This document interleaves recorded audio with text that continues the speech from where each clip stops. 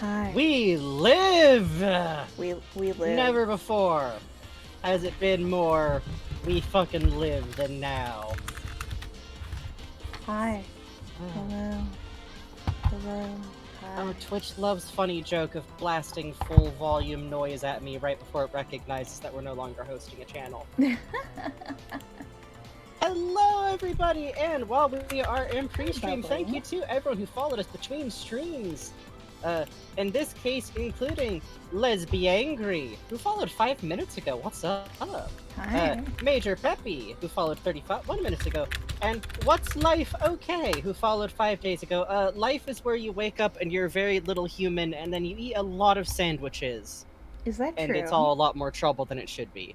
Hi. Yeah, on average. Hi, Bubbly Mill. Hi, Bubbly. I am excited, I have to admit. I'm so mad because I was even joking like, haha, if I'm gonna get sick, it'll be while Bugs is on vacation, because that's what always happened to me in college, and then Funny Fibro did funny joke of what if opposite. It is so funny. It is hilarious. But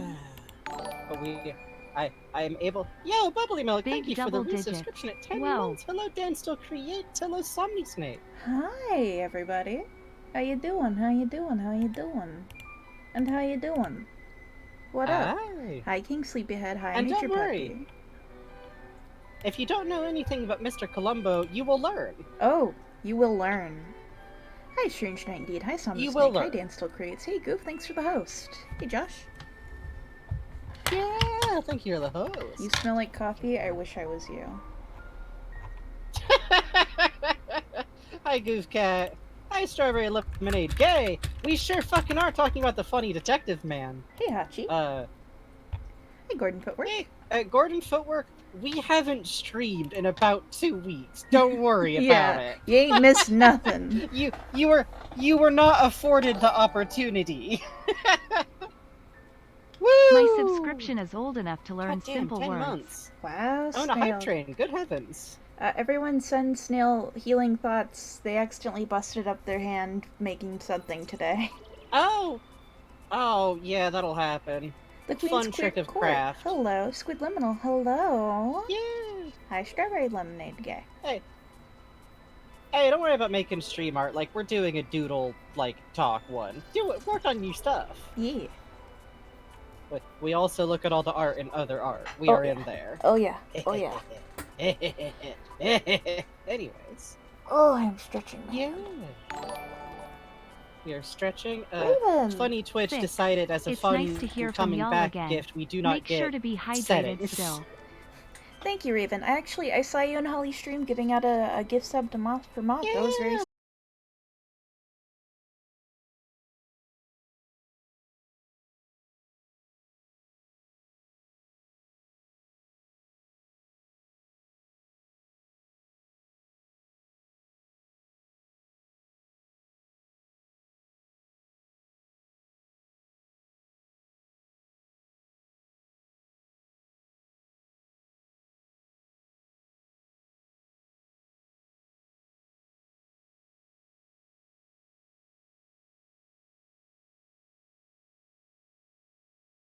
No, the VOD will get. Oh, thank fucking God. We're back. Are thank we on? Fucking God. Okay. Okay. What did I say? Holly's stream today fucking ruled. It was so cool seeing someone slowly being able to play through the game and seeing like, oh shit, right, this is why I love this game so much. The hype train is still going, Yeah, thank you guys. It is! Thank you for the level 3 hype train! Yeah, thank you, and thank you, Arrow Key, for the 10 months. Goddamn. Yeah! We're coming up on a year, frighteningly soon. What the fuck? That's so fucked up. That's evil. 2 months from now. Horrifying.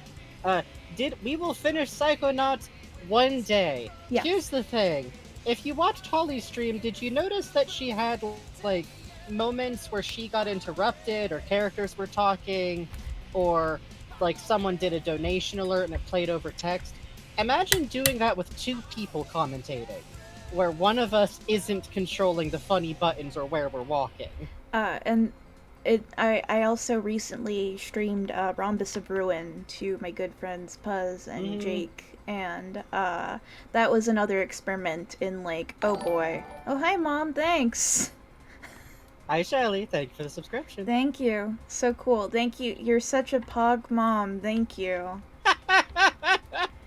But yeah, basically, we want to finish Psychonauts eventually. Yeah. But it's a sensory overload hell. Oh shit, King Sleepyhead. Holy shit! Holy King fuck. Sleepy, thank you for the gift subs. Those went out to Hachi Art. Hey, Fandom Hop. Fuck yeah.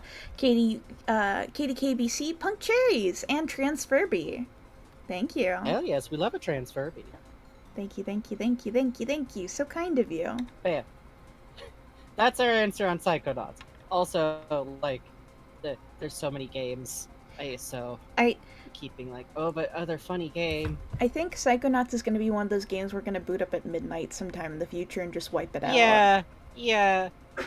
Possibly after the Curse of Balan is finally defeated. Oh, which good God. We've come so threatened. There's been 1 or 2 swipes at it recently that didn't work out, but soon. I'm certain. Thank you very much for the 3 months. That's very sweet of you. Thank you very much. I'm certain. Glad to see you again. Oh yeah, I can't believe Holly like cleared. Oh, okay, so the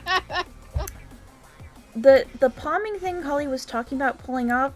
One of our friends, Puzz, speedruns Psychonauts and has been trying to nail the timing on palming for like 2 weeks.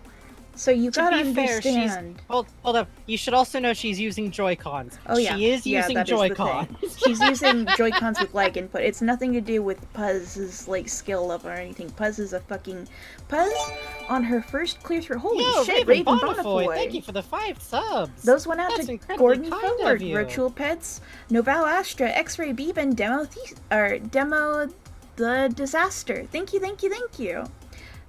Thank you so much. You should know what kind of skilled beast Puzz is that the first time she cleared Psychonauts, she got 100% of the figments. She got 100%. She got all of the figments. She got all of the fucking rank 101 Psychonaut. She got all of the figments.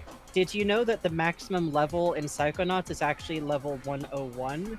Because they literally knew it was so difficult to get all of the fucking, all of the things, that they made sure you could hit 100 without actually getting all of the figments. Yeah. Thank you for feeding Nightbot. We have been feeding Nightbot, while we were out. But... thank you for the gift subs. Okay, we're back. Catboy Germa, we're back. Please be merciful to us. Not only is tonight going to be kind of an experimental stream, but apparently Twitch is going to be trying to kill us the entire time. So cool. Speaking of which, maybe we should explain that real quick, because tonight y'all will actually have a new way to support us, which we've been talking about a little bit. Hey, you boy Hopscotch. Hi, Puzz. Puzz, we are going to be getting into Mrs. Columbo. Oh, and to be clear, to be clear, do not Google Mrs. Columbo. You will find a spin-off show called Mrs. Columbo, which is anathema to me and anyone else out there, because it's a bad spin-off that shouldn't have existed, and they knew while they were making it, and I don't remember why, but I swear to God I know for a fact that they weren't actually allowed to make direct references to anything that happened in Columbo the series. We'll get into this. We have so much to get into. Lemon, I'm so sorry that we threatened your computer. It happens. Yeah,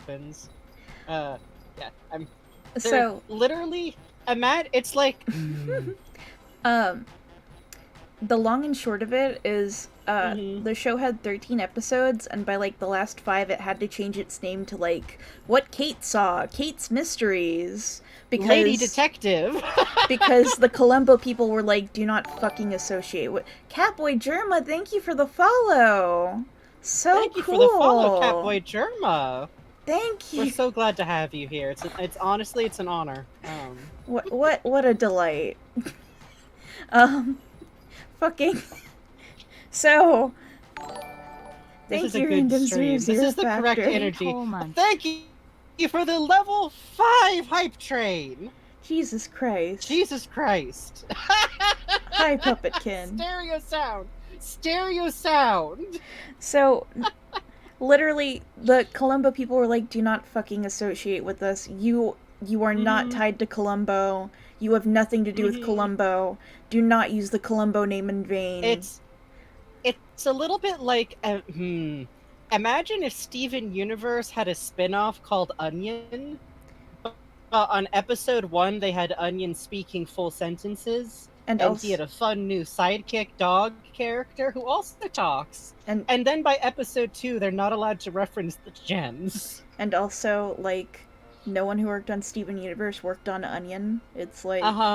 Yeah, and it's like airing on Nickelodeon. And by like, it lasts 12 episodes, and by the last episode, they're not allowed to reference Beach City.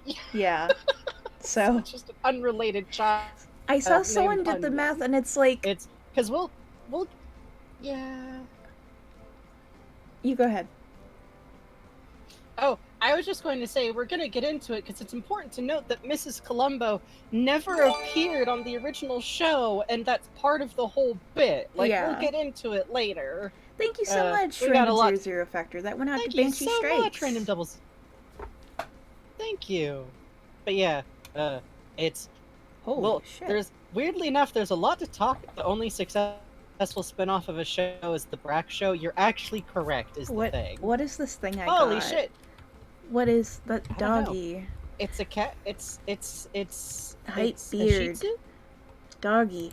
Thank you everyone for the level 5 hype train. That was 21 gift subs. Holy shit.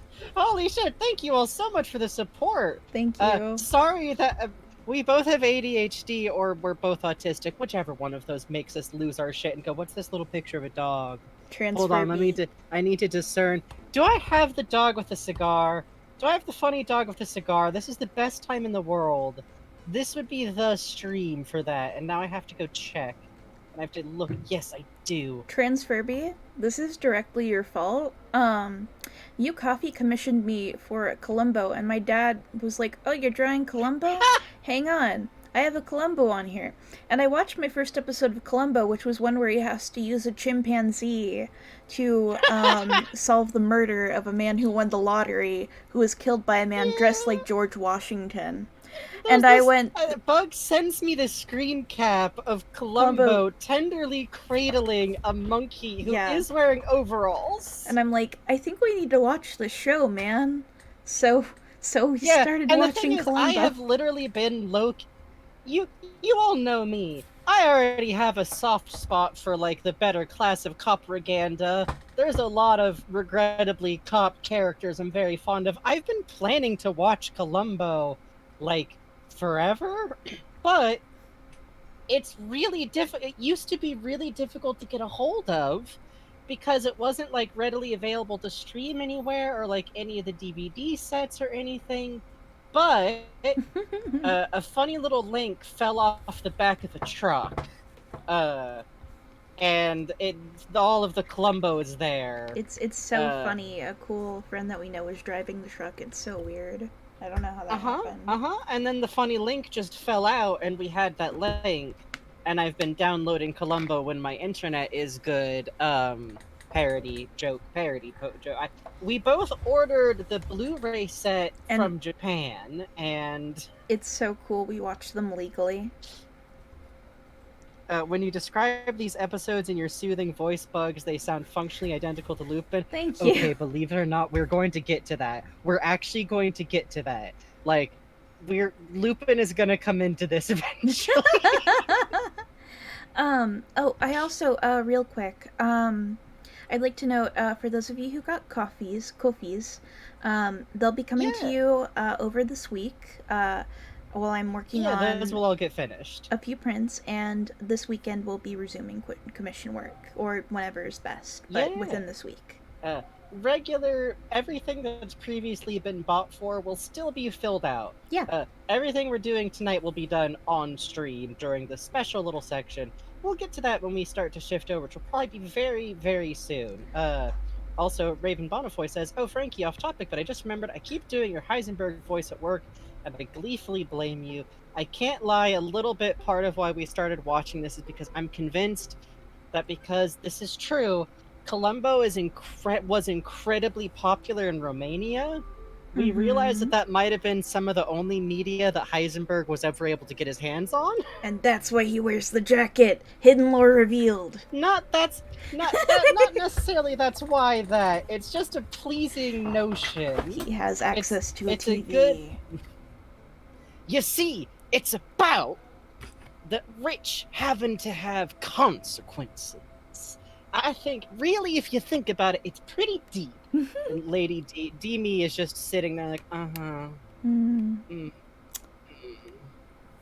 No, do tell me more about your dreadful little man. Oh, and he's rumpled, you say? Oh, yeah. How wonderful, really, truly. Also, Murders is very good. It's very much of its time. If an episode centers around gay people, maybe just take a walk. Otherwise, Midsummer Murders is the pinnacle of British murder shows. Ooh, I'm gonna write that down.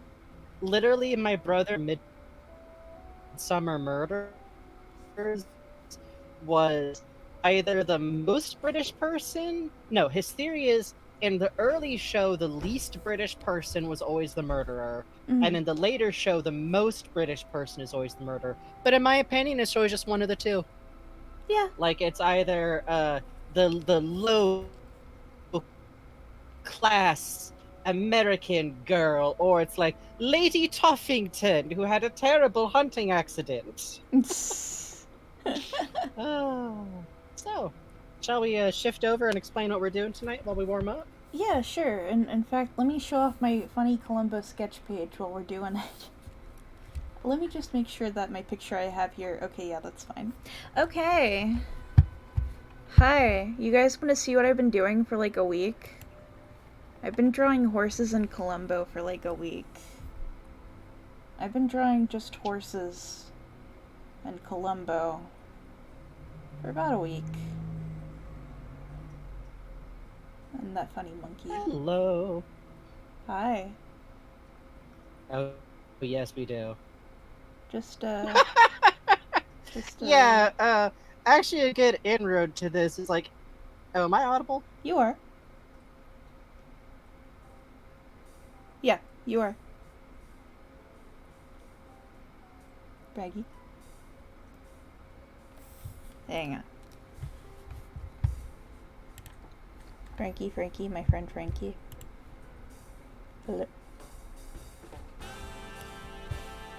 Holy shit, this music. Okay, hi! We're gonna wait around for Frankie, but in the meanwhile I'm gonna show you more things I drew, okay?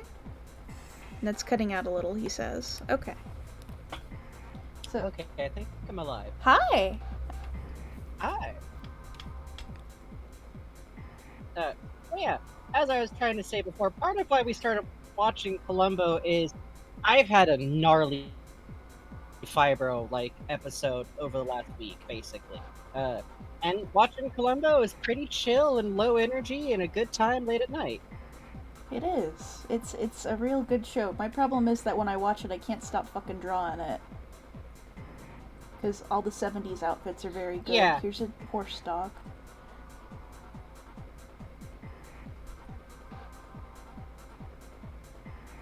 I think this is all my Columbo drawings. And then we'll end on hey look, it's Miss Columbo. Oh shit, I'm super zoomed in. What the fuck? Hang on, my apologies. It'll happen. I'm so sorry. Yeah, literally basically the entire time that we're watching Columbo, I'm analyzing what's going on the whole time, and Bugs is drawing the whole time. Yeah. It is basically us, oh, we have to mention, first thing you're gonna get to learn about Columbo. I don't know why Kindle decided to quit unexpectedly when I asked it to quit, but Columbo's 5'6" and he slouches. Yeah, he's a very tiny man. It's very good. I might need you to throw me over the drawing view on Discord instead of on Twitch, because Twitch is running it for me. Are you? Thank you. Yeah. Tragically, I will have no idea what song is behind me. I'm gonna just like open up iTunes and put on something. I got Chicory soundtrack on there. Maybe I'll listen to that. Oh, that'll be fun. Yeah. So, oh, did I download it? I thought I downloaded it. Well, I got the going under OST. That's fine too. Anyways. Sorry about that, y'all. My net still is what it is, so. But so, tonight, we are kind of doing a experimental run at the concept we were talking about before with doing a Doodle and Infodump with bonus optional donations. I want to stress, first of all, this shit be optional. As always, being here, watching with us is the best way you can support the stream, and we always want you to, like, be cautious of your own, like, money situation above everything else. Please. I literally do not want anyone so much as, like, putting a thing of Pop-Tarts back on the shelf for us. You understand? We love having you here. That's all we really need at the end of the day.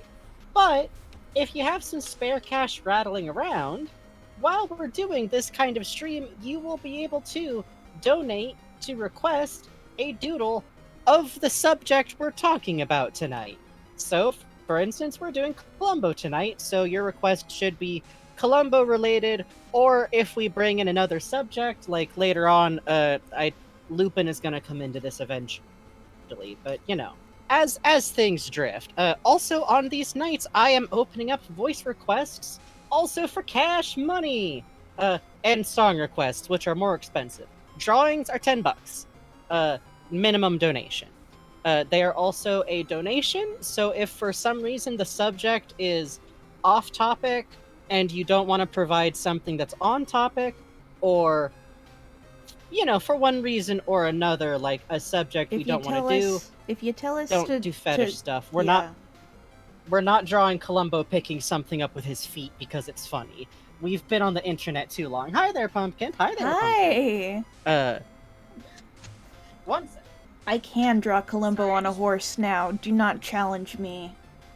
Do not challenge Bugs. Bugs can draw so many horses. They're so powerful. I can draw. I'm fucking horse right here. You want a fucking horse and make your fucking horse. But yeah, I will.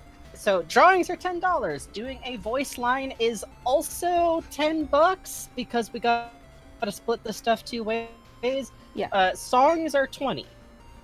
You can request a specific voice line and character for voice stuff. I will say I can do the Duke, I can do Heisenberg. I do not have enough dignity to not want to say something about PogChamps. Y'all do the math. You know, short, one or two sentences. Same rough rule as the drawings. We got right of refusal kind of deal. Am I still audible? You are. Internet, stay with me, internet. Good. I can never tell. I don't know which feedback means I'm still audible. Hi, Jay is here. Songs, Frankie picks the song, but you can request tone. I'm gonna say you can probably also just ask if you'd like a Steven Universe song, because there's like 5 of those I really like to sing. But yeah. So basically it's just a stream type where we talk about something that we're really excited about at the moment. And if y'all want to donate to get a particular funny picture of Columbo riding a skateboard, that will be relevant to the discussion later. I hate to tell you all this. Or otherwise, this is the time for y'all to do that. And as always, if you just want to chill, hang out, be here, do not have spare cash, we're gonna draw and talk anyways. Either way, it works out. Do we got the prices on the screen somewhere? Or we by do. the donation thing somewhere? Yeah.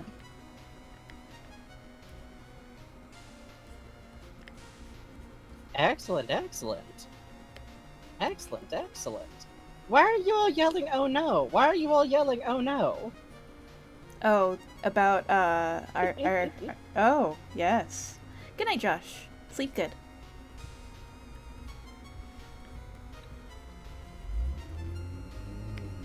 It's not a perfect horse, I'm still learning. I literally didn't catch the Oh, about... Bugs does good horses! It's a good horse! Thank you. About, Columbo's wacky little son, I believe. Oh, yeah! His copyright-avoiding son, who definitely wasn't Columbo having been turned into a child, because, never forget, Lupin III canonically takes place in the same universe as Detective Conan. Awful thought, awful terrible thing to say, I must say. Cursed knowledge! Zenigata... Here's the fucked up part. In that episode, in that crossover, I think it's implied that Zenigata... I swear I'll shut up about Lupin until it's relevant again later.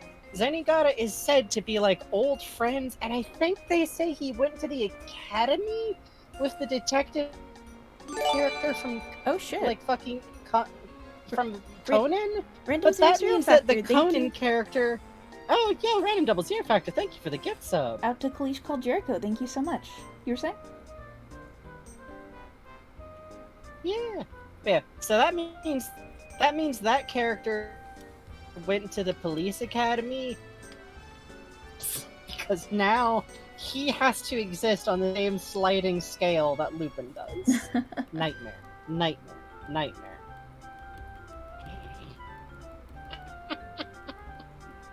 Oh, the alerts are under the request text, Bubbly Milk says. Huh? Oh, shoot. Sorry. Yeah, like I said, this is still very much in beta. We will have, like, a more proper layout alert type things for this at some point. Yeah. We're trying this out. Literally, we were trying to figure out what we wanted to stream tonight, because we wanted to stream because I finally feel good enough for it. Mm-hmm. Why are you all so threatened by this cute picture of Columbo? He's on a horse. What's wrong? What's wrong? Is the... Yeah. I have such a zoomed out view of what Bugs is doing, and it's possible I'm actually missing something. No, you're not. Let me pop that out. Okay. Okay. Y'all are just nervous about me explaining Lupin lore at you, aren't you? I've threatened you all with the horror of Lupin lore. Understandable, honestly. So, I think that's it, except for the usual spiel. Hello, welcome to the streams. I hope you all enjoy yourself here. I already did the spiel that has to do with, like, donating. Only do it if you got money. Only, like, support us if it will not in any way, like, impact your quality of life. Dear God, I'm looking you on the eyes. Please remember, for chat rules, try to stay somewhat on topic. If you are winding up in a side conversation with someone else, please take it to DMs or someplace else, because remember that you're basically at the front table of, like, a show. Have fun with us. Do not tell me my theories are wrong. Even, you know, you're all good eggs. I trust you. Be good eggs. Basically. And also, please be warned if you guys do go and watch Columbo, because we, like, suggested it. I will say, so far for a 1970s show, it's actually doing really good. Yeah, for admittedly. not being racist or sexist. Shockingly enough, you are a good egg. You're all the best eggs. You're also funny little chat creatures. You are little egg But champs. there is, like, I think so far we've had, like, some collar yanking, like, oh boy, the only black characters in this episode sure are the butler and the maid. Well, or, oh god, this dude's got a Chinese cook talking in an accent. Oh no. Yeah. And one weird one where for some reason a woman kissed a bust of a Native American, and I don't know why she has that. So, that's your heads up that it is still a show made in the 70s. It got weird. But so far, way less racist than Lupin. So, yeah, go figure, huh? sad bar, but here we are. All that out of the way, let's talk fucking Columbo. So, Bugs started a little bit ahead of me with the episode with the monkey, which I think is a good primer for the fact that it's a... I don't know if it's not. Mm-hmm. It's a serious show, but I think I would also call it very theatrical in the best way possible. Where, like, everything except Columbo himself, like, at some point I'm going to bring up Commedia dell'arte, good, gentle viewers. This is just going to happen at some point. Good. But, like, every character besides Columbo tends to be a little big. Like, we are dealing with big, like, the villain in every episode is like a big theatrical rich person, which kind of rules. But it's a 1970s show about a cop who solves mysteries, which isn't that interesting because I think Columbo explicitly catches just rich people. That's kind of part of the hook. Oh, There's two hooks to the show. Well, actually, there's kind of three major hooks to the show. I'm holding up 4 fingers to myself, which none of you can see. I just have to out myself to you all immediately. Three fingers. There we go. One of which is that Columbo, played by Peter Falk, is this rumpled, clean pile of laundry of a man. He is 5'6", and he slouches, and he constantly wears a raincoat over a rumpled suit with a tie that doesn't have a pin, but is a hand-tied tie. And, like, for a 1970s show, he's really not very white-coated. I would say he's explicitly non-white-coated, but in that 1970s way where that could just mean someone's really Polish. But I'm me, and I've picked up the man, and I have my own opinions about it, which I'll talk about later as well. But, like, he is soft voiced. He is gentle. He is unassuming. He is not a man of authority, power, or class. Even when Columbo flashes his badge to let people know he's a cop, he doesn't do it at shoulder height, going like, I'm like loud voice, I am the cop here, I cop, listen to cop. He does it low, at about hips level, and gently shows so that nobody else in the room necessarily notices, except the person he needs to prove he's a cop to. I'm with you, buddy. And he needs to do that a lot. Oh shit, Leon, because thanks for multiple the raid. episodes. Hey, Leon the cowboy, what's up? Literally, there's multiple episodes where he enters a room because somebody assumed he works there and just like told him to carry their luggage, and he just gently does it. Yeah. And it kind of rules. It's very like, good. Everything you need. It also comes from kind of an older concept of cops and cop shows that doesn't exist anymore because it's not true anymore, which is of the concept of a certain level of cop being, like, low class, especially to really rich people. To steal a thought from Discworld, which is actually a pretty good touchstone here, there's a bit in Discworld where Sam Vimes talks about how there's a kind of rich people who think of the law as something that they call to get delivered, like the milk. Like, a cop should show up at the side door and, like, politely take the body away and not ask any questions. Columbo is very much that style of cop, and I want to reiterate that that kind of cop definitely doesn't exist anymore. Cops suck. A-cab. Which I will note real quick, one of my favorite things about Columbo is that half the time, if he talks to someone who's not a rich person, who's involved in the case, he has literally told people, hey, I'm gonna come back here, and you want to have an attorney. Call an attorney, because I'm gonna come back and talk. Like, literally, he will be like, hey, I'm a cop. This has to do with a case. Hey, Jill Jig. Talk to a lawyer. Wow, 10. Hey, Jill Okay, Jig. pause everything so I can watch Columbo Pause real everything so you quick, can watch okay? Columbo? Okay. Okay. So anyways. Did you watch it? Yeah. Did you watch all the Columbo? It's very good. Don't tell us too many spoilers. We're only on, like, season 2. Yeah. Okay, good, Jill Jig. So, good job. Basically, that's a lot of why Columbo is likable, is because, like, he is not aggressive. He is not a cop authority. He's only a lieutenant. That's not actually very high rank.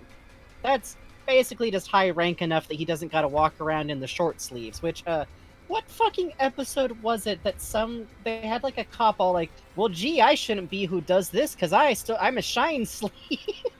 What was it? What? They had some weird slang. Oh, Remember in slick the episode of sleeve. the guy Slick who's sleeve. slick sleeves. I desperately want to know if that's like actual cop slang. Oh, Yes. Jay, that's very sweet of you. Honestly, yeah. Thank you. Puzz sorry, Puzz just said there's an episode I saw where a guy's trying to tell him his whole life story, and she's like, shush, shush, shush, get a lawyer, get a lawyer, get a lawyer. My favorite one so far was go ahead. When he goes to see the prostitute and he's Oh, I'm gonna turn around and cover my eyes and you're gonna hide that book right there. Yes, she's a working lady who's obviously very high class and mistakes him for a client at first, and it's really cute because she's like, we're gonna go out to dinner and it'll be wonderful, darling, like doing the whole charisma at him. Oh yeah.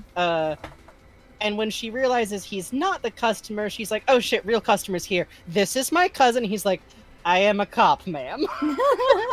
And then he's like, what you're gonna do is take your appointment book and put it somewhere I can't see it. And then I'm only going to ask you about what I need to know about. Okay? And then I'm gonna leave. It was the only time on a show like this I've seen a cop telegraph, I'm not going to randomly fuck up this sex worker's whole fucking life because I just need to know if she planted a bug for a detective.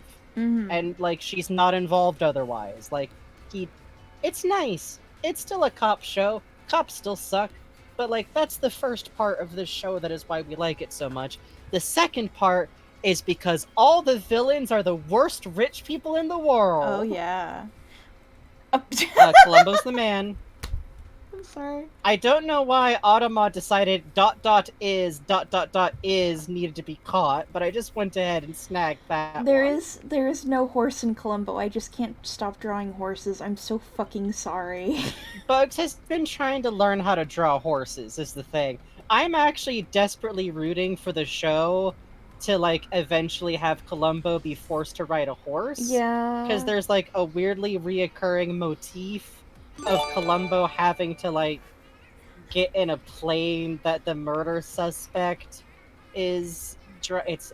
Yeah. This poor man keeps being passive-aggressively forced by rich people onto their, like, yacht or something. Any day now. Jay's here, or, Random00, thank you for giving that sub out to Jay's here. Very sweet of you. Alright, I'll draw your fucking Columbo pony.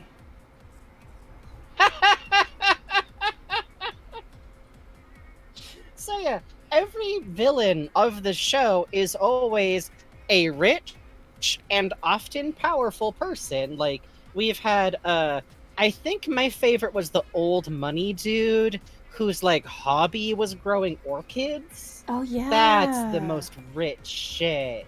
There's also, like, the head of an orchestra who married his wife whose mom runs the orchestra. Oh boy. Or, like, a aging starlet who was a movie actress and now is a TV. She was wonderful. Oh my god. Oh, I loved her. Or, and like, Goldie. A famous Goldie. Goldie's great. She wasn't a villain. She was just the best character in that episode. Yes, big agree. Which, like, in that case, her ex... No, hold on. It was her ex-husband got killed by the murderer, who was an architect, who's definitely was fucking his, like, new wife, I think. Yeah. Is what we gotta... There's a lot of mistresses and cheating in this show. I think that's one of the most 1970s parts about it. Yeah. But, like, every episode, there's never, like...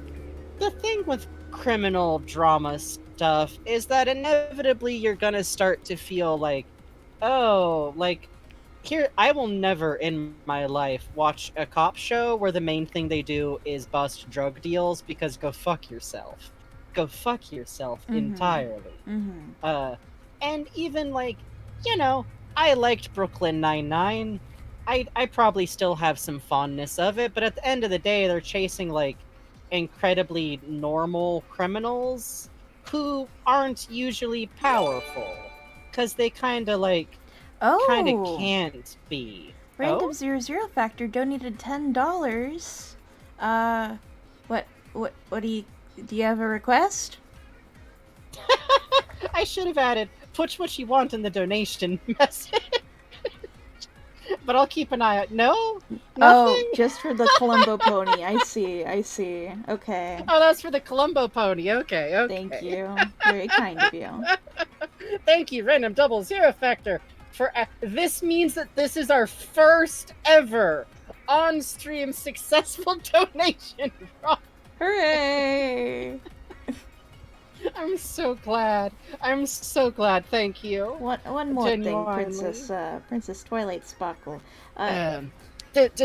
Just one more thing about that. So you say that Luna had to be put on the moon, so you couldn't talk to her about it? Cause no, that's funny. Just cause I see them now. They seem like they're on such good terms with each other. It seems I'm only saying. I'm just saying. If my brother-in-law put me on the moon for 1,000 years, I might have a few sharp words to say to him. Mm-hmm. You're saying that was their old castle, but you needed to turn the town library into your own castle. Now that's interesting to me. Now, you sure? Because, if I wanted to get rid of some kind of evidence, and God forbid, if I was a princess, then, I might blow up the town library. It would be a real convenient way to get rid of stuff. Now, Yeah? I'm glad you like reading. I like reading too. In fact, I was just looking over the property laws for this area. And funny thing is, this area didn't used to belong to Princess Celestia. Funny, huh? Makes you wonder. The best student in the whole school suddenly gets brought out to a place like this. I mean, I'm not saying anything. Columbo will get better with time. You got an owl there. That's nice. Owls are... My wife, she loves owls. But, it's interesting to me. I thought they were wild animals, and your friend Fluttershy, she has no problem with this. Okay, we do have to say one thing real quick, though. Earth Pony? Oh, for sure! Right. I was gonna say, the only other thing it could be is a unicorn, but with such a small horn it's hidden under his hair. God. I think he uses his raincoat to cover his cutie mark, also. Cute. Yeah, no one knows what it is. Yeah. He claims it's a cigar. God. He's got a little carrot hanging out of his mouth. That's the thing, is that, like, all of... Go ahead. God, yeah, he's just always eating a carrot. You're leaving to go watch Columbo. Totally fair. Okay, so the villain in every episode is a rich person. And what's really enjoyable is that it's true that a lot of them are, like, smart or put together, like, a clever case, because otherwise we wouldn't have an episode. But totally... every episode, what shines through is that these, it might be on Peacock. I dropped a funny little link. It's legally on Peacock. It would be bad to look it up on archive.com. It would not be... You should legally watch it on Peacock. No, see, I dropped a link that definitely leads to Peacock in the announcement channel for this stream. And that's definitely where that goes to. That's a nice safe place to wink. Just use the link. Frankie, we got this fucking Peacock. We got this fucking Peacock sponsorship in the bag, man.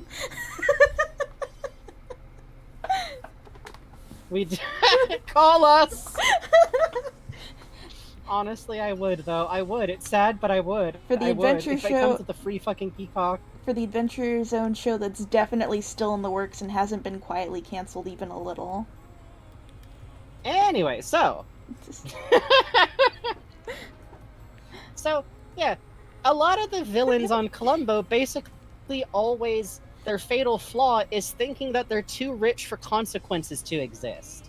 They, like, set up an idea of a crime that sounds like it could make sense, and then they're so mad every time when Yeah. Columbo has follow-up Yeah. questions. Yeah, it's great. It rules.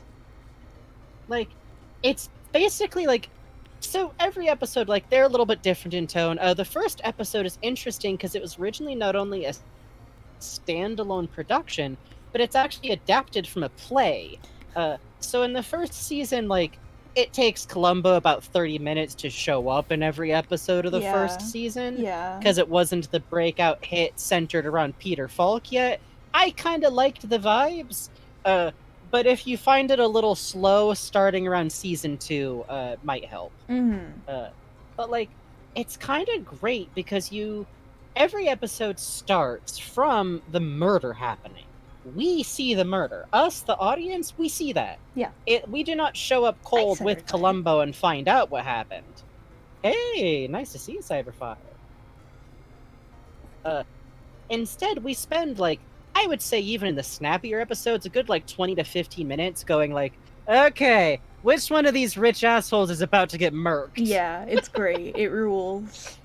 Or, more accurately, which one of these rich assholes is about to kill someone, because sometimes, sadly, the person who gets murdered actually seems pretty nice. Yeah. Tragic. Yeah. And it's so good, because if you've ever had the experience of someone with more power than you, or whoever they're talking to, just flat out lying, and just insisting that their side of things is what's true, and just blowing off answers, Columbo is the most beautiful catharsis of all time. Yes. Because oh my God. every time this happens, he never argues, really. Instead, what he does is he gently goes, uh-huh, oh, sure. Yeah, of course, I see, I'm sorry, I understand now. And then he asks another question.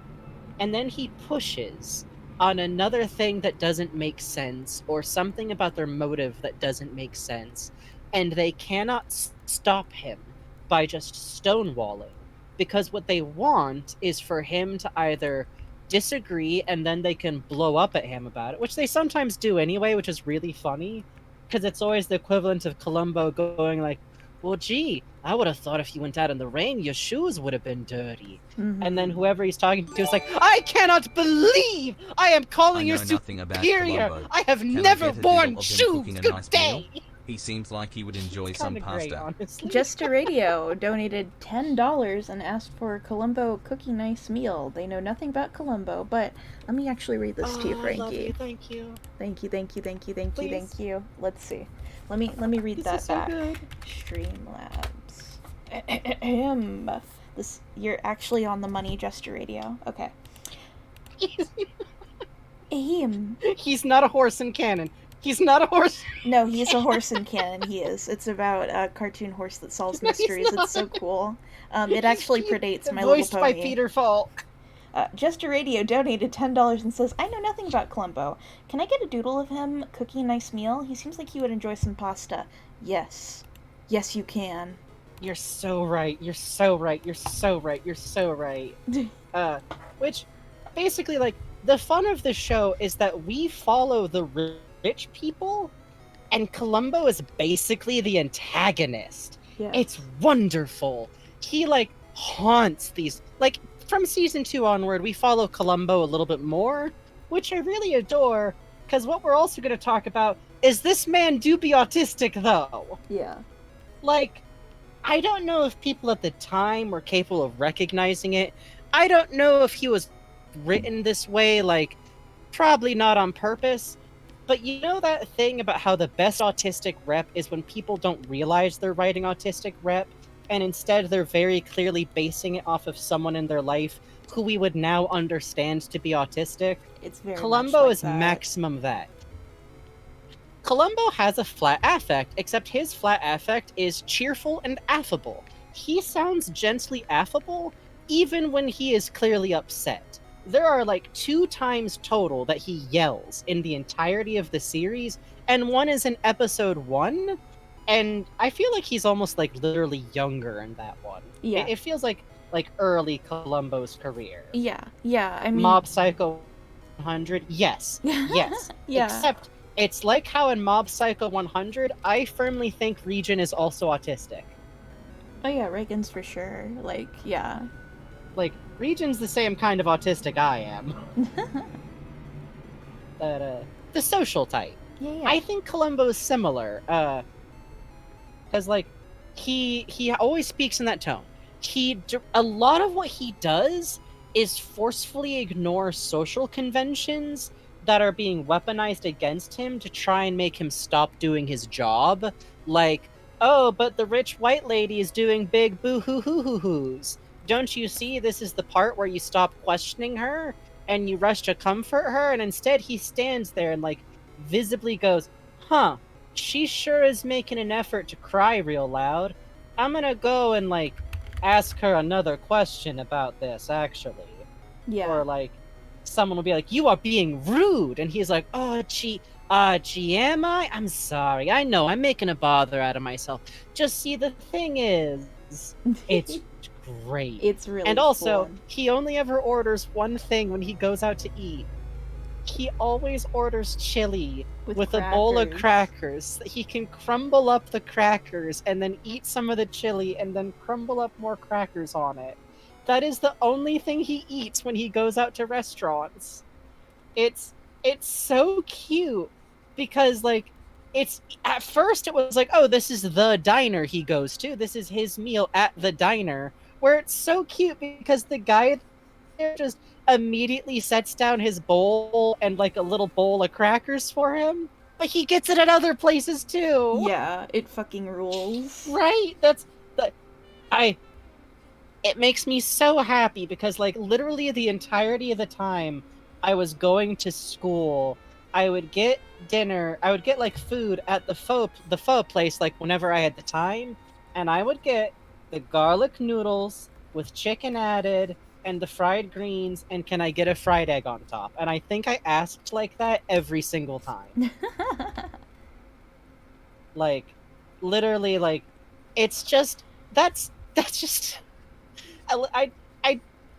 that's just the most, like, autistic spectrum type thing to do. And it's very cute because you know what else he does? He tells stories by relating them to himself or someone he knows. Which I didn't realize until, like, oh, that's also an autistic thing. Mm-hmm. Like, relating anecdotes is a very easy way to get by socially and to engage with someone. And if you're autistic, you probably actually have, like, you want to convince someone that, like, I understand how you feel. Yeah. So I'm going to tell a story about myself going through a similar situation as you, or, yeah, my mom went through something like that, or, like, my sister went through something like that. And it's the worst, because unfortunately it does read like steering the conversation back towards yourself. Yes, I have to keep catching myself doing that. I'm doing it right now. It's very tricky. Yeah.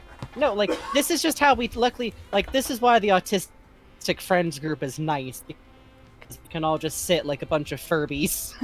Yeah, it's true. talking the same weird language.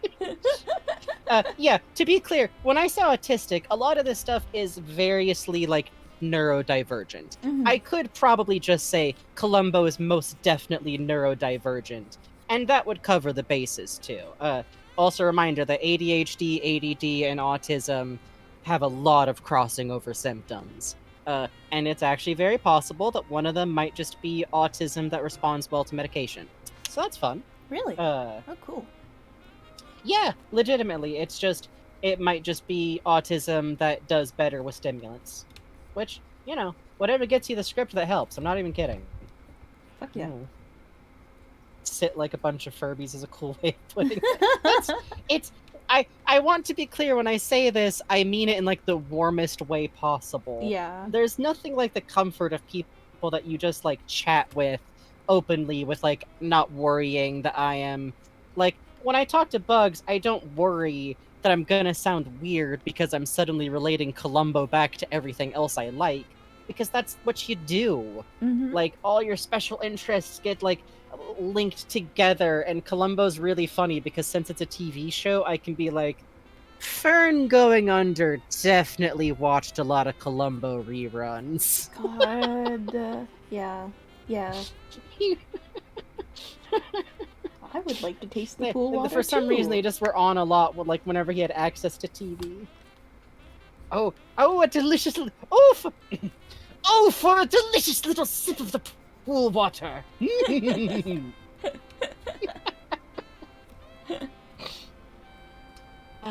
Which I can't emphasize enough. There is an episode where Columbo drinks a handful of pool water, and it actually makes sense in context. It's so funny too because like Holly described it to us. Fucking, I can't believe. And yeah, and we were like, and Bugs thought it was a joke, and I was like, this definitely is going to happen. Well, and then and then it was the episode. How she described it, I thought it would be like a little sip, and no, Columbo takes it up to his mouth and he's like, it's like, hello, sir.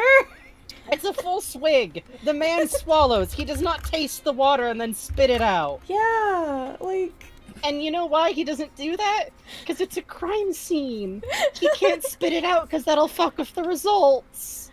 So this man just couldn't do it. He just eats the water. It's great. That's a good episode because it's one of those ones where the villain is like, "Oh, I am so crafty. Oh, you cannot. How could I have been anywhere there?" And it's like, well, you were though. And Columbo gets back to him and shit like, "Hey, funny thing, they saw a ice cream truck drive in the area, except you don't actually have those out here." Take a fucking sip. Honestly, no. Here's the worst thing, Squidliminal. The presence of chlorine in the water is why he did this. Oh, you're breaking up a little bit. Because the fucking murderer hosed down around the pool. Yeah. So the top of the pool was fresh water. You were breaking up a wee bit, but it evened out. He does. He also takes a lick from the floor around the pool. Yes, for the same reason. So tasty. He needs it. Oh, that hedgehog's mine. Oh, sorry about that. Get that damn hedgehog. It's just delightful. Watching, like, I should say, every episode is an hour and a half long. Like, yeah, it's a full-on TV movie. So the first episode was like a made-for-TV movie, basically. It's great though. Hi, Arsene. Like, hello, Arsene. It's just very wild because, like, normally you'd expect, like, okay, so the first one was a direct to. I think even the second one, the second episode, quote unquote, was actually like a sequel made-for-TV movie. Yeah. And then after that, they were like, okay, these are popular enough, let's do a whole show. Yeah, because you see some very weird editing in that episode that doesn't like, come back. And then... Yeah. Oh my god, it is so 1970s. I kind of love it. And Steven Spielberg directs an early one, which is interesting. That one has a really fascinating score, too. It's about a writer who... Yeah. Who gets murdered by his writing partner. And what's really cool is every episode has its own unique score. And that one, they work in the sounds of a typewriter into the score, so you just have the kind of like tack-a-tack-a-tack-a-tack doo-loo-loo for when they're like writing. But then when the strings pick up and he murders him, every beat is tuck, tuck, tuck on the typewriter. It's so fucking cool. Yeah! Oh my god. Oh. It's so good.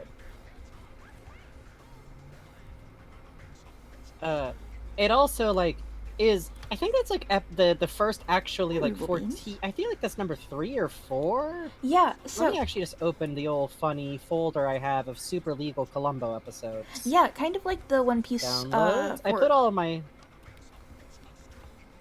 Go ahead. Oh, someone mentioned that it was kind of like the One Piece for orchestra and the typewriter. Yes, but... in that piece, the typewriter is more of a solo instrument, wherein within this, it's straight up like part of the score. It's great.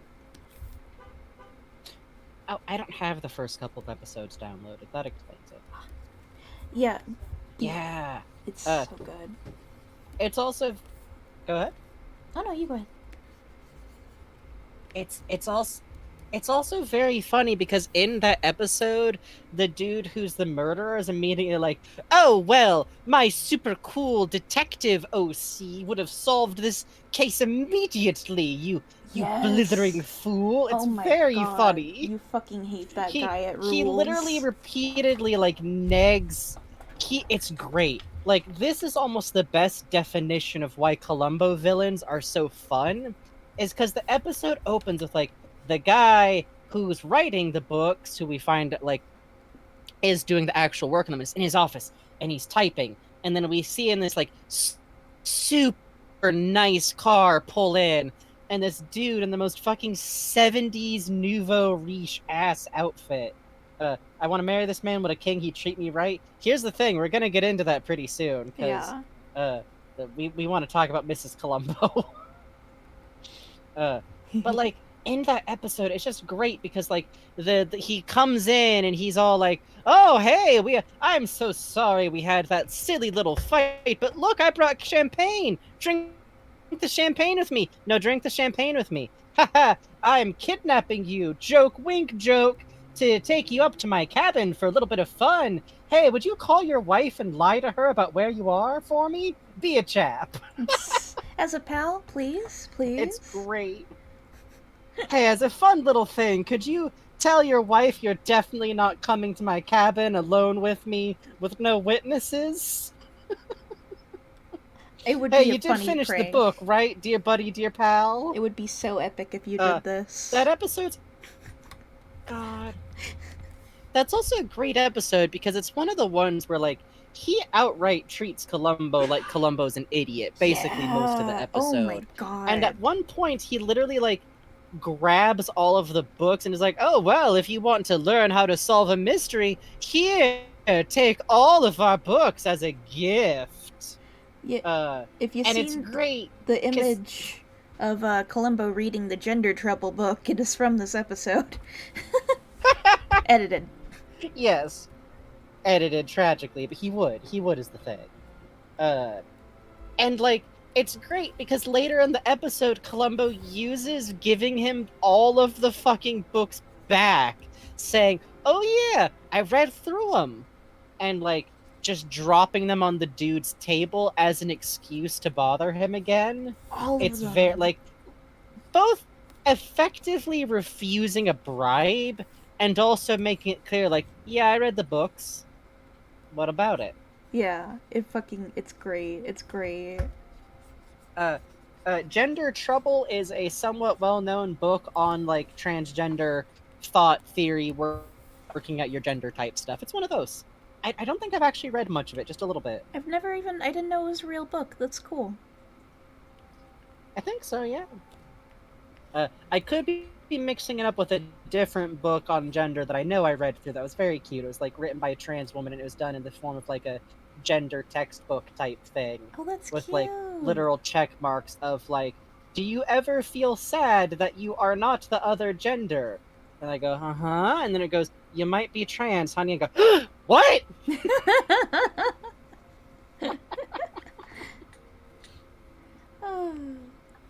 Part of the enjoyment of the Fandom Hop says, "So I'm guessing that part of the enjoyment of the show is the catharsis of Columbo getting the rich folks' asses, like in a soft way after all the BS they pull in the episode." Yes.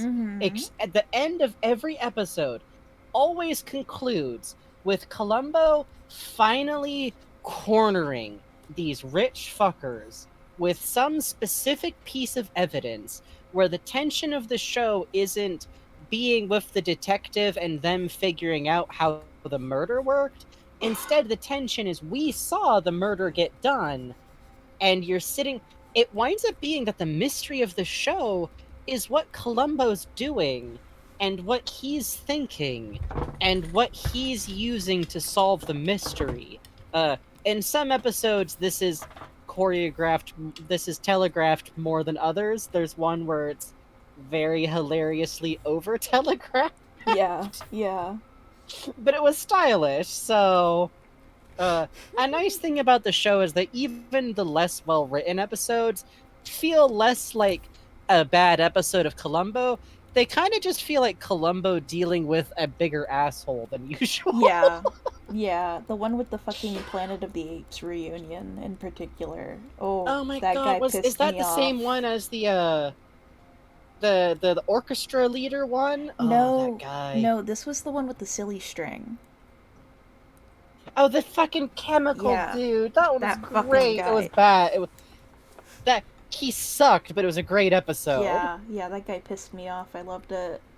Yeah, and interestingly enough is that Columbo does sometimes know right away, but there's actually episodes where he very clearly, like, is working for it, or, like, he might have an inkling right away of who he thinks is acting the strangest. But what I like is that it's never just like, oh, I have a hunch, so I'm arresting this guy, which is what most cop shows ever do. Instead, it's, you're acting in an unusual way given what you say happened. And I'm gonna check everything until I have everything. Yeah. Which I always love too, because it's often like the reason he's suspicious is like, I think a very early, maybe even the first one, is he's like, yeah, the reason he was suspicious is because the guy's first action on entering the apartment where his wife, who he murdered, was like found, isn't to call out for her. It's to go smugly check the police murder tape outline that looks like a cartoon. And Columbo was there looking for evidence, and so he immediately goes, your reaction to your wife dying wasn't anything right. You are not grieved correctly, which is interesting because autism, hyper empathy, y'all. Because when you have to pick up on social cues, like manually, you don't go, well, obvious. Like in a lot of episodes, you can see other cops going, well, this person's spouse died, so obviously they're super bereaved. So that's why they're acting sad, like weirdly. Columbo thinks, I am seeing this person act oddly. Is this in character for them? What is the state of the relationship before then? Does this make sense next to everything I know? It's great. It is. Bye, Fluffy Frills. Josh of the Zombies donated $10 and says, oh shit. I don't know about Columbo, but I do know Lupin. So what about Zenigata and Columbo doing the Spider-Man pointing meme? Of course. Yeah! Of course. Of course. I guess now I have an excuse to talk about this now. Let me think. Also, to anyone who wants to know where to watch this show, a funny little link to archive.org is in the Discord, which is it's actually a redirect link that takes you to the legal streaming option on Peacock, which is also an option. So here's the thing.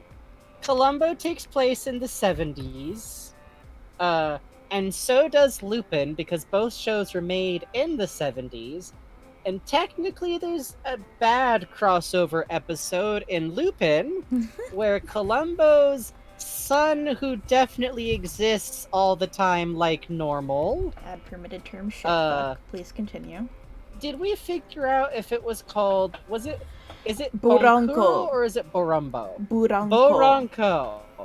Boronco. Columbo's definitely real 8-year-old who solves crimes and rides on a skateboard. With football teams. Like American children do. Yeah. I have never actually made it through that episode. I can't either. We are literally going to have to... We're gonna have to, like, go back and force ourselves to watch it.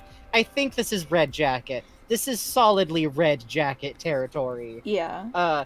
It's a bad episode, and the character's bad because he's introduced with a yo-yo going, actually, I'm the one who solves all of my dad's murders. Haha.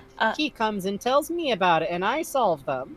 Puzz, can we do a paintbox stream night of the funny Columbo Lupin? God. Please? God, no. And Josh the Zombies, you're actually pointing out what I did, which caused psychic impact to Bugs, which was pointing out that because Detective Conan has a canonical crossover with Lupin the Third, that means there could be evidence that was just Columbo under the temporary effects of the age-reversing poison Hate this. from Hate Conan. this. Hate And this. that he was just Hate fucking this. with everybody Hate this. until it wore off. Hate this. You cannot Hate disprove this. me. Hate You this. cannot disprove me. Hate this. The fucking So it works. Are you huffing your Joker gas there for your funny ideas? Yeah, hold on, I need to take another hit. Uh-huh. Great. That's Frankie's inhaler, by the way. It's a medical inhaler, don't worry about it. Aren't you all glad that I bought myself this fucker? It's like $20.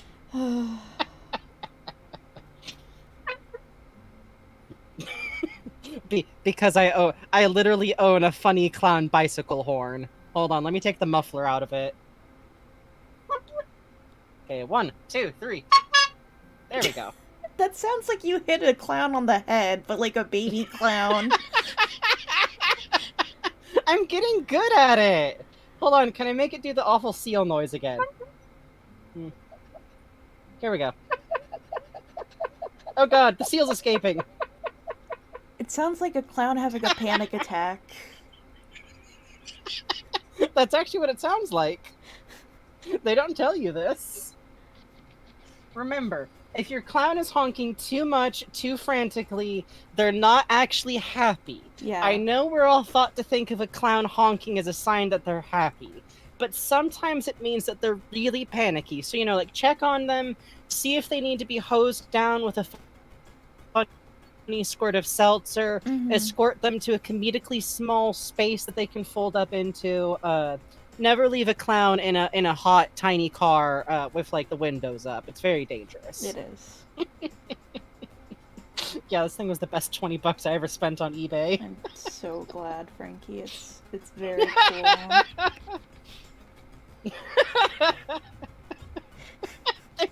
Thank you, Bubbly. Columbo, though. If we get an episode where Columbo has to dress up like a clown, I am going to be so fucking happy. I'm going to be so happy. All I want is an episode where Columbo is forced to ride a horse, and an episode where Columbo has to dress like a funny clown. And that's the ransom you're sending to the police. You hear that, Batman? You better get working on it, because I don't care if Peter Falk is retired. God. Anyways. God. So. I don't get Joker-fied, I just kind of get possessed for a second.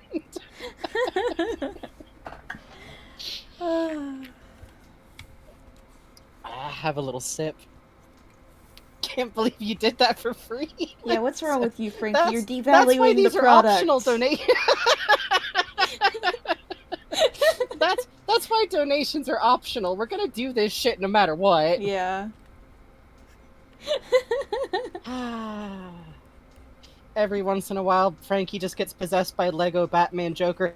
I'm so glad you understand that it's definitely specifically Lego Joker, because it's the best one.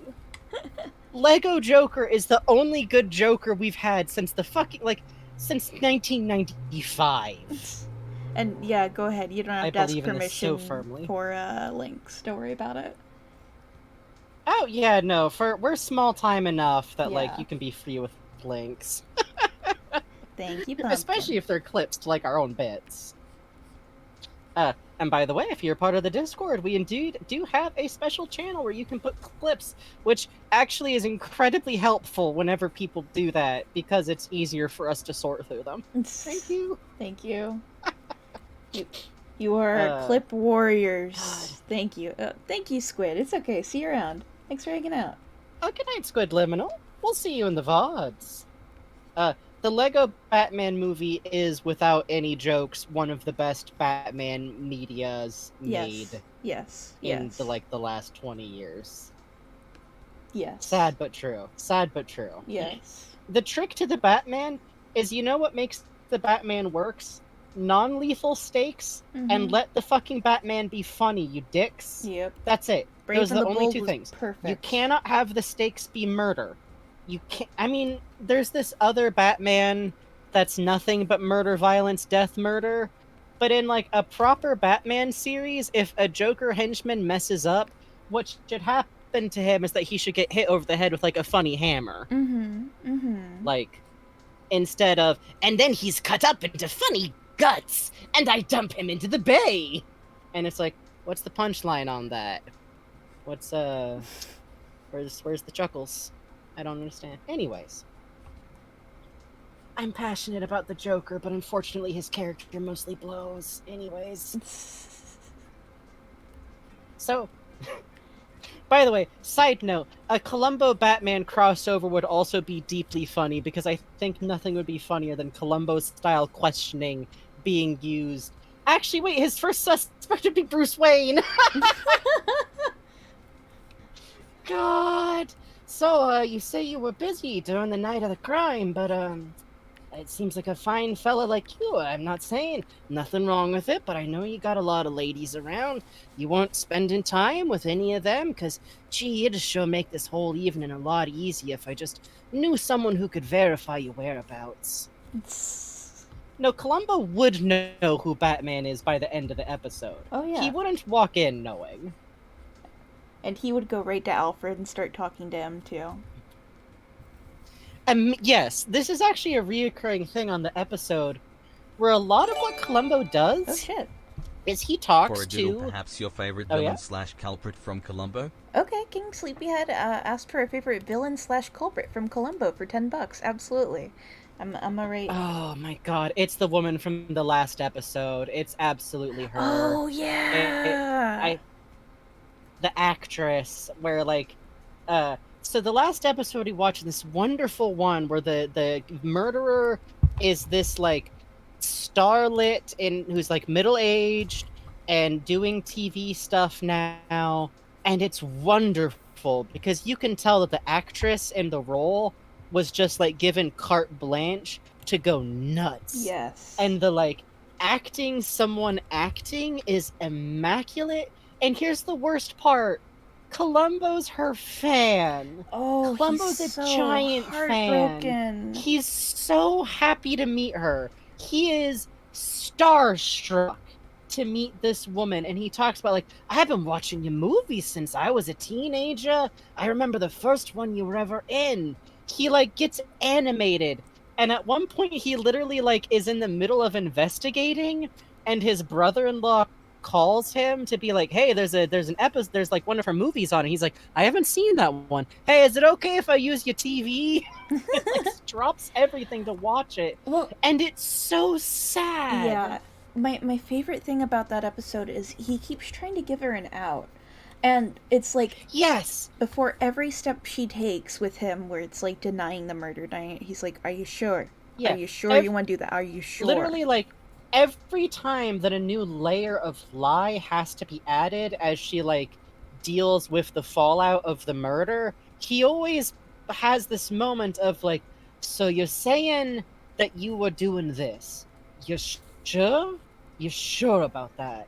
And every time it reads like, please don't make me have to keep doing this. Yeah. Please do not make me have to keep investigating and figuring out why this is bullshit too. Please be the person that I looked up to. Yeah. And it's so good. Because here's the thing. I've seen a lot of talking about this show from the perspective of, like, oh, Columbo is, like, always putting on an act, and there's no way to know, like, what Columbo's really like.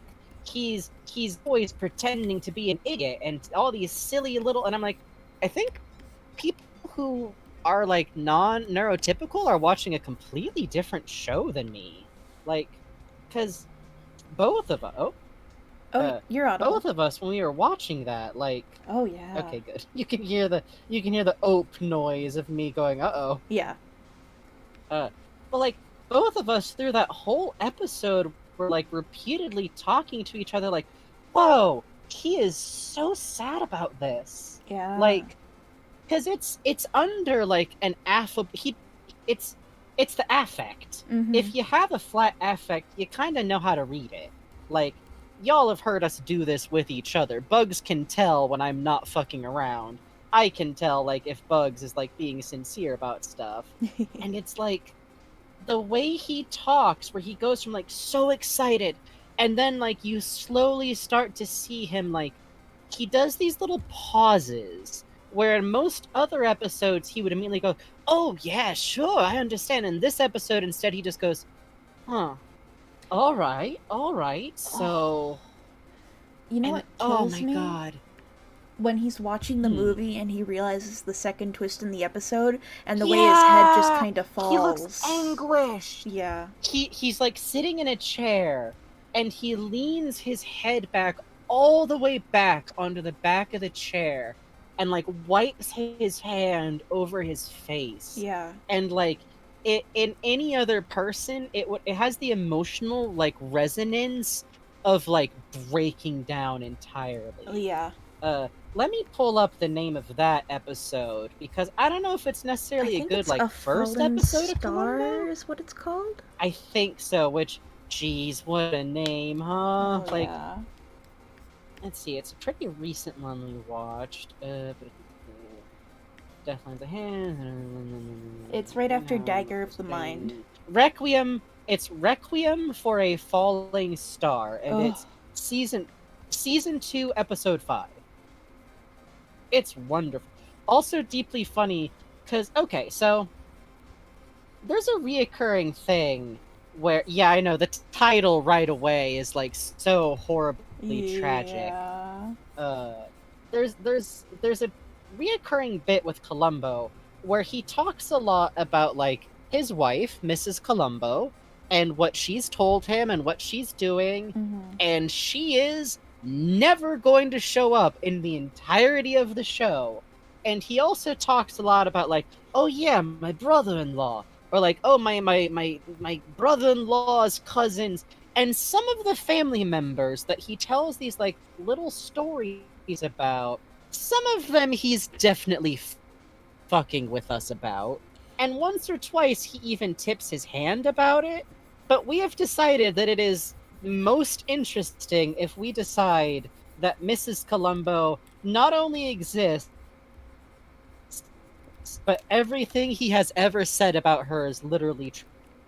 Yes. Which, that's what Bugs been. At some point, he says something that led us to believe that she has to be enormously tall. Yeah, I think he says something like, my wife, she's, like, super tall or something like that. I don't know. I don't remember what, but it was in Prescription for Murder.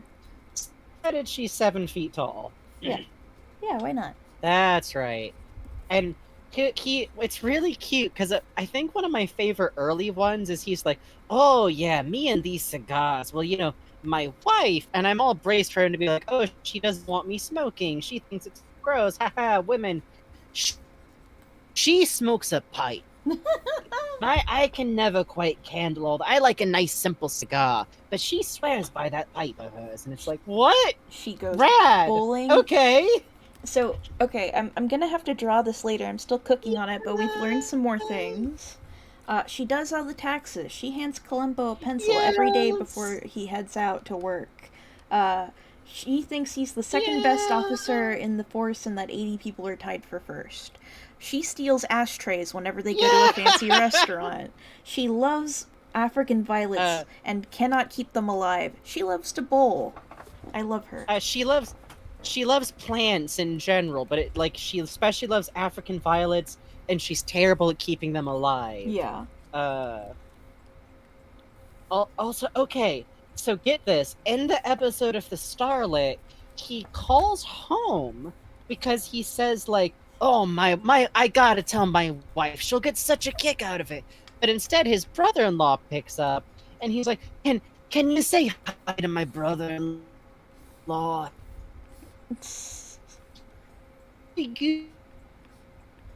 Oh, you're he is. And then she like does. She's very gracious and cute, which is part of why the episode is so sad. Frankie, like, she kind of seems to the starlet Frankie. in the episode. She genuinely seems to like him a lot. Oh, You broke up a bit there. Sorry, pal. You gotta repeat yourself. that's okay. Basically, from about where? From him calling the brother-in-law on the phone. Right. He calls home and his brother-in-law answers, and instead he asks like, "Hey, could you say hi to him?" And then after she does, there's a little bit of like bit, and he asks her to ask how tall he is, and then he just hangs up and laughs about it, which has made us decide that his brother-in-law is also hugely tall. Yeah. It's very good. It's extremely funny. Which it's very funny trying to like pick up these bits and pieces. And before even watching the show, I knew that it was a whole thing of like, oh, is Mrs. Columbo real? Maybe he's making all this up. And to that I say, that's boring. Yeah. It's funny. It's funny if you go like, okay, everything's real. Yeah, because then instead of it being like, oh ho, I feel like people read out like because he's doing his affable, goofy, dummy bit on purpose a lot, that means that everything about it is always a shtick. And I guess they imagine Columbo going home and like straightening out his posture and pouring himself a brandy and going, ah, finally, at last, I can be the Stephen Moffat style, erudite intellectual that I must hide away behind my shubbiness. When it's right, like do we consider the Mrs. Columbo canon? Explicitly not. The spin-off show called Mrs. Columbo is the opposite of canon because they made her a hot, young, perky young thing who does detective work with a dog. Go to hell. Not at Male Wife, at the spin-off. That's right. Fuck out of here, Adrian. It's a bad spin-off. Shush.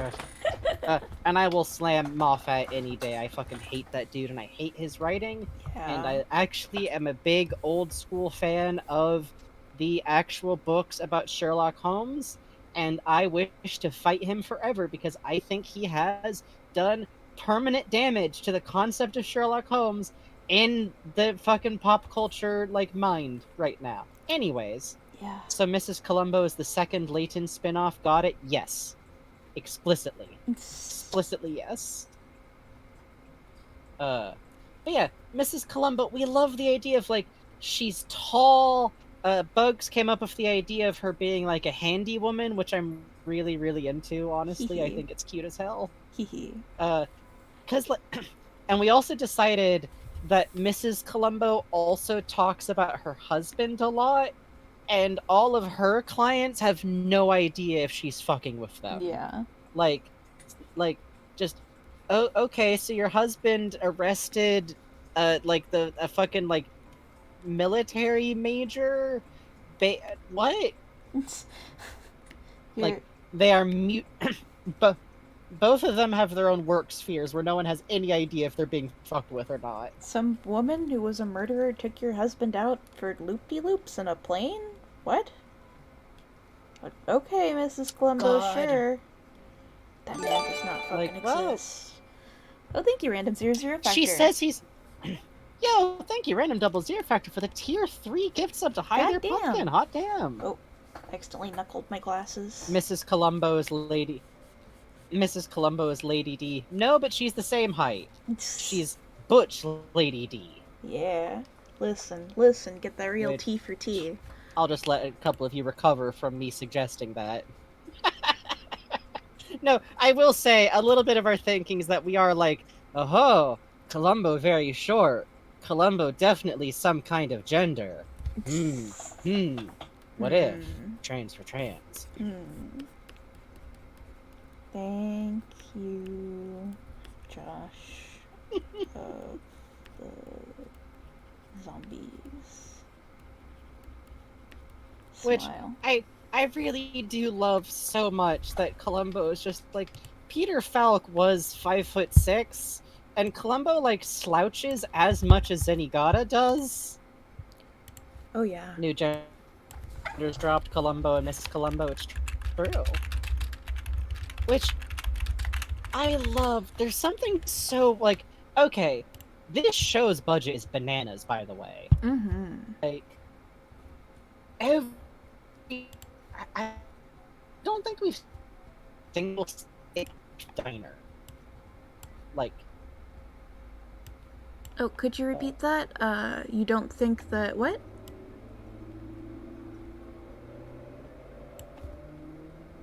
Oh, I think Ricky might be having a little net trouble, folks. Sorry about that. Our words are like M&Ms for your brain. Thank you. That's very sweet of you. Oh, hello? Am I back Hi! now? Yes, you are. What was it you said after you don't think something diner?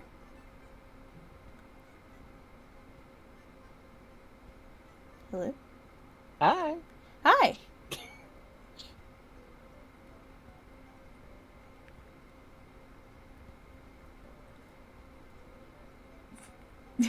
Hang on, folks. Okay, it's Frankie's net being a little jiggly. Well, okay, we'll keep an eye on that. Let's see. Let me get this drawing of this our favorite villain from Requiem for Falling Star. Hi, Frankie. Okay, there we go. Yeah, so fun fact, I said that and then heard you talk for another half a minute, and then you said, oh yeah, I heard that, and I went, uh-oh. Oh, that's fun. Yeah, sorry. Internet's still garbage. If I cut out for a couple of minutes, listen to Bugs. I'm in charge, Bug. kids. Yeah, Bugs is gonna wheel in a funny TV showing. We're watching Bill Nye. Yeah.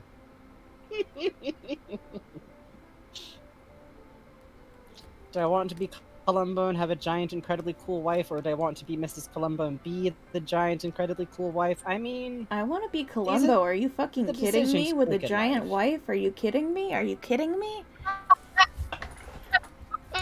Are you kidding me? No hesitation, no thoughts. I want a giant think I've wife. been assigned by a life. I have been assigned...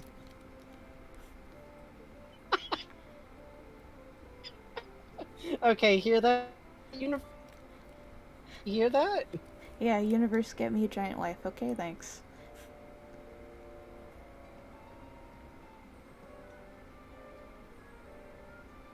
Yeah, yeah. I don't think that's much to ask for. Yeah, please.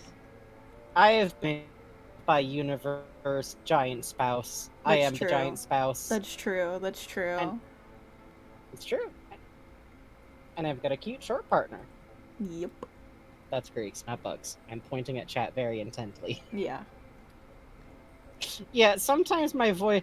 I do think it's funny that I picked a fucking Frankenstein Sona, and I have all these net breakouts, so it just sounds like every now and then, like, the fucking battery jumps. There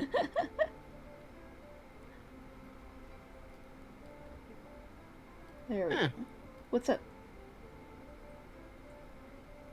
Oh, sorry, I was just distracted by seeing someone using a flashlight outside, but it's on the other side of the street, so... Ah. Fun neighborhood, good neighborhood. Anyways, my voice box malfunctions, fucking honestly. I know you want to be tall, honey. Get you very tall, usually. God.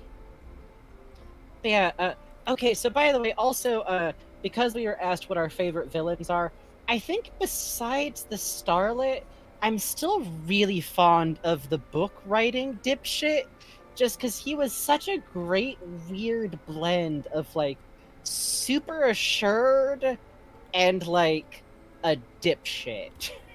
Yeah. He was so confident, but it, like, there's this reoccurring thing on the show where some of the murderers feel like they're almost seeking out, like, Columbo's approval for how smart they were. Yes, yes, like, yes. This is the episode where it's about the pair of writers who co-wrote a long series of mystery novels together, and they were about to, like, go their separate ways, and hey, one of them turned up dead, and it's not a spoiler to say that it turns out on actually writing the books, and the dude of the fancy car wasn't. Mm-hmm. And it's really good because you get this this strange vibe that it's almost like he just wanted to he a good murder. He could murder. Like, I think once or twice, you have to admit though, I got you for a minute, right? Mm-hmm. Like for a minute. That might have been a different guy though. No, that was him. That was the writer. Sorry, you broke up a bit in the middle there, but the murder writer. yeah. Yeah. I was just gushing about and basically giving away the end of the episode of the book writer, but it's like episode 2. Mm-hmm. Such a good episode, man. That poor lady who owned the shop, my god. Great blackmailer.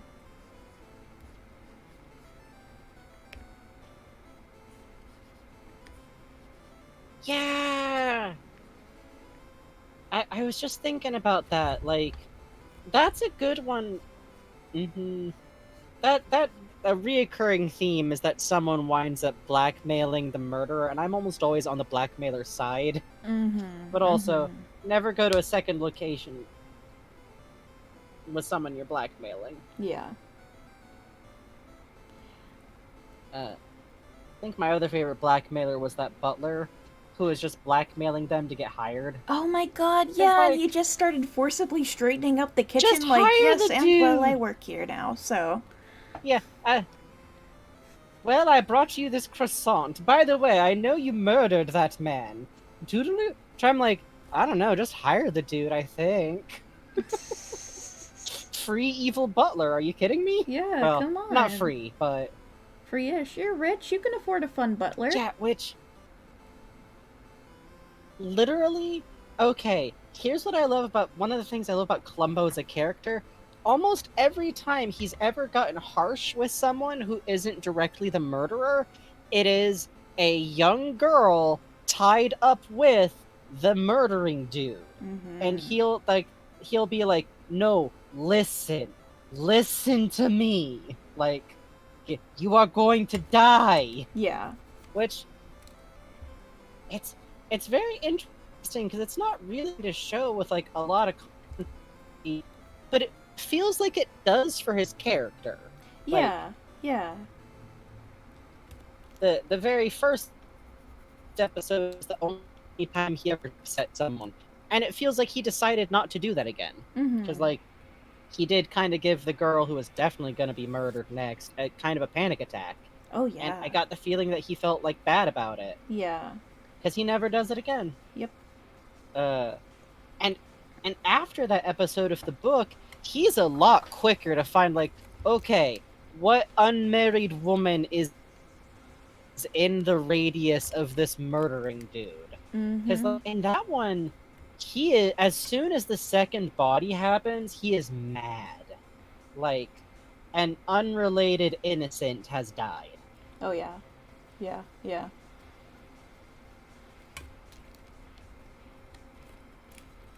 Let's see. There we go. Get a little bit of the uniform on. Always fun drawing Columbo's hair. It's very fluffy. Oh, good night, Ruby Bloom. Thanks for hanging out. Oh, Puz says, oh my god, I was watching the episode with a friend. We just screaming, no girl, run, girl, run. Yeah, exactly. I think Frankie's net's having a little trouble, so... Right! I think we did the... Oh. Yeah, I can hear, but if I say anything, I think it's cutting out. I think you're like 30 seconds behind me. Wait. Oh. Hi, chat! How you doing? There we go. Oh, hello. No, I was reading it. I think it's very fun. I love when Discord, something I used to talk to people live, decides that clearly it should catch me up to the last 30 seconds of audio before, like, being present. That's fun. That's very fun. Okay. Yeah. I got that IRL lag. bloom. But yeah, we also spent that whole episode like, girl, do not go to dinner with the dude you're blackmailing. Run, run, run. Girl, no. Which, a side effect of how 70s that show is that like how old someone looks and what their role in the story is a little up in the air sometimes. Yeah. Like more than watching a scene like, okay, are you two married? Or are you siblings? Or is that your dad? The one with the Because woman the who... woman's like, yeah, the where she kills her, where the brother, she's trying to kill her brother. Yeah, and she does it while hopped up on sleeping pills. That one we were like, what is the age difference here? What? Yeah, it was like, is this like she's a kept woman? Is this her? Okay, it's her weirdly controlling brother. Got it. Which really the only times you can be sure of it is if a dude's like 60 plus. Yeah, exactly. Or if the woman is over 40 visibly. And even then, with fucking Dagger of the Mind, it's like, okay, who knows? Oh, yeah. Which, it's just very funny because I was thinking, because in the book episode, I feel like as much as I loved the woman who played the blackmailing widower, it felt like the script was implying that she was like an older woman with a long dead husband who's so cartoonishly undesirable. It's like, this is a 35-year-old, excuse me? Yeah, honestly. This woman does not yet have crow's feet. She just has kind of a cute Shelley Duvall thing going. It's real 70s that way. It really is. Oh god, you're drawing her putting the tie on. Yes! Which... Okay, so... Full... It's a very cute scene in that episode. It is.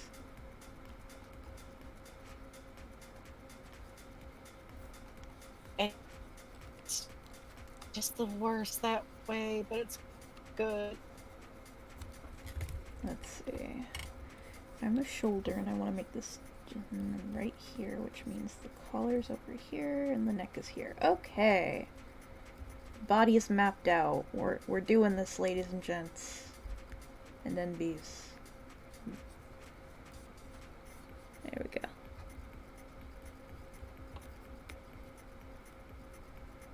You found an old comm you did of my buddy boy Dion. Oh, I remember that. Yeah. That was a fun character to draw. That was actually the first commission I ever did that was a sketch page. I remember that. I did that when I was staying at my dad's place.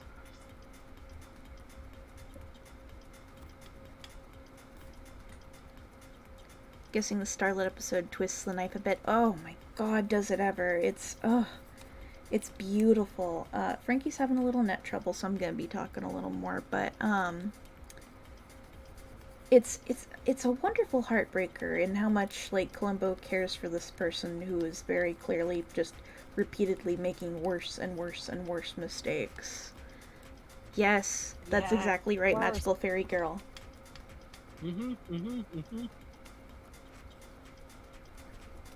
Sorry, you were saying, Frankie? Oh no, I was about to apologize because my net cut out for a bit, so I was eating a bite of sandwich that I was still eating when the net came back on. Good. Raisin streaming out here.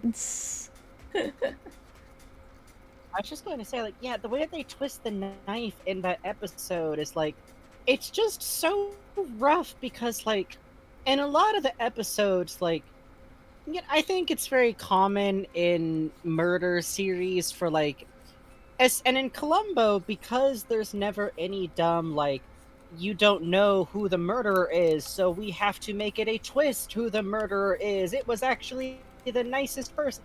Most of the time, the murderers are unlikable assholes. Oh yeah, it rules. So, like, you're kind of cheering on Columbo, like, getting them. Yeah. It's rough seeing an episode where Columbo and the murderer get along. Yes. Yeah. Hey, our scene. Just this once, it's like, you feel like they could have been friends. Yeah, that's exactly it. Like, there was a clear Like, path obviously out of he this. admires her. Of course. You should. No, not right now. Watch our stream, but afterwards.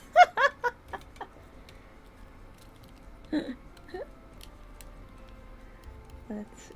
Do stubble. Yeah, watch our stream first. Thank you. Also, Columbo, the show, it has that fun thing. There's been a thread going around Twitter kind of talking about this, but you know, in the 70s, you get people who look like people on screen, so you get a big variety of faces. Yeah. So it's been very fun drawing. Very white faces. Oh, for sure. But a lot of faces. Yeah. And so it's been very fun drawing people, learning new faces. Weird angles, jawbones. But it is really fun. The crowd scenes are really good. Oh my god. The Dagger of the Mind episode, I spotted in the background. There were these fucking straight up like Ramones style punks just wandering around in the background with their super long hair. It was so cute. Oh, you drew gamer Sasha 9 playing his Minecraft? That was very fun. I was tormenting Puzz in the side chat talking about fucking, Rasputin. I notice you have interesting shoelaces. Where did you get them from, Rasputin? Which was fun. Could already been friends. Columbo was already a fan. He was already inclined to like her. Yeah, that's exactly it. It's a crying shame, you know? When you need background punks? Exactly! I always need background punks. That's why you guys are here.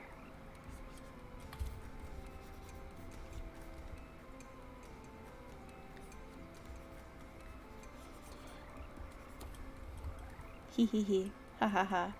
Hoo hoo hoo. Trying to remember what the skirt looks like. The only pictures I can find of this outfit... Oh, there we go. Here's a full body.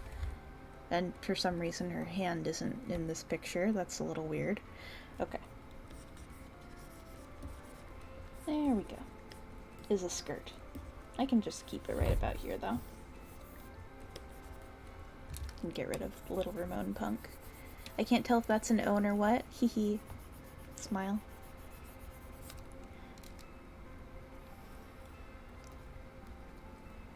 Let's see. I like the turtlenecks they had in the 70s. The pure amount of turtlenecks are very, very pleasing to me. Ow, my elbow. Ooh.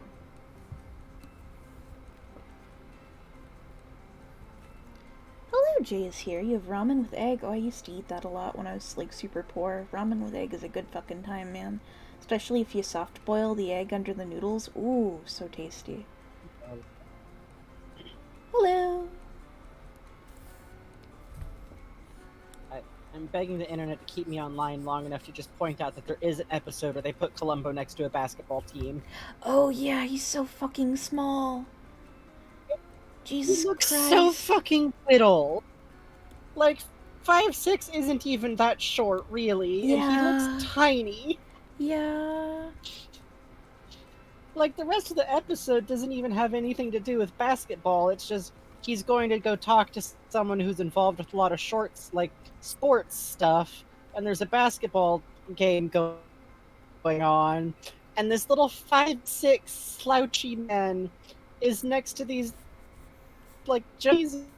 He's like waist high. Yeah.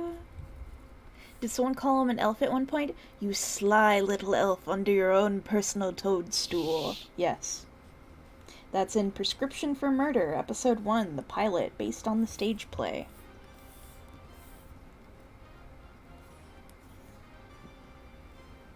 Columbo, you're a sly little elf under your own personal toadstool. I love it. Yeah. It's awful. I love it.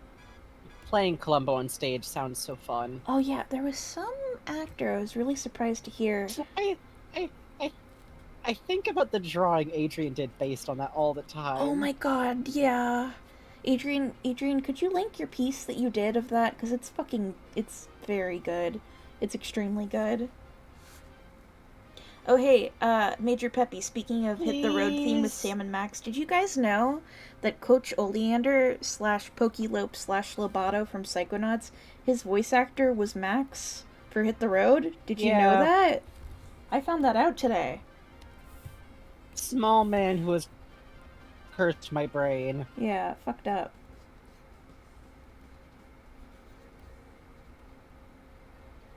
Isn't that crazy? Isn't that wild? Hell of a discovery, honestly. My god. Thank you, Adrian. We'd love to see it.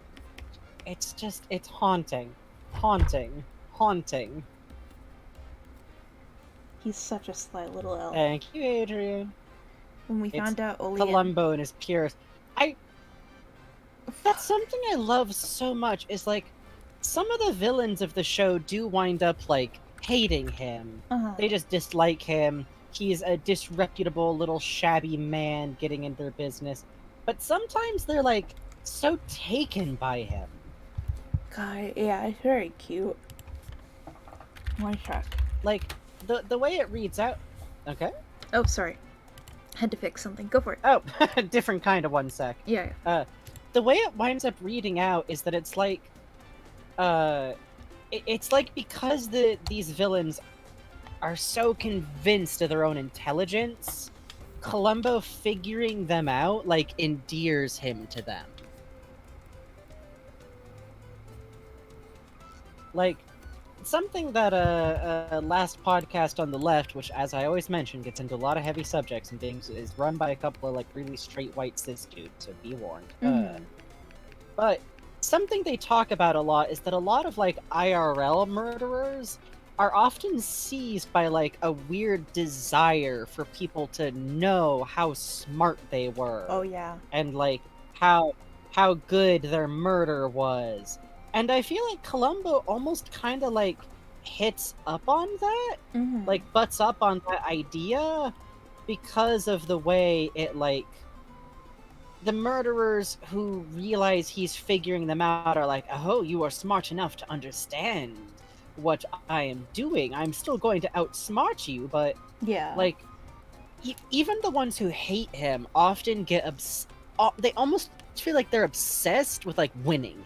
I'm going to stump you. You are going to admit that I am smart and I'm smarter than you because no one was supposed to figure this out because you're supposed to look at what I set up and then leave me alone because I have money.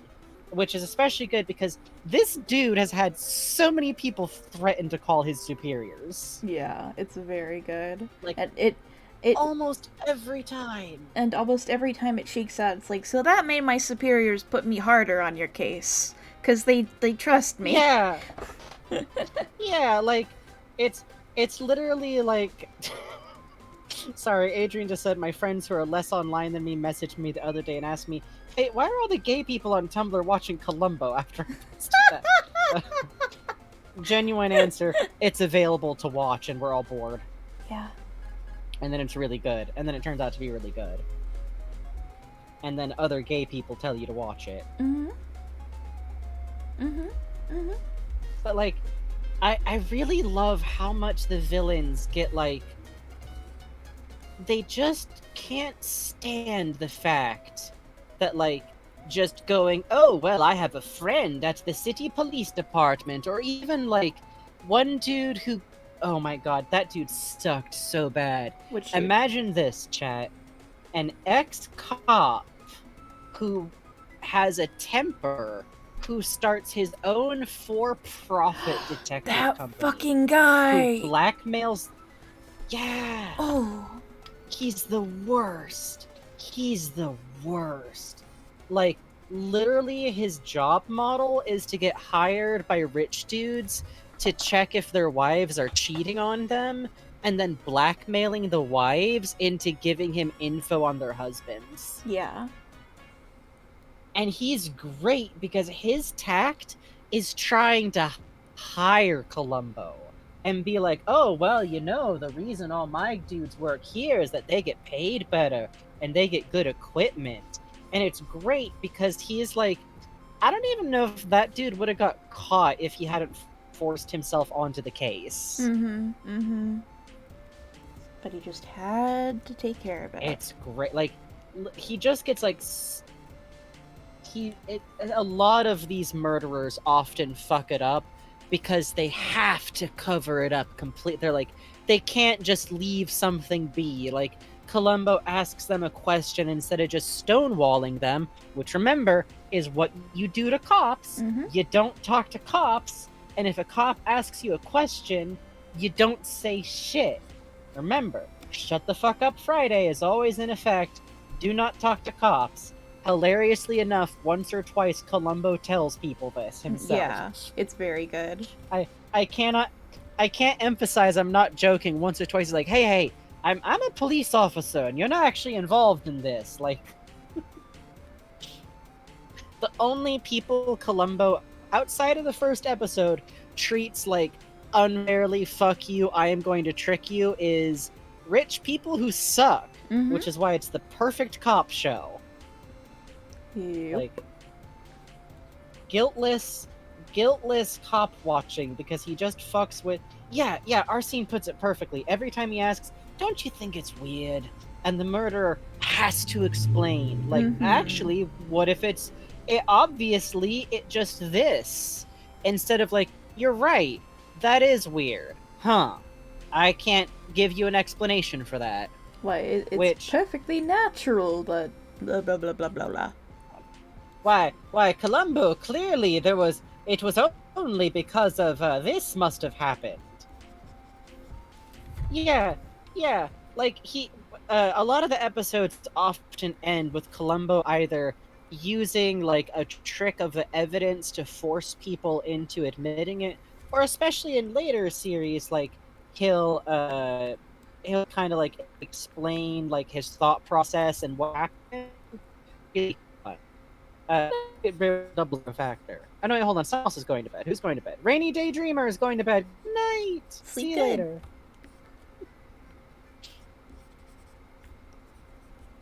She's bowling. She's bowling.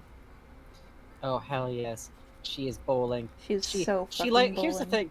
Columbo goes bowling with her, but he doesn't bowl. He just he likes the bowling alley food. Yeah. He keeps score for her. Oh, please shit. draw the Mr. Loombo with a Pokemon of some sort, please, thank you. Ooh, some mistake. Please draw the Mr. Lumbo with a Pokemon of some sort, please, thank you. Okay. Frankie. Oh, that's the cute thought. Okay, yeah, okay. Now, a dog feels like the first thought, because y'all need to know that in Season 2, Columbo gets a dog! He gets a dog! It's a very cute... He has a dog! Basset hound that just lays there and snores. Just sleepy. Oh, so sleepy.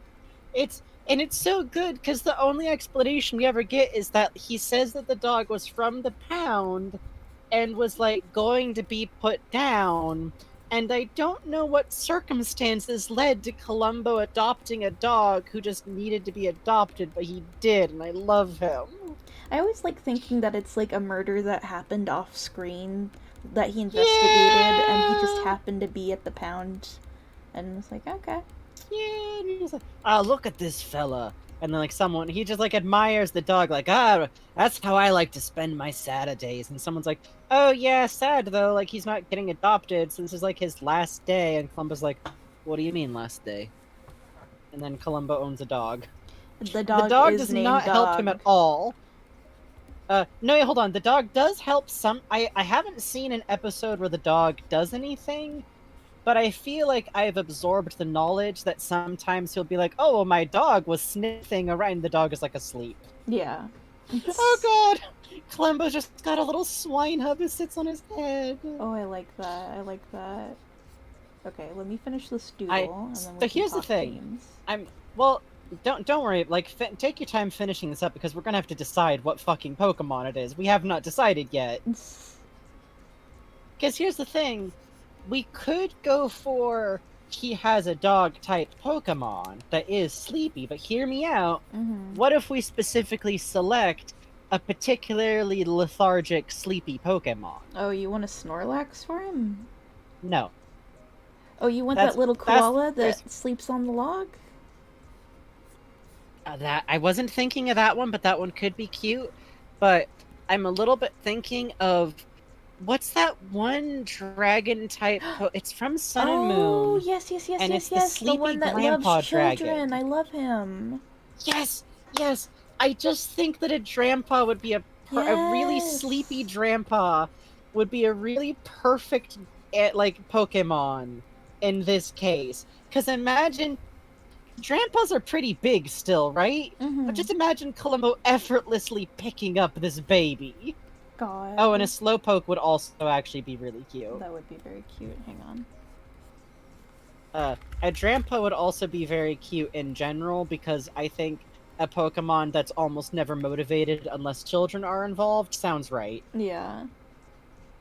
There's one line that I haven't seen the episode it's in yet where Columbo tells the dog to guard the car, and it's very much how I feel he would approach the Drampa with, like, if I come back and the car isn't stolen, I'll give you a cookie. And if I come back and the car is gone, I'll still give you a cookie because I love you you. a cookie.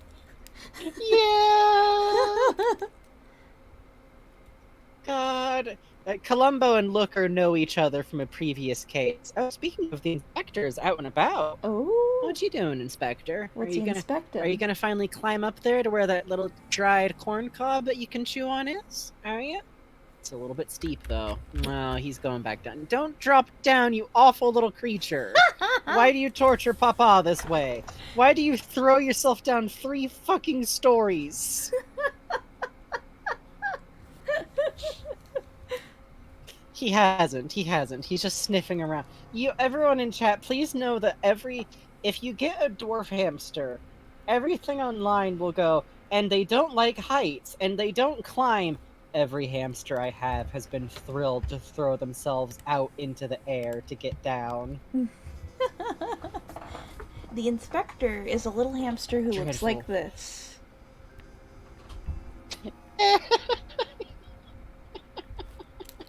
He just has eyebrows. He has eyebrows. This is what the inspector looks like. And also there's, like, little hands attached. So. Yeah, basically. And every now and then, when he runs, he stretches out, but it's impossible to get footage of because it's just a cryptid blur. Hey, if it's okay, let's hit a break now. Right now, he's doing the... Yeah. Oh, just because I realized it's been 2 hours.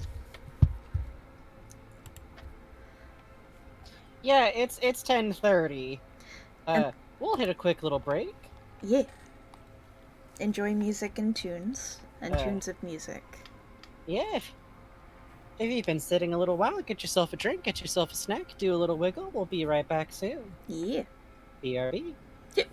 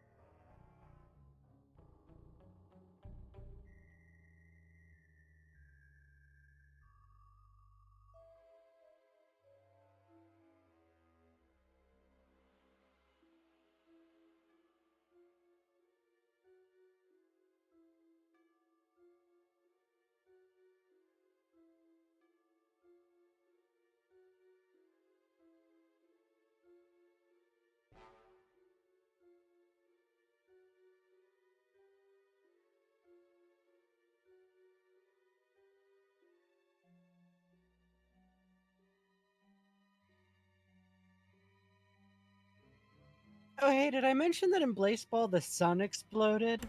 Oh yeah? I mean, this was technically last season. Uh-huh. Like, the end of last season, and then all the stuff with the coin and the black hole started. Uh-huh. And now the black hole ate Blaze. Oh. It's Good not news, all. though, the Hawaii Fridays seem to be okay. Hey, that's The all that Hawaii fucking Fridays do matters. seem to be okay. The Hawaii Fridays died, and then undied, and then were like the last. They were just surfing the fucking wave of the black hole. They just ran out of shits to give.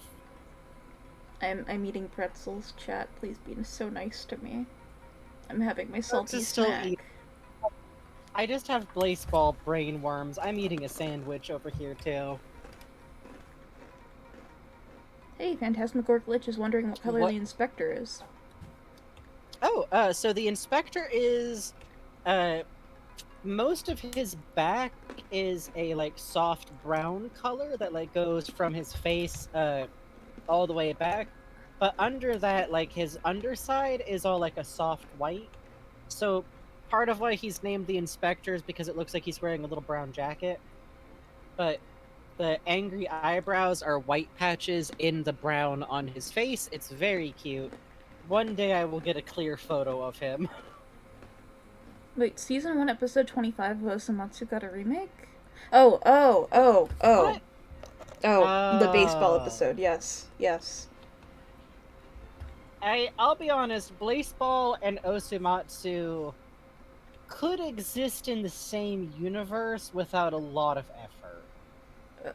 Fucking chat, also, I love that you pinned that it was pretzels. I fucking love pretzels with my life. When I have the counter space and I can bake things, like, Bugs do like pretzels. I go right for the soft fucking pretzels. There's good pretzel buns also. And if a deadline is coming up, you will start to hear specifically peanut butter pretzels. A dead lion? Oh, deadline! Right, yes. Deadlines! Yes. I know those, yes. I'm familiar with those. Yes! We have one next month. Don't we have one at the end of this It's month for the fine. Freehound? What? No, that's just a check-in. Oh, Oh. It's July 30th. Don't do this to me. Right, yes. It's not August yet. It's not August yet.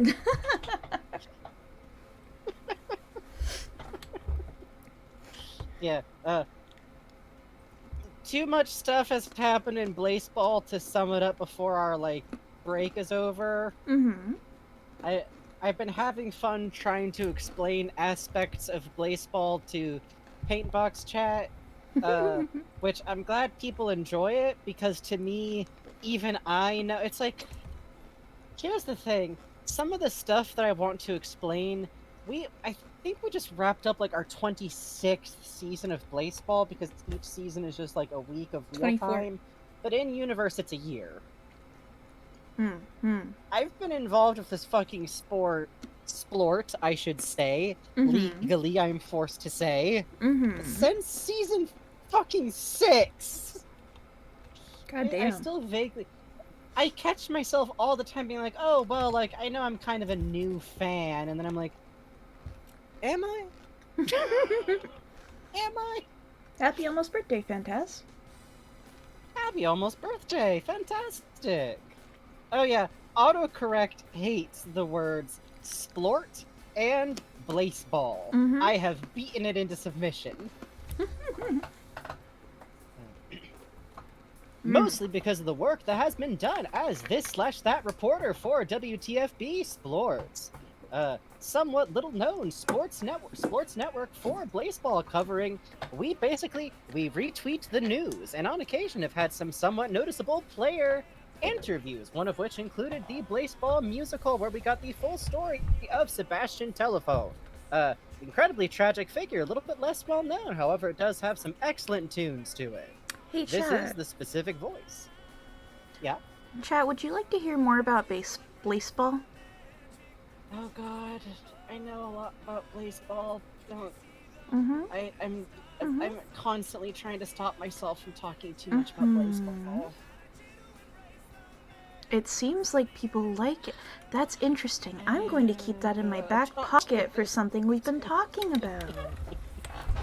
No! Good to know. You don't know what you're asking for! You don't all know what you're asking for! I mean, I guess now is the best point if I ever wanted to start, like, explaining what the heck's up with Blazball, because, like, we're in between eras, it's currently on a break. Also, for those asking, Blazball is a fantasy sports game, which is to say it is a fake sports league that has an ongoing series of teams and games that are simulated on an actual website that you can go to, and you could, when it's not on break, put coins on teams who are playing against each other, pick out a favorite team, pick out a favorite player, get snacks, which help you to get coin back. We bought the snacks from a squid who is also the eternal being of death who guarded the Hall of Flames. We have killed God twice! And we'll do it again! And the fans add a lot to the game in terms of, like, coming up with ideas for what the characters are like, what, like, the vibes of the teams are. There's a lot of really fun, like, different community groups and, like, the different kinds of teams all have a lot of stuff going for them. I'm usually on Blazball Twitter. I run a fake news program that I just try to kind of keep up with what's going on, and basically if you follow me you can get a good idea of what's happening in Blazball is the idea. And we did kill God. We did kill God again. We killed the god of capitalism. We literally killed girl boss, gaslight, gatekeep, the individual, and it ruled. It's a good time. Blazball lore stream is basically what we're threatening gently. God, what a... The worst part is I'm going to have to explain. So the reason I got into Blazball was because I heard that the fans were trying to bring back a player from the dead. That player's name being Jalen Hot Dog Fingers. Y'all killed Sophie Strongcraft, maybe? Who's asking? What? What are you, a snitch? Huh? Coming around here? Asking about killing streamers? Huh? What? I'm kidding. I'm fully kidding. But yeah, talking about which... Oh, you know who Jalen is. Okay, one person knows who the fuck. Frankie, how quickly do you think you can talk about the court case? Oh, God. So... Hold on, I can do this. I'm gonna set a timer. I'm gonna set a fucking stopwatch. I'm going to give myself... No, that's not what it was about, Gordon Footwork. Don't worry about what it was about, okay? No, that's not what that podium message was about. That was different, trust me. That was a whoopsies. Yep. That was a fun, accidental crime of Frankie. Okay, 2 minutes. So, once upon a time, a team that is known as the the Mexico City Wild Wings were sorted into the leagues, which were at that time known as the Mild versus Wild Leagues, but they were in fact in the Mild League. The Mexico City Wild Wings decided to sue Blazball, which is to say the fans of the team literally put together legal documents asking to sue to be put into the Wild Leagues. This suit was eventually settled on a Discord group chat within the Blazball Discord server, whereupon the entity of Blazball was literally sued by Mexico City Wild Wings, who were represented by their lawyer, Goku, and I am not stuttering. The ultimate ending of the court case found that they were not able to make themselves back into the Wild Wings, but instead, in a fit of repercussions, were forcefully named the Mexico City Mild Wings for the remainder of the next couple of seasons. Not only that, but beloved Blazball commissioner, who is doing a great job, Parker Macmillan III, was in fact incinerated in Discord, which canonically led to the next Parker Macmillan IV being brought in to replace him, only later to be destroyed in the coffee cups by a rogue percolator. 45 seconds still on the clock. Thank you. Do you understand? You understand? Do you understand? You all understand? Do you understand? I think, Frankie, I think maybe next week it might be good to do a stream about Blazball. I have all this information in my head. What am I supposed to do with it? So Blazball is just the internet going off the shit. It's worse than that. Blazball is a framework of a baseball game simulator that has new rules and conditions stapled onto it by the devs, and then the simulation runs and does fucked up things nobody expected, including the devs, and then a big fandom drapes lore kind of over what happens. Basically, a funny number generator says things about numbers, and then I get very sad about Mike Tillman. Uh-huh. Oh, and Frankie was on an album about Blazball also. Oh, and Frankie was in a musical about Blazball also. No, I did promo for the album, but I wasn't the musical. Mm-hmm. Uh-huh.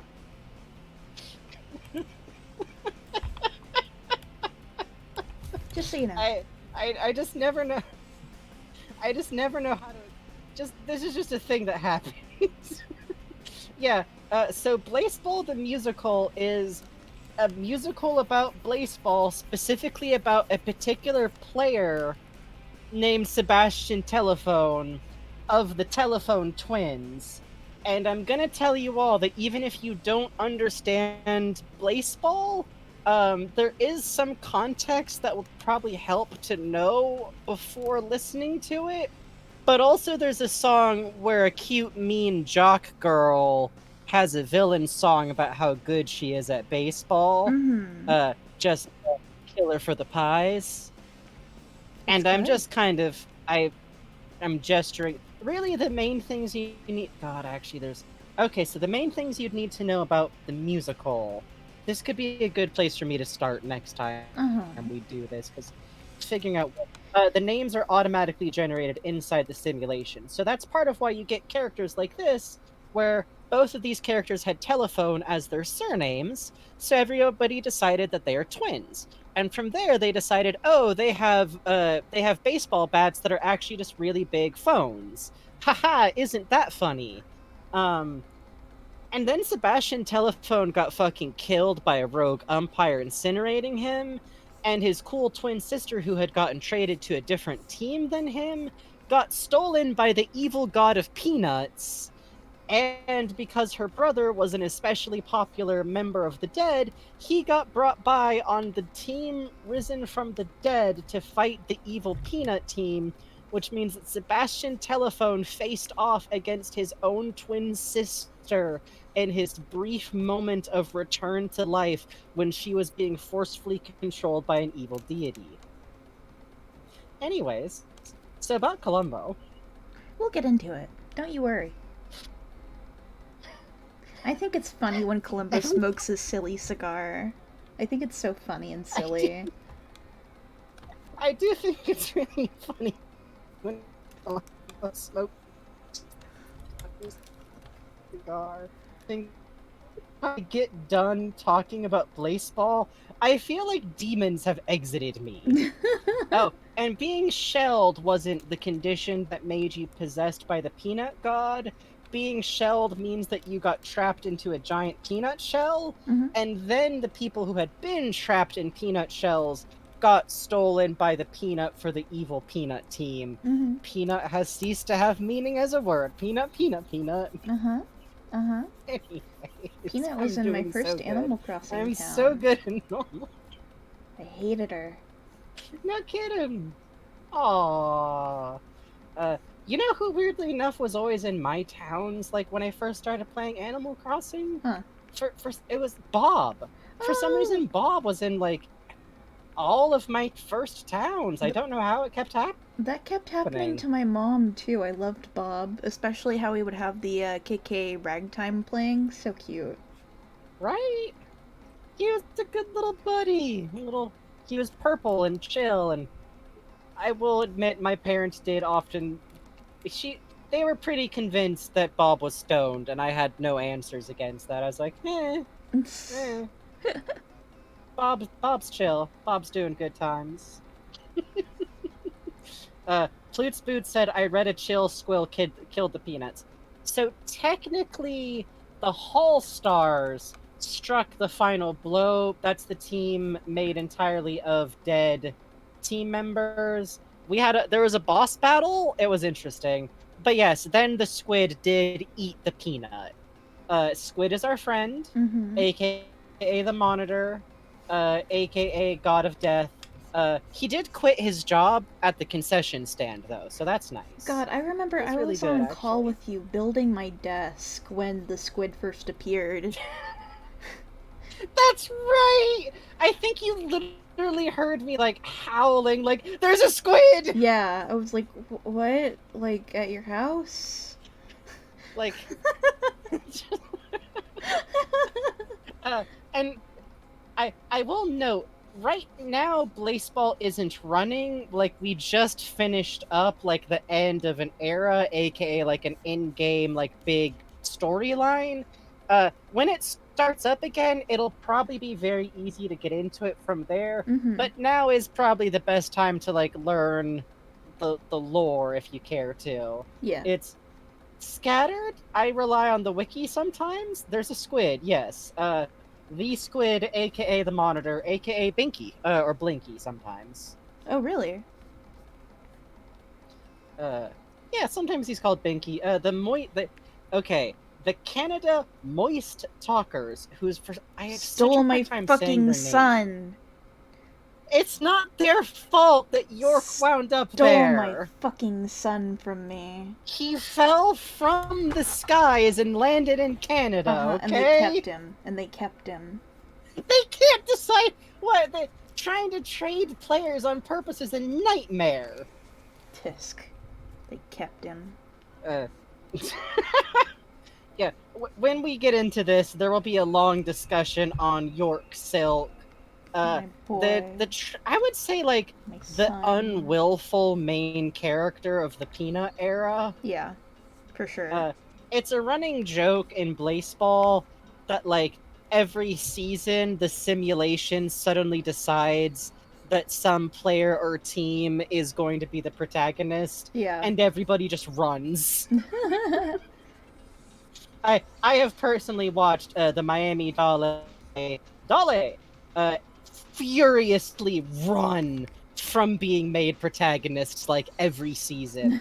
Every season the sim goes, hey, I want to be the main character, and they just do the literal, like, peace sign fade out of frame. Florida is not having it. That's just where Canadians come from. Is that true? Yeah, that's true. I know that. Oh. I mean, they don't teach it in, like, American schools, so I always forget. That's a great animated emoji. Yeah, Mars got great emotes. Mars got such a... I still think that Mars, dumpy fucking emote is the best iteration of that joke. 100. I don't know why. The cadence of it is just, it's just yes. Great. Yes, that's the one. Thank you. I think part of why I like it is because it's, like, it's actually proportional to his Sona. Oh god, like, you're size-wise. right. He has the same rough proportions as Among Us. So cool. Very cool, Frankie. Oh, that's also pretty good. Oh god.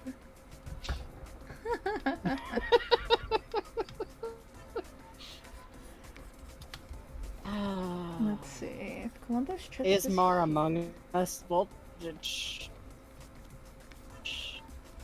worry about it. Don't worry. We try not to gossip about other streamers. If someone else is or is not Among Us, that's not our business. You know, it's our business. Yeah. Nobody here is Among Us. Yeah. Right, Bugs? Huh? Yeah. Right, Bugs? Yeah. Right, Bugs? Yeah. Huh? Yeah. Uh-huh. Yeah. Uh-huh. Yeah. What tasks were you doing? I was sorting the fun events. I mean, pots. Well, I trust you. Okay, good. Okay, let's go to a second location with no witnesses. Okay.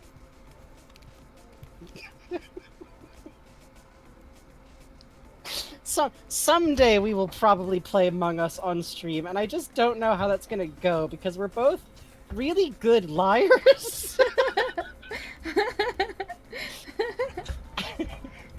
We're either gonna be great at it or terrible at it. Yeah, it'll be fun. We're just gonna be thrown out of the airlock every fucking round. Oh, Puzz, yeah. I'm sorry, Puzz, but I would elaborately trick you just to murder you somewhere. I'm sorry. I think Puzz would trick us. I think this is a long game plan by Puzz to trick us. It's very sad and messed up. Oh, hey, Banshee Strikes, I actually saw a great Tumblr post about listed Pokemon sizes, and they pointed out that the problem with this is that if you have, like, a ferret, you don't measure it by how tall it is off the ground. You measure it from the tip of its nose to the end of its tail. So Pokemon length measurements could be more structured like that than they are about how high the Pokemon is. Because, like, if a snake Pokemon never lifts its head, then you don't list its size as 1 foot tall. You list its size as, like, this Pokemon is 6 feet long. So Drampa being this size and being listed as, like, 9'10" just means there's a lot of neck and tail. Drampa is so old. They have such sore legs. Please be nice to Drampa. Please, you must carry Drampa. You must. You simply must. Sorry, but you have to. Please carry Drampa. He's so tired. To be clear, that does still make Furret like the size of a small child height-wise, which is distressing, but that's just how Pokemon do. Please, he's so sleepy. You have to put him on the couch.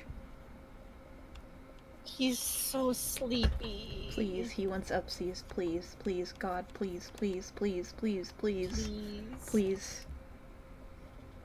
I admit I'm now kind of in love with the idea that, like, most of Columbo's Pokemon are, like, I like the idea that he might also have a slacking.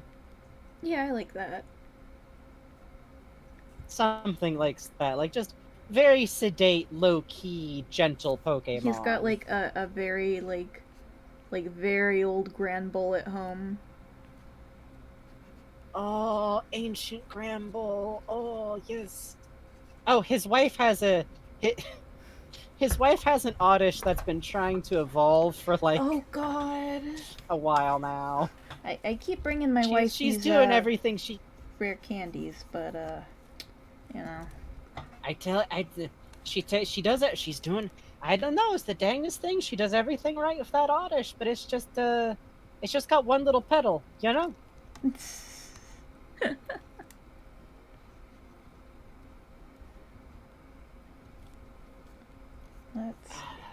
I don't think I had a Drampa on my team when I played through Sun and Moon, but I want to. I should. Every day I think about replaying Sun and Moon, honestly. Yeah, for real. You know, we could have a Drampa on our team for playing Sword and Shield. That could be fun. That'd be nice. That'd be nice. Be nice to have a little buddy. We think about doing this every now and then. Well, one day. See, okay, so here's the thing. You may have heard about this on Wayne's stream. So we had plans kind of on the back burner for and then Earthbound, to the point where Frankie even made this incredible fucking poster for it. Yeah. The problem is, Earthbound recently had their 20th anniversary, so the soundtrack was re-released. Yeah. Which means Sony Music, who distributes the new version of the soundtrack, is cracking down like shit on people. Apparently even people who like have express permission from Nintendo to stream the game are getting copyright DMCA shit. Because remember, nothing in this world matters in any way more than the idea that maybe someone could have bought a CD. Yeah. So I love loading up a Let's Play to listen to Earthbound music, which has also been online forever. So we're kind of knocking that further down the back burner until things cool off to that end.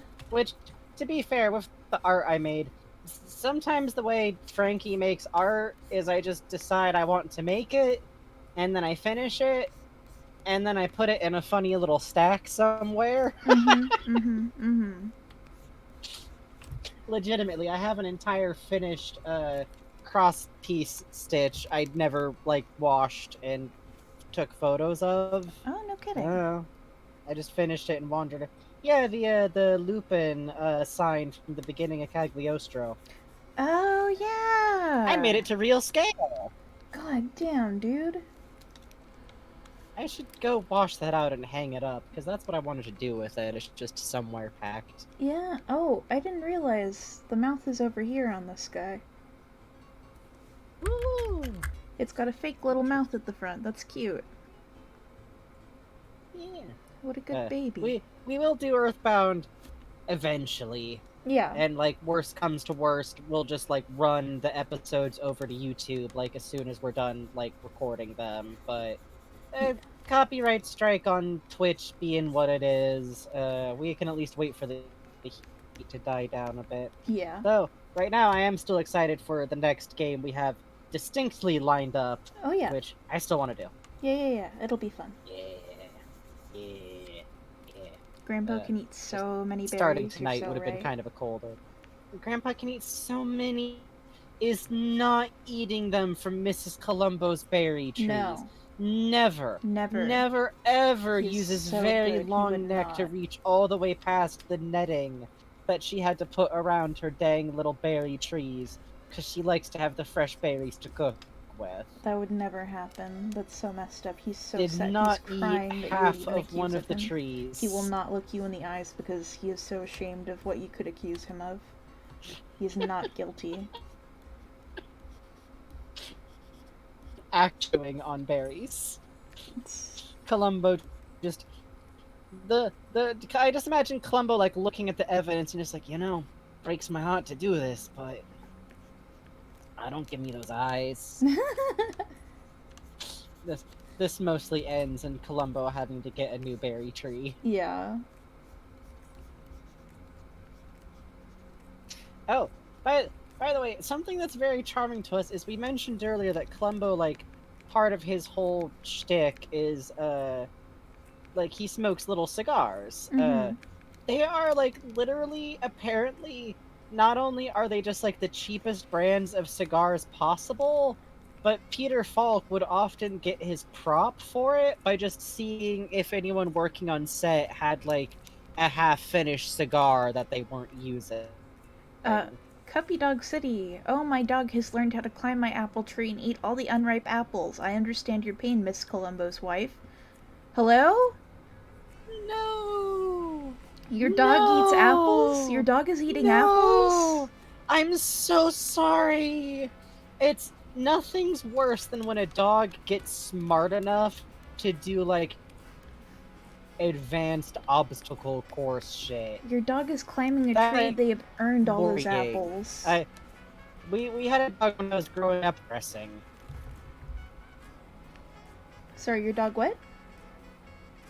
That reminds me of my sister's dog. My dog, says Cuppy Dog City, will go out in the garden and eat every piece of grass and dandelion he can see. He loves his salads. That's... Cuppy, your dog is, gourmand. I will say that. Your dog has a balanced diet.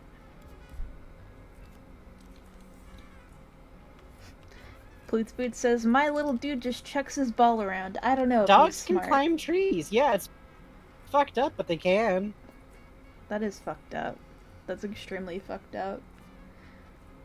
Phantasmagoric Witch says, my dog eats leaves. That's great, God, man. that's funny. You okay? Oh. Let me check Discord real quick. Okay. Hi, chat. There's a breed of dog that has an extra thumb or something specifically for climbing called a Lundehund. Really? What the fuck? That's wild. I thought dogs couldn't climb trees and that was the safe zone. Think again. Hi, Frankie. Think again. I think there's also, like, a traditional Japanese dog breed that can climb trees. Ooh, that's cool. I forget which one though. I was like looking them up for a little bit because of, like there's a bit in Golden Kamui where there's like a Oh pretty traditional like type of dog, so I was looking it yeah. up. I remember that. Golden Kamui is a wealth of like interesting historical stuff in Japan to like look up and think about, and also slapstick comedy, and Mhm. also maybe the one manga I've ever seen that has the reverse of all the fan service is dudes, Mhm. and all the women are really varied, cool people who are never really like sexually exploited, Mhm. and all the dudes got massive fucking badonka honks. It's extremely cool. It's very It's good. really good. It's also like a very intense drama mystery action series. Just also, Oh yeah, chat, that's one other thing. I've started reading One Piece. oh god, how far are you? I'm getting the volume 4, 5, and 6 collection in the mail tomorrow. Oh, okay, okay. So You're brave. You're very brave. right now Man, I've been threatening myself with the idea of getting caught back up on One Piece for like years now. You know Because what? here's the problem. Uh-huh. The last time I was current was at like chapter 350. Hey, better than me, man. I'm right at them recruiting Usopp. It's a cute story so far. Yeah, I do too. There's been I wish he wasn't drawn like that, but I love him. Yeah, that's the thing. Yeah, that's a reoccurring motif in One Piece. Yeah. Yeah, that's a reoccurring motif in Japan, man. Yeah. Yeah, also, to everyone questioning, yeah, Golden Kamui has, I'm going to say, not like, I try not to go blue on this show too often. Oh, yeah, Mitaka Blue. Holy shit. 10 months? Anyways, I love your lines. I realize I have been following your work for a long time, like back when I was really big on Blue Beetle, so... God damn. Thank you for Hee love to see your resubscribing. art and have the vibes here. Thank you, Dang, Mintaka old Blue. school That's fan. real sweet of you. Also, the only thing I know about Blue Beetle is that I do kind of love those two. I know about Blue Beetle and Booster Gold very specifically. I think they are very close friends. I think they are such good. close friends. I think they're just so very close of friends. They're so close they have rings, and then they kiss about it, and it's very cool. And I think it's. Well, you know, sometimes when a fella really takes a shine to another fella, it's so pogged. It's like how, you know, Jigen and Lupin are like best friends. Uh-huh. Besties. Yeah. Normal besties. Besties. Puz, I watched the anime and I was shocked because, like, well, I had watched one episode of the anime and I was like, nah, I got other stuff to do. Because I used to watch it a lot when I was a kid, when it was on after school in Hawaii. And, fucking, like, I was like, okay, yeah, Nami, I'll come back to this later. And I was shocked to read the manga and it's like, oh, they start with Nami on the anime. Yeah. Oh, shit, there's a lot. Yeah, no. The anime, even without the 4 kids butchering that happened, is, I've heard that it's really more fun if you've already read the manga. And the thing is, like, the manga, outside of the, like, regrettable art, like, design choices, the draftsmanship do be pretty tight, is the thing, though. Yeah. The line work do be kinda tight, is the thing. Yeah. By the way, go read Gather Ye Power, by the way, because, like, it comes to mind immediately because Gather Ye Power to me is like, should be treated like there is a new One Piece being made. Yeah. I don't even give a shit. Yeah. That shit should have won. Robbed. Literally robbed. Yeah, Headhunter's Iliad was fucking great, man. Fucking keep an eye on. Also just good. Speaking of which, I'm gonna put some Lupin music on in the background. Oh, good. Let's see. Keep saying we're getting on. I think my buddy good. I knowing jump that... scared myself with one of the tracks that has Lupin, the little character intros. Hi there, Pumpkin says, I think my buddy knowing they're good best buddies is what accidentally led me to you, and rediscovering you through the show with the 6 dipshits. Oh god. And also the silly scientist face like cosmic horror game. God. God, you're a fucking Osamatsu fan? I'm so sorry you That'll saw do me it. back then. I'm so fucking sorry. I apologize for nothing. You weren't as active as I was. I was around. You were around. You That's weren't true. entrenched in the fucking trenches. Well, Out here playing the fucking Farming Well, I Island don't- game. alright, I don't regret anything you did. How about that? I regret things I did. You regret your Osamatsu words and deeds? Yes, I do. I do is the thing. Listen, it's fine. There's a part of me that's still very fond of Kill la Kill. We are all sinners here.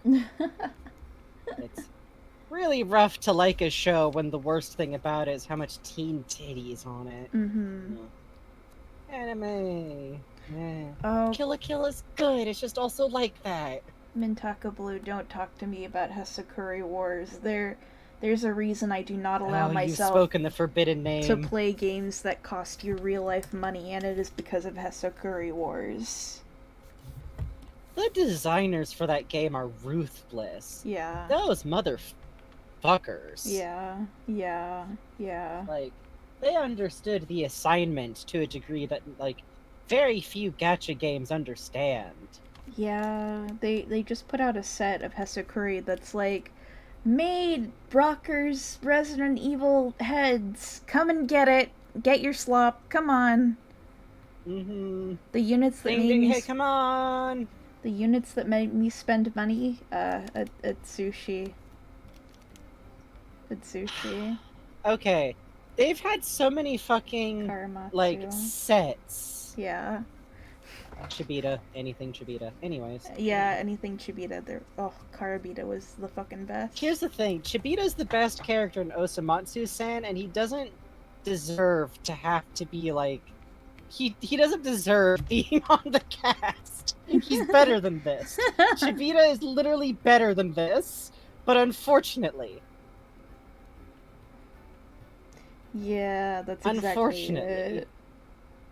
God, one of my friends once took me out the hardest, like, it was the most, like, person who's known you a long time, where I was just making some joke about, like, oh night, yeah, Lemon. in this ship, like, oh, good night. Like, the joke is always like, oh, well, this character is actually better than this, but he likes this asshole anyway, and he just said, I think for you, it's not that you like ships despite that being true, but because. And I had to lay down and think about my life choices. God, that's very good. It's always person A and then person B who's some kind of like there's always like they're both feral, but one of them probably deserves better than this. Tragic. Hey, people are allowed to do these things if they actually know me. Worse is when Twitter accounts try to just like do that out of nowhere. Oh, yeah, no kidding, Arsene. Osamatsu is a great fucking show. I just, Yeah, no, it's a great show. It's just also cursed. Yeah, oh god, what I would give for the fucking concept art books they released for season 1 and 2. Holy shit. Oh. Not to mention, like, the fucking animation on that show, like, the way that they actually, like, went for, like, the old-fashioned gag anime type animation, but also had, like, the amount of attention they showed to, like, movements, or, like, some of, like, the snappy editing gags. Ooh. It's good, but it's also good, deeply but it's also evil. deeply evil. Yeah. Yes. Yes. I have a whole shelf of... Chad, I don't talk about this a lot. I have, like... I have a lot of books. I have kind of a working research library. It rules. I have a big shelf that is just Animage magazines that happen to have Osamatsu model sheets from whatever episode had come out that week that I would hunt down at the Kinokuniya. And I would just study it and try to like learn the style from them because I was desperate to make cool Osamatsu art. Which you did. A lot. Thank you. You're very kind. Okay, I'm gonna give chat the opportunity to try and see how good your read on Frankie is. Which Osumatsu was my favorite at the time? Bugs already knows. Bugs knows the curse. Yummy. Yami's not, he doesn't count, that's different. You are all wrong.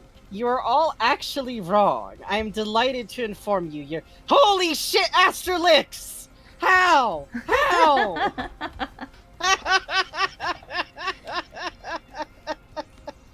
Yeah, it was Choromatsu. Good God. Rip. Trying to respect yourself, Frankie. The green. Never. Never. You read me immediately. Sniper fucking shot. Well done. Yeah, I think if you know enough about Osamatsu, you can just read people for this kind of thing. Yeah. Here's the thing. You like Choromatsu if you kind of like the fact that he's an egotistical little fucking schmin. Like, he's a schmuck. He's the best one because he thinks he's better than this, but he's not. He's an awful little nerd, and I want to slap his books out of his hand. Chat, who do you think mine was? I think you might have mentioned it earlier, but I don't know if anyone caught it, because you mentioned a couple of names.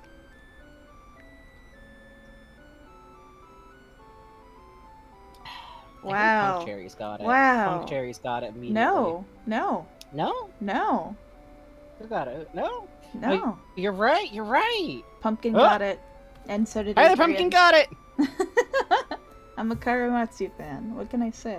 Yeah, I forgot. Ichi's like a second or third. Yeah. It's like Karamatsu, and then maybe Toddy, maybe Jushi, and then Ichimatsu. Okay. I think I'm definitely like Choromatsu, Jushi.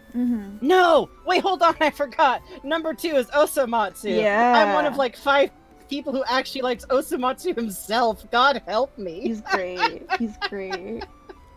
He's the worst one! Oh, the problem is...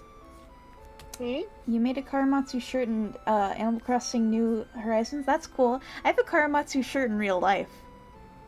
With his head on it. Bugs does. It's the one. It's the one you're thinking of. Do you want to know something fun about that shirt? I am of the big-chested persuasion, which means that when I wear that shirt, it kind of looks like this. I'm only laughing because I've also worn shirts that have done this. So I already know. So, it's... Yeah, my top 3 are definitely Choro, Oso, then Kara. I'm the bearer of the curse. It's very cool. It's very cool. I love that I can't wear this shirt outside. It's very cool. Big brain. Yeah, he's so full of thoughts. God, you all better hope that I forget this moment entirely when we eventually get more emote slots opened up.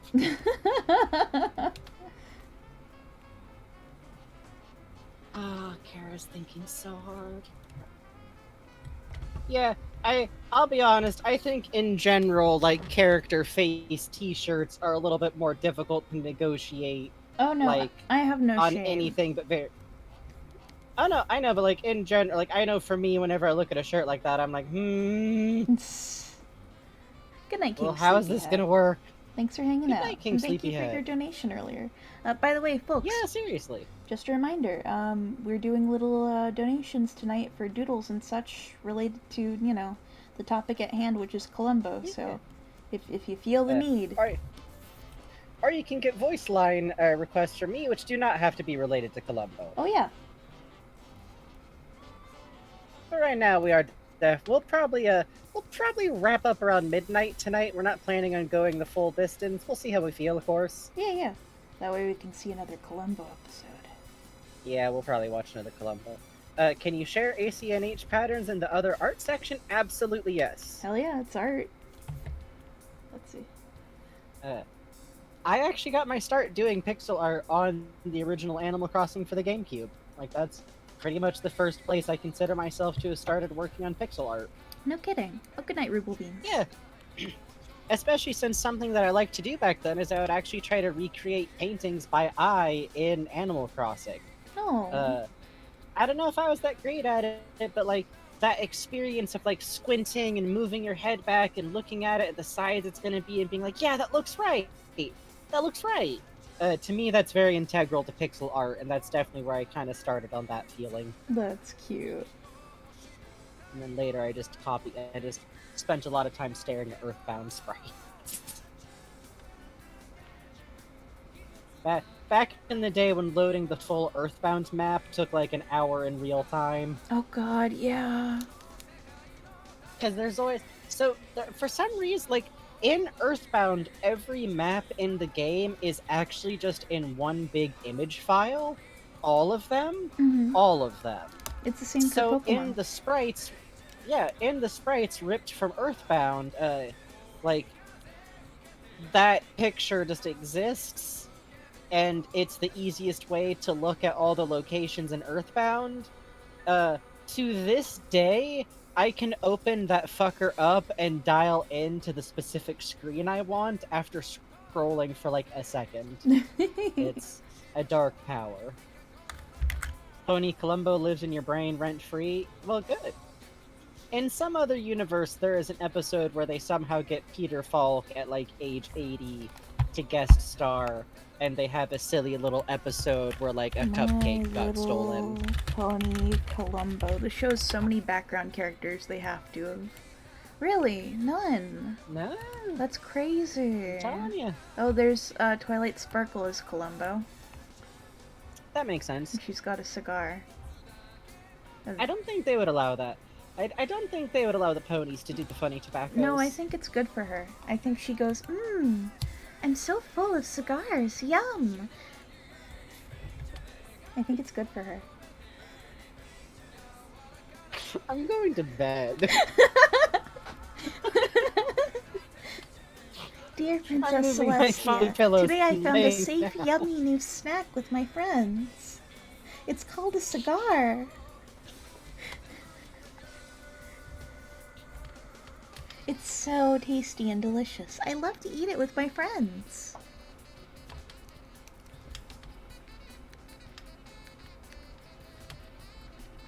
Twilight, you've learned so much in your time in Because you Canterville. said, Dear Princess Celestia, my internet literally stopped me from stopping you. My internet literally went down at the word Celestia and left me here beating against the studio doors.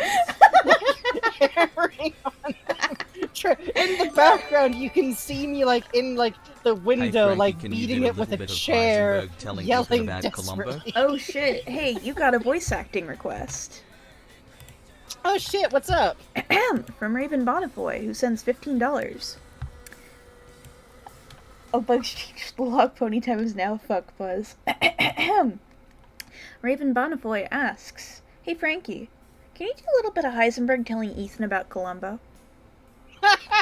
Oh my god, absolutely. Okay, alright.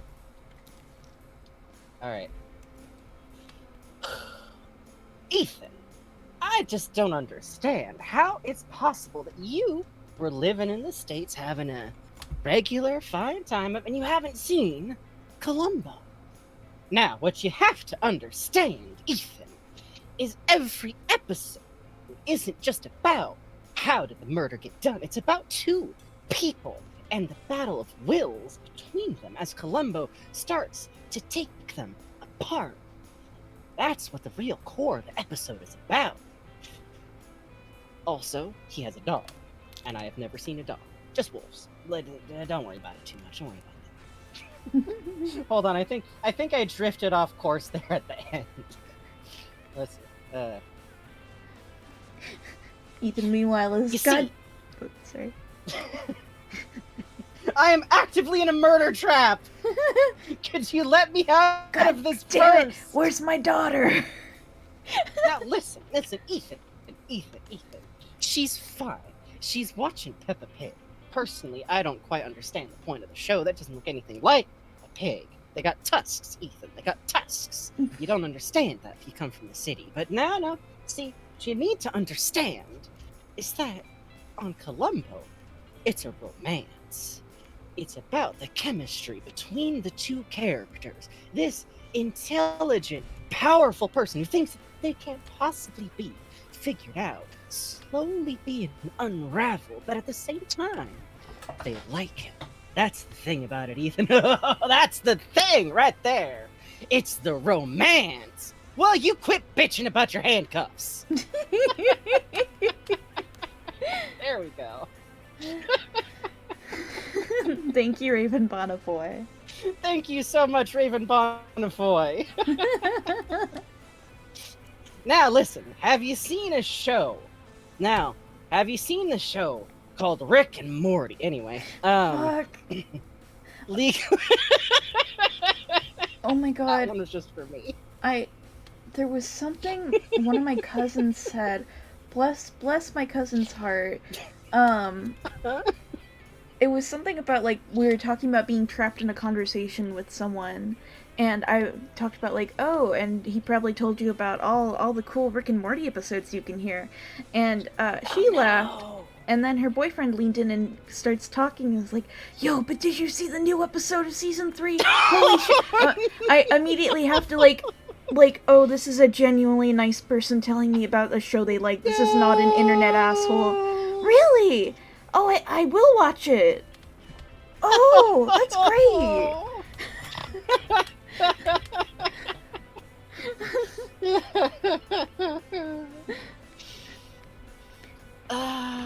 Just like, right, yes, my brain is internet poisoned, right, they're normal people, sorry, yes, of course. Yes, no, like, totally normal people enjoy this show and probably even really do walk away with it, like, knowing that Rick is an asshole. Yeah. Like, that's the point of the joke. Like, Yeah.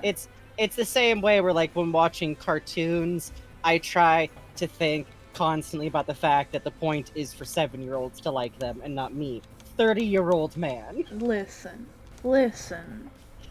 It's nice if I also enjoy them. Rick and Morty is the American Osamatsu. You are so right. Tragically, you are pretty much right. There's something else I heard was the American Osamatsu. I would also say My Little Pony is the American Venture Osamatsu. Brothers. Oh, we went in very different directions. Because there's a pony for everyone. I said Venture Brothers because it's the same blend of cursed but good show, but every time someone recommends it to me, they have to issue like 30 caveats. Yeah, it is a great show though. Oh, like, man. It's a great show. There is a character who's a recovering pedophile. Yeah. It's a great show. For some reason, they took the time to make his wife be a stereotypical Native American woman. But it's a great show. Yeah. Is what I have heard from everyone about the Venture Bros. Yes. I believe them. The fucking also, art design for the show is incredible also. Holy shit. I have the art book and I just gorgeous. Ooh. But also it's a show that started of its time and was still going until like 2 years ago, so. Mm-hmm. Here's Mrs. Columbo stealing an ashtray. I love this. I love the detail that she steals ashtrays from hotels, because first of all, everyone kind of did when ashtrays were like a thing. Oh no, it's even better, Frankie. Mm-hmm. In the episode, he out says, oh, I can't take my wife to a fancy restaurant because every time we go to a fancy restaurant, she steals the ashtray. That's even funnier. It's not hotel ashtrays, it's like the nice crystal ones. Yeah. I kind of love that. I do too. I love Mrs. Columbo so much. Also, Somni Snake said, it's like the Lupin thing, like, it's good, it's also racist, but it's good. Yes. Yeah. That is basically how I always put that. My episode guide to Lupin that I, like, give friends the link to sometimes for, like, good episodes, literally has a warning mark that's like, and this means I have to just say, like, a quick heads up, and it's a red exclamation point. Yeah. God. Oh, this Also, I foreshortening just is love. fucked. Can I also say it's cute though that means that Mr. and Mrs. Columbo go to fancy restaurants? Right? Date night. I tell ya.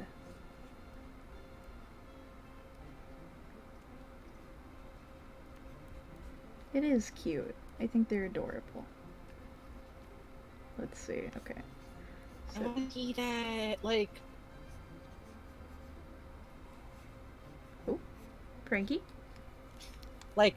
I really. Yeah. Oh, okay. There you are. Yeah. Usually, by the time you say Frankie, it's the exact moment I pop back online. I don't know how. Oh. The internet hears you and goes, "Oh shit, right." But yeah, like, I love the idea of Columbo and Mrs. Columbo on a date, because what does he wear if he's not doing his job but wants to dress nice? Because one canonical thing about Columbo is that he has stated outright that he hates having to wear a tie Mm-hmm. and he doesn't like wearing a suit.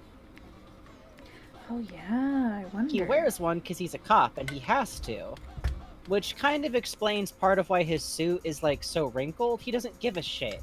He doesn't care about making his special fancy police boy outfit look good or showing how he's a fancy detective cop. Instead, he's like, it's clean. I got my raincoat on. God. Like, he probably still has the raincoat on because I think of that as like his thing. He needs to have his coat on. But probably no necktie. I wonder if he just wears like a sweater. Oh, that'd be cute. A nice sweater. Right? No, Mrs. Columbo's name. Like a cute. Oh, sorry. You're saying? Oh no, I was just going to say that he might wear like a cute little a button-up jumper type sweater. That'd be cute. Oh, that would be cute. Mrs. Columbo's name, as revealed in a roast of I forget who that Peter Falk appeared to in character. Oh, thank you, Mintaka Blue. Thanks for coming by, and I like your work a lot. I gotta say, I like your approach to the human form. It's very lively. It's very inspiring. Cool shit. Bye bye. Sleep tight, okay?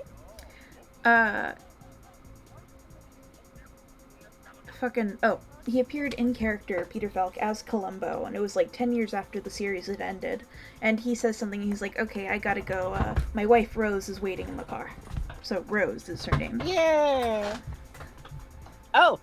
And y'all, guess what Columbo's first name is? It's Frank! It's Frank! Which, what I love is that it's on his policeman's license as just Frank Columbo, which I've decided, since I've obviously decided he's a trans man, that the story there is like, now see, here's the thing. I'm outside the courtroom, I got the paper in my hand, my $300 ready to give to the fine state of California, and I realize the only name I want to use is Frank. But that's short for something. Am I supposed to be Frank? Am I supposed to be Francois? Am I supposed to be Franklin? And I tell you what, I had so little time left, I just wrote down Frank. But you know what? I decided this suits me fine. I don't need a whole long name. I'm just Frank. I'm just Columbo. Now, about your niece's name. You said that she got it changed after she was 17. About that.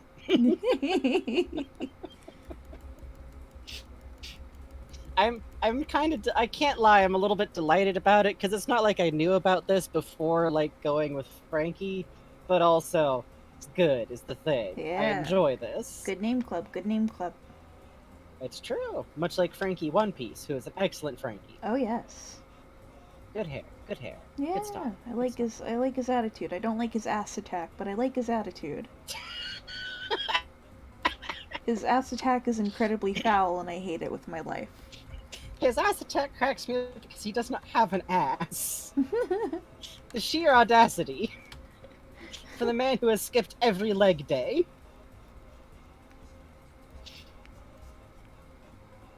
Let me get that button-down jumper in there.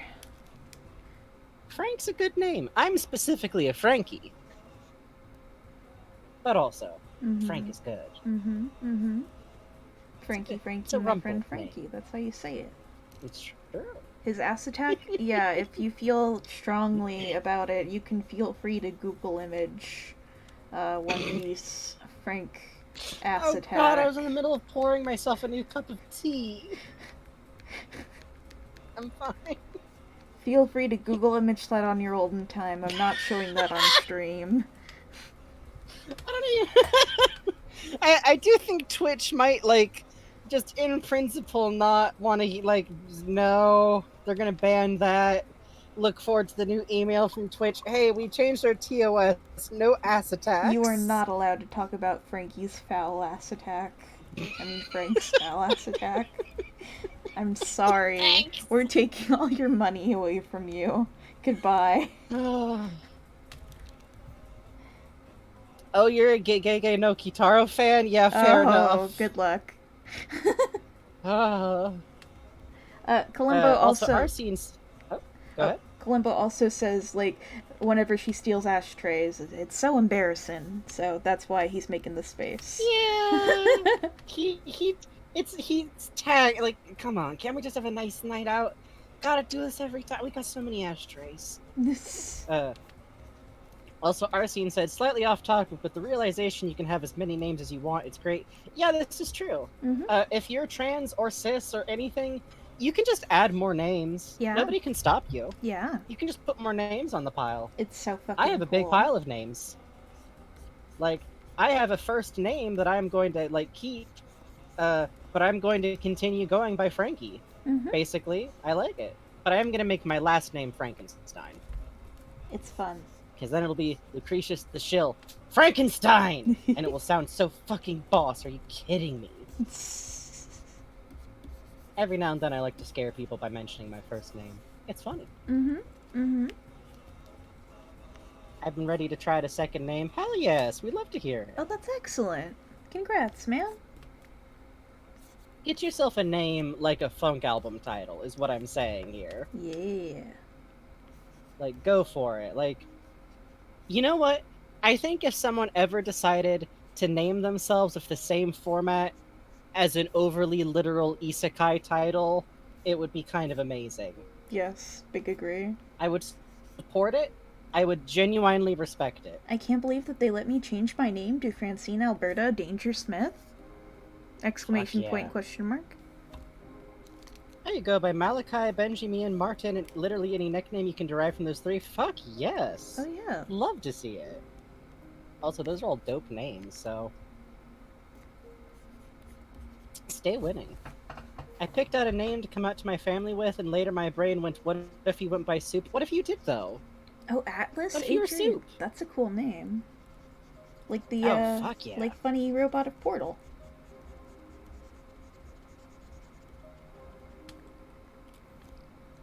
My name is Miles because of Miles Morales. Fuck yes. Oh, fuck yeah. Honestly, part of why I've been leaning into Frankie and Frankenstein, and this is kind of a goofy thing, but so my parents, they're non-binary, figured that out like fairly recently, but they've been like very queer and run around with like a queer friends group like since baby days. They were really into the early Rocky Horror Picture Show scene. And so that's something that I've always grown up hearing a lot about. So they were a regular Frankie fan. And I'm a dork. It works. See, I thought you were gonna say TV's Frank. TV's Frank isn't not in the equation, I tell you what. It's okay. Let me see if I can do it, because it's that one fucking noise he does. The oh yeah. It's for the longest time I was like, what the fuck is that like a reference to? It's Mystery Science, and it's not. It's just a thing he does. Yeah. It's literally just a thing he does. With Mystery Science Theater, there is no way to know at any point in time if a bit they are doing is just a funny, weird bit that these amazing comedians came up with, or if it's like a hyper granular, like Midwesternism, or if it's like a reference to media that was really hot in 1994. You know how it is. It's Mystery Science Theater proves that sometimes reference-heavy media sticks around, but it's like the Bugs Bunny fucking problem. Oh, I forgot to write the thank you on this. Hang on. Ooh, good thinking, good thinking. I like writing the little thank yous by the doodles when they're requested by someone. That's a nice way to do it. I like it too because I don't know. It's like, oh yeah, it's nice that this was a request. That's cool. Let's see. Yeah, and that way it like sticks by the person who requested it. Like if the image, like when it gets put on Twitter later and that kind of stuff. Mm-hmm. Which, God, I love the idea of Columbo in the Pokemon world because I feel like he would know a lot about Pokemon, but he never like does fights ever. Yeah. Because I can't believe I forgot to mention this at the start of the show. Yo, y'all, Columbo doesn't carry a gun. Oh yeah. Like, there's literally a bit in that episode of the shitty ex-cop who started his own like detective company where he brings him through a metal detector, and then when it doesn't go off, is like, oh, that must be malfunctioning. And Columbo's like, no, I don't got a gun. Mm-hmm. Mm-hmm. Like, mm-hmm. he just doesn't carry one. He just doesn't. He doesn't use a gun. He never pulls a gun on anyone. There are actually a couple of situations where he is alone with the murderer, sometimes after he's called them out on being the murderer, where he does not have any form of self-defense, and I kind of like what it does for the writing. Yeah, I do like, too. He just doesn't. He just won't. Makes it very He just tense. like, if someone wants to try and attack him, I don't think Columbo secretly knows like fucking Sherlock Holmes style fancy martial arts or nothing. Yeah, it was interesting. Go ahead. Oh, this recent episode we watched, there was the big reveal at the end, and he stops to the criminal who's caught, offers him a drink, and they drink, and it was just like, oh, Yeah. she could have brained him, but she didn't. Yeah, which in my case, I freaked out at that scene because Columbo also usually doesn't drink. Mm-hmm. Like, in all the episodes, whenever, like, the rich person... oh my god, there's this one great episode where not only does the rich person offer him a drink, but then when they're all like, I think we're done here, you can keep this. They literally hand him the open, half-empty bottle of, like, high bar scotch. Oh, yeah. Like, here... gratis. Like, oh, that's so cool. And yeah, funny. Usually, fun bribe. Thank you. It's really good. Like you take it like as if like graciously giving someone your trash. Yeah. Which but like in that episode, him actually drinking with the criminal is like part of what makes it like, oh, he actually liked them. Mm-hmm. Like. It's not just his fake chummy, haha, we are friends, I am so amiable and shabby and everything. It's literally like, yeah, I'll have a drink. They have a drink, and then he even like lets them go and like put a coat on. Mm-hmm. Mm-hmm. Which some episodes he does that. Other episodes he actually just like, knock off him. Usually kind of depends on the severity of what happened.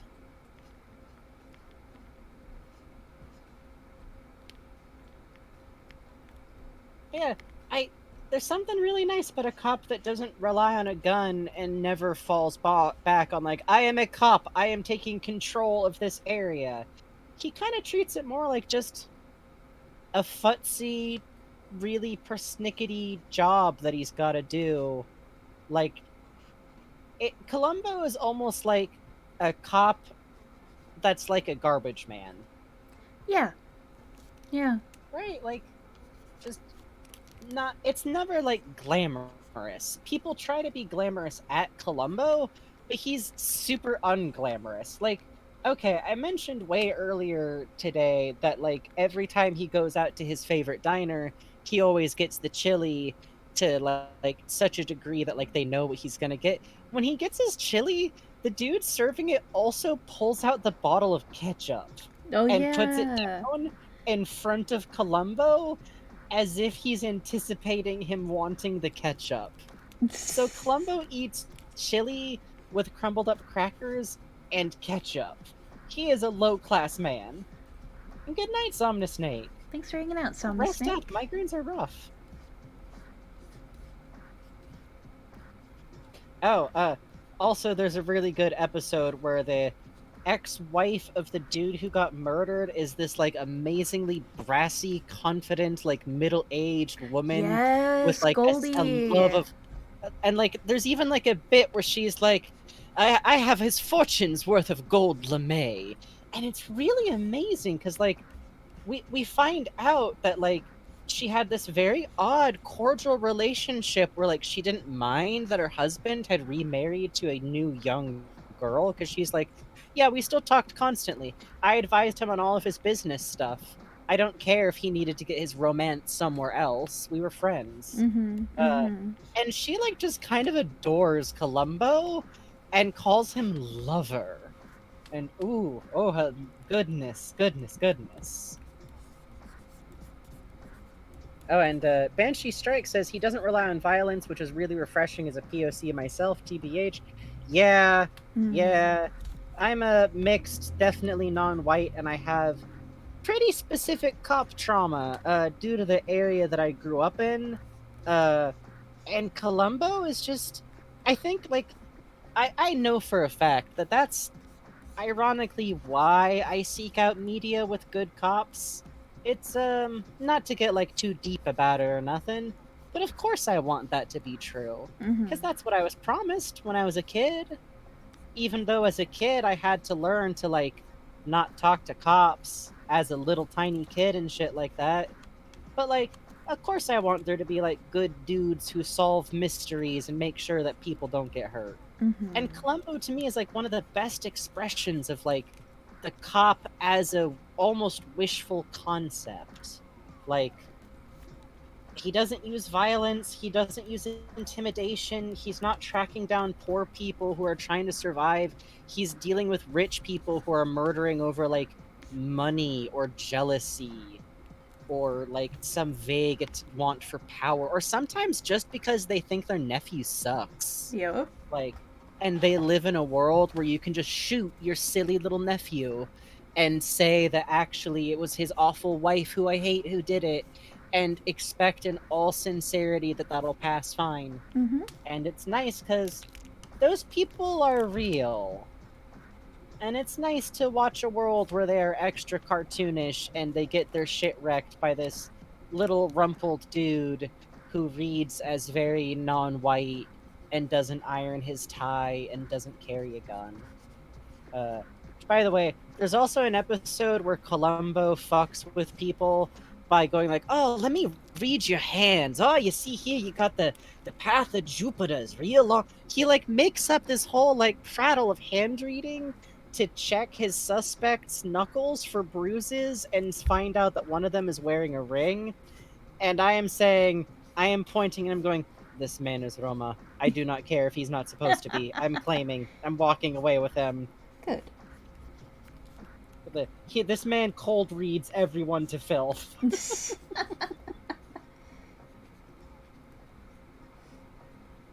It's a nice show that way.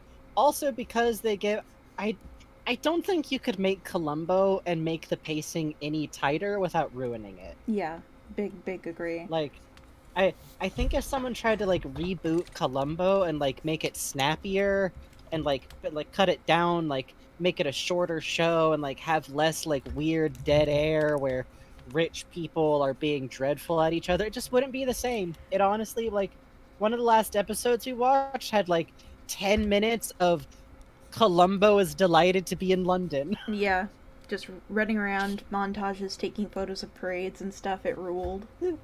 It was literally just like, we got to film in London! Like, all of this footage of, like, Columbo getting a photo of himself in front of Big Ben type, like, which, it was very cute, though, because it was actually pretty, like, it was very down-to-earth London-wise, even if some of the character actors were, doing a hilarious, like, it was, I still think that one guy was someone with an upper-class British accent. Oh, yeah. Doing a lower class accent.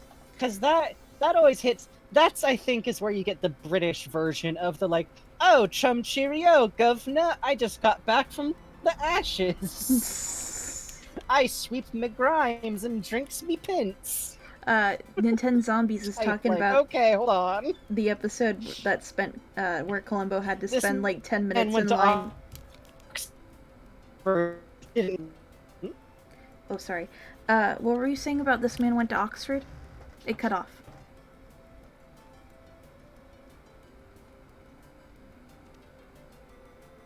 Oh. Can you hear me? Oh no. Alright. Frankie's having a little net trouble. We'll just hang around and wait for a bit. I am drawing Columbo being flirted at by Mrs. Columbo because I think it is fun.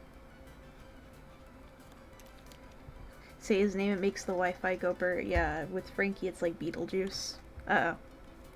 That was reverse of what I wanted. He vanished when I said his name. Frankie. Frankie. Frankie. Maybe it's not like Beetlejuice.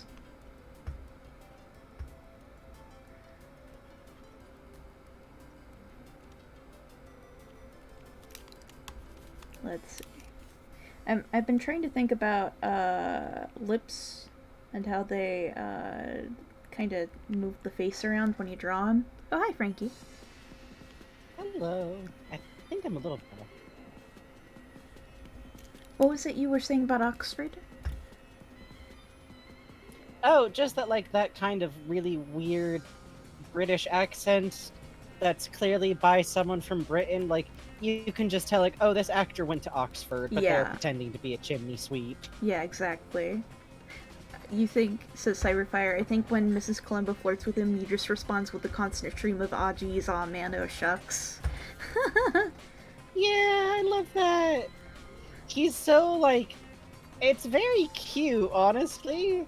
He's very sheepish, like, because there are times where, like, women flirt with him and it doesn't land because they suck. Mm-hmm. Like, the one of the lady who flew the airplane really on. Oh yeah, and there was some lady who kept trying to kiss him that one time. Oh, that was really awkward. Yeah, and he was well, like... I think that was this... Was that the awful stepmom character? Maybe. I feel like it was pretty recent. Maybe, It might have been the couple from Macbeth for a hot moment. Oh, yeah! That was great. Yeah. That was like... They really took a pair of, like, strong character actors and told them, okay, you're playing in-universe hammy dramatic thieves who fucked up and Mr. Beamed into a murder. Yeah. We're not currently performing Macbeth, so it's fine. I'm definitely not sneakily knocking on wood because I'm a theater kid. I'm knocking on wood because I'm a theater kid. The Scottish play. Fine. They were playing Hamlet. By the way, you know, I really got a lock on the Duke once I realized that he speaks in theatrical Mid-Atlantic. Oh yeah. Or, I think I also referred to it as, like, college English, which is a very weird poll, but it's true. That's the one you said, and it's when that episode with the awful uncle with the plants, you pulled it, and we're like, oh shit, college English like the Duke! Yeah.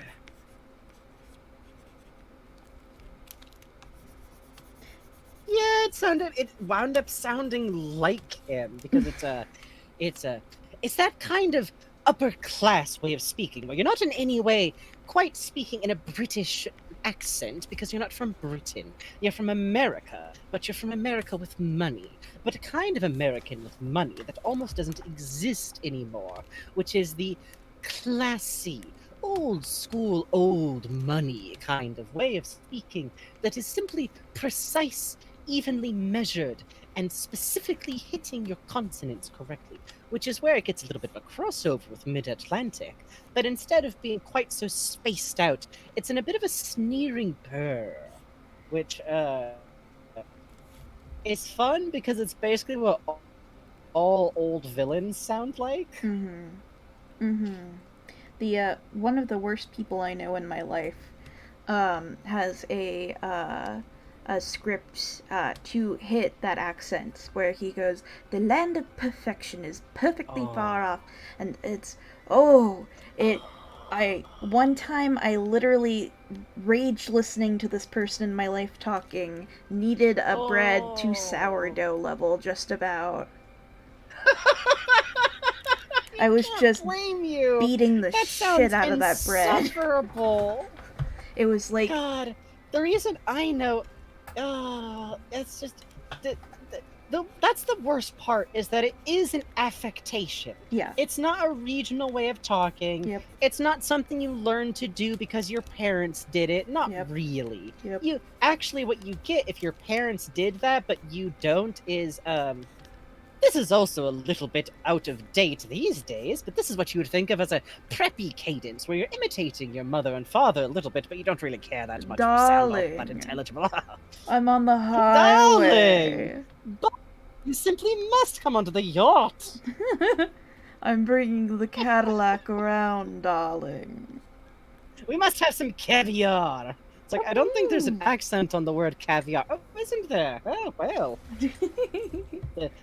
We are talking of people who overpronounce every Italian word they have ever said. We're talking about weird, classy accents and how Columbo is delightfully full of them, I think. Oh, we started watching Owl House last night. Yeah! It's cute. It is cute. It doesn't grip me just yet, but I think my niece is going to be crazy about it, and I definitely think I would have been when I was 12. And also, ma'am. Yeah.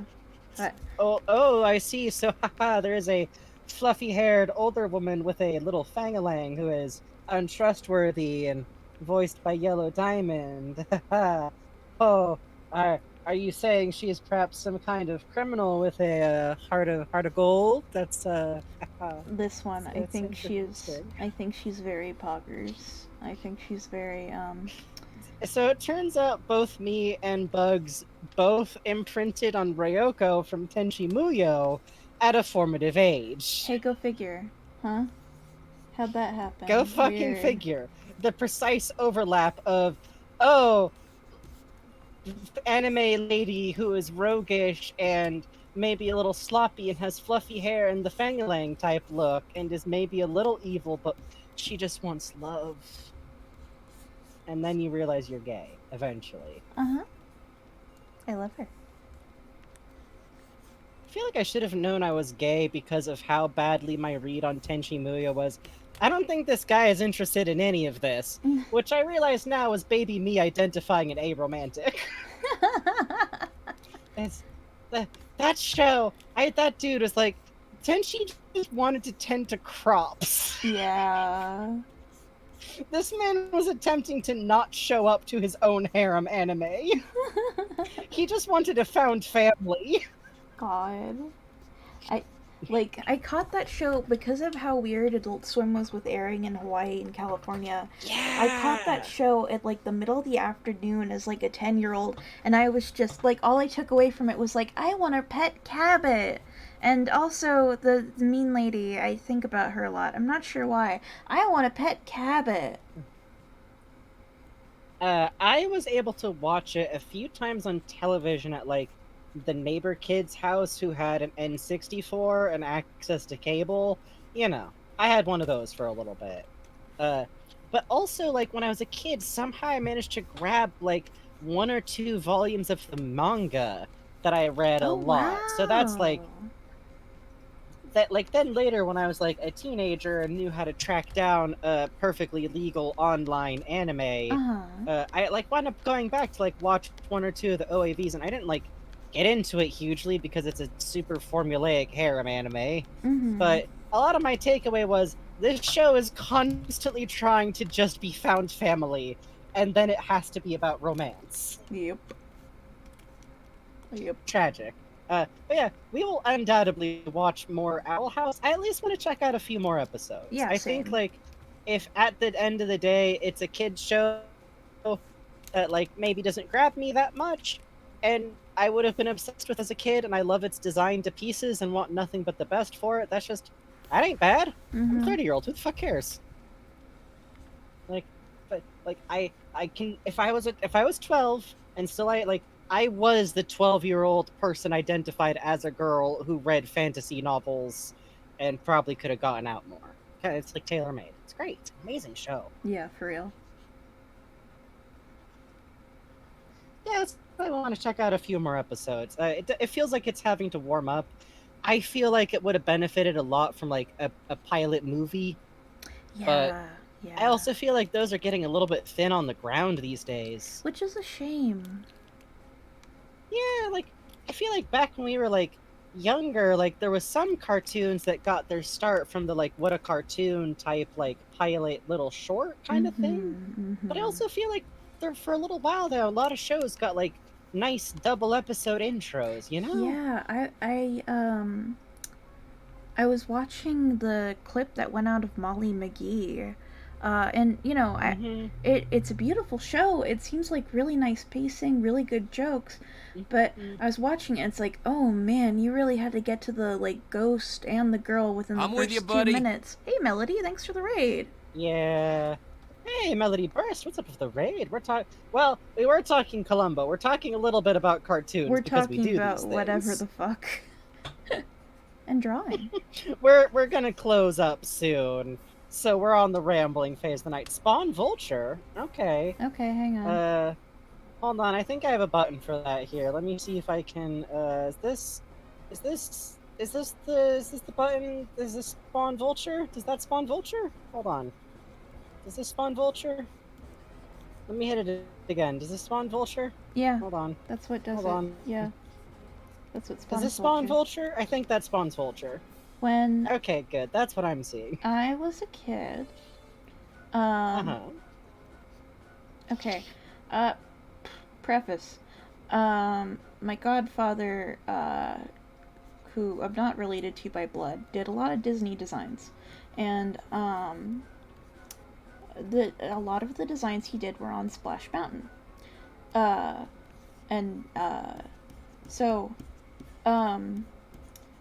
There was kind of pressure when I was a kid to like, don't you love your godfather's work? Isn't your godfather's work great?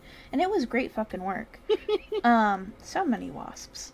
At the top of Many Splash tiny Mountain, vultures. right before the drop, oh shit. Oh, random 00 factor, giving that out to Melody Burst. That's real sweet of you. Random 00 factor.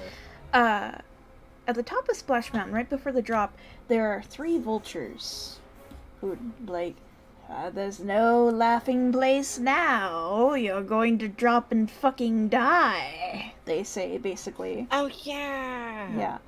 God.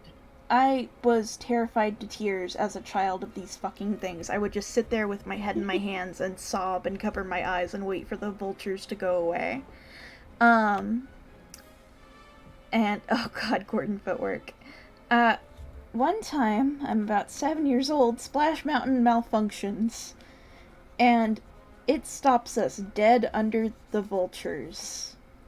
And we have to sit there for about 10 minutes with the audio broken as the vultures just sit there and silently clack their beaks at me and stare at me and clack and clack and clack. And it, something like this similarly happened in Half-Life Alyx when I was playing it with Frankie. Where I was so scared that I looped around to not being scared because my brain stopped processing fear. And I was like, and meanwhile, I'm literally in the place of fucking oh god, Russell. my brain is so fried out. I'm forgetting. I'm Russell in this situation, helplessly strapped to Bugs' POV as they start like leaning in to look at Jeff, going like, "Oh wow, look at you! Look at these little guys! They're clacking! Oh, look!" And just like I'm just like, "No, no! It's a cool design. Say, can we lean back? Can we lean back? Can we lean back out of the way of the Jeff?" Why? He's our friend. I had to talk them into trash compacting him. I had to literally be like, if you leave it alive, it's gonna kill that nice dude that we ran into. Alex just like, I think actually we can put him in a big terrarium. I think it would be good for him. I think it would be healthy for him. Alex just has like a cutting of one of the clackers like in a little pot somewhere. Yeah. It's her funny little clicky buddy. Anyway, so we had to get escorted off the ride, and now I love animatronics, and I'm not afraid of the vultures. I will never be afraid of vultures again. Animatronics do rule is the thing. They do. I don't like animatronics that come up from underwater. Those still give me the heebie-jeebies, but I do like watching videos of them and going, ugh, no. I don't think it helps that animatronics that go underwater like start to show the effects really fast. They sure fucking do. Oh, you should have seen some of the stuff happening at Universal before they refurbed Jurassic Park. Like the bunyip, yes. Even if a ride is being kept up well, the ones that get submerged entirely, like the algae kind of look, they start to melt. Yeah. Not good. I'm so sad that Columbo came from the wrong era for there to be an episode where like a special effects dude working on like Jurassic Park is the villain on one episode. Hey, we haven't seen the whole series yet. Who knows? There were animatronics in the 80s, and the series went until the 80s. That's true. Yeah, it really lasted like the whole of the 70s, huh? A friend of ours said that there were exactly 69 episodes, so... There sure are. There literally just are is the thing. Columbo doing it again. God, Columbo just like, now, I understand you're a streamer, but, the funny thing is I noticed on this comments here, one of them posted, I mean, no, I'm not saying anything about if these are low numbers or nothing. I mean, I post a tweet, it gets maybe 13 likes, but, I noticed it got exactly 69 the night of the murder.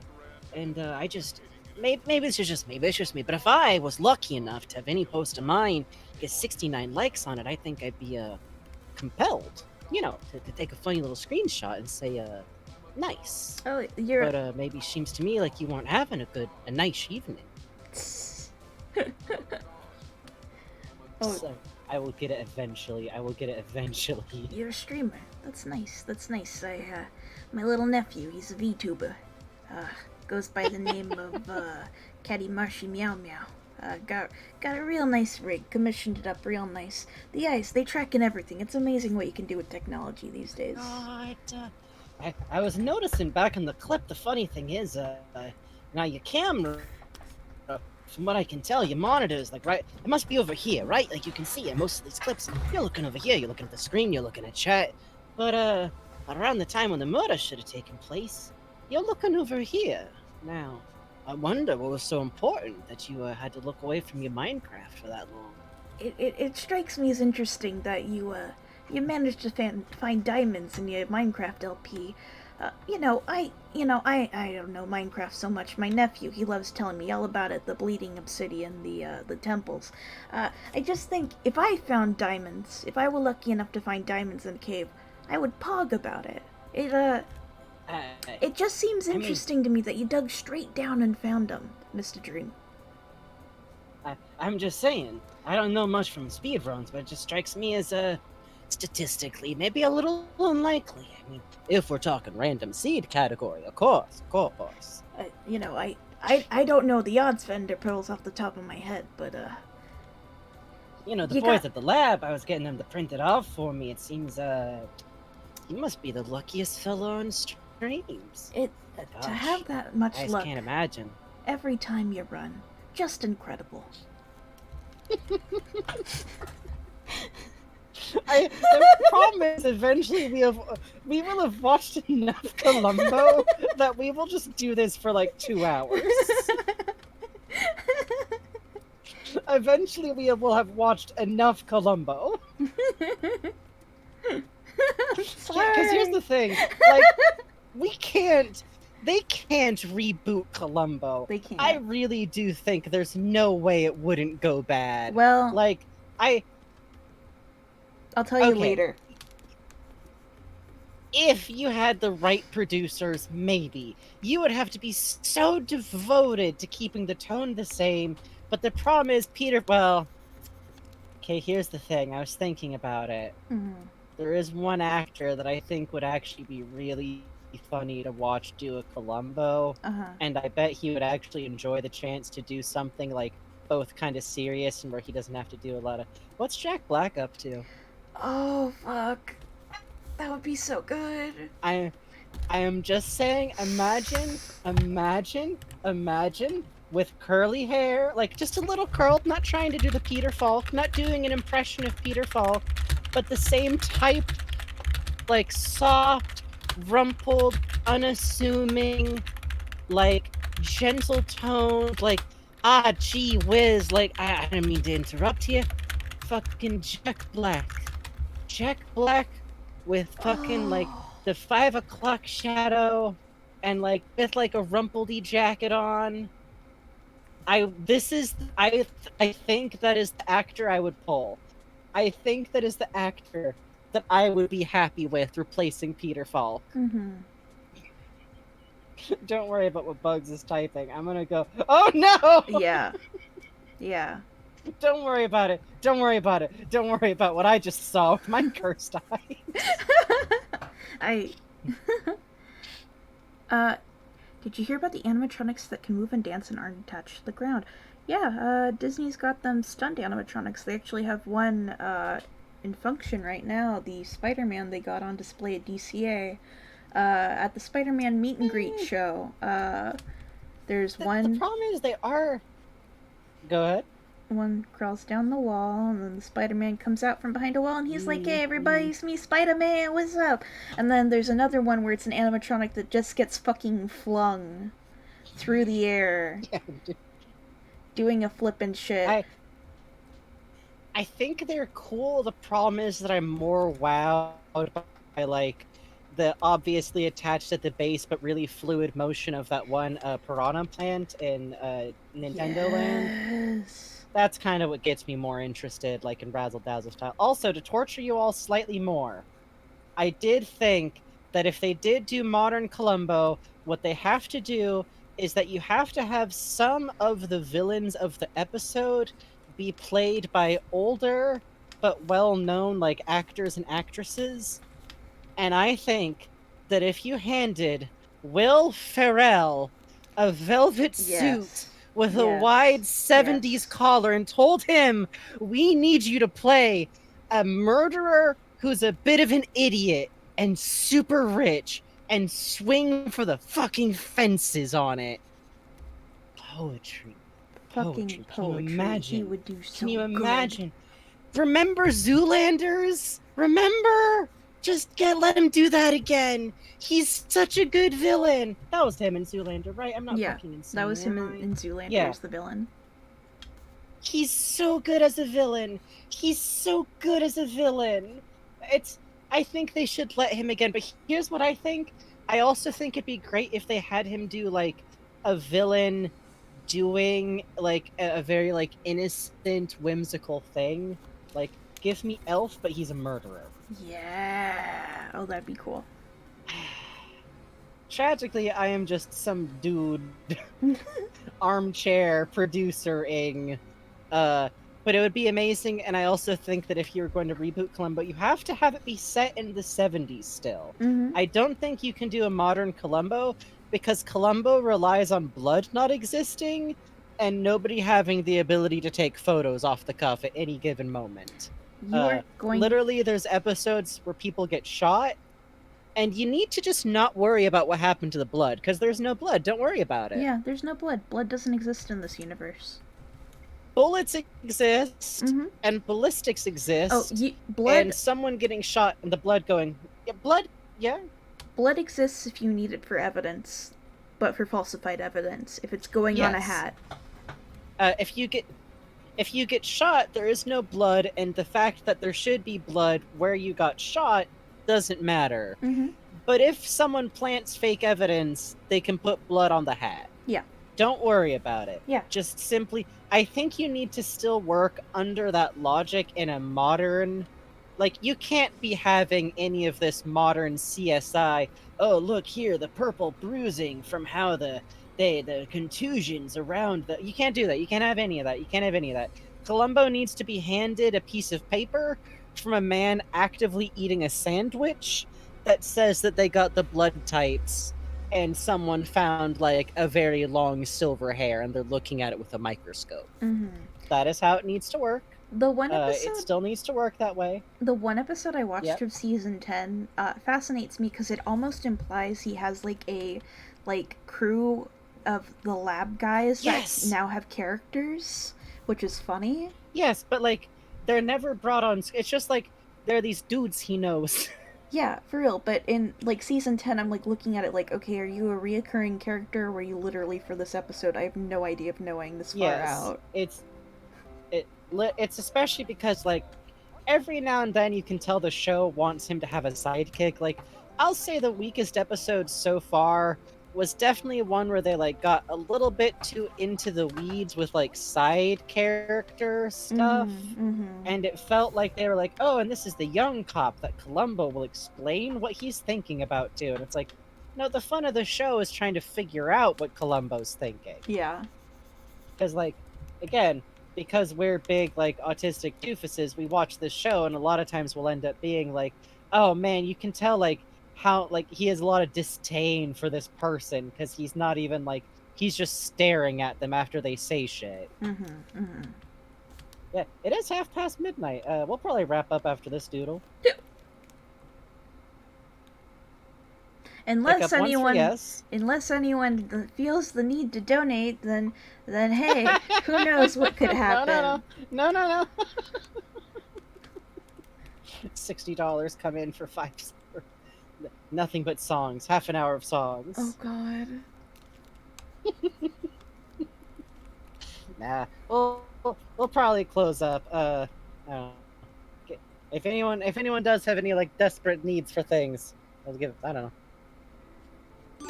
Oh shit. Oh. What do you want, Random 00 Factor? Thank you for the $10. What do you want? What do you want? What do you want? Random what do you want? Factor is just handing us $10 and what looking us in the eyes. What do you want? Puzz! Go to bed. Go to bed? Okay.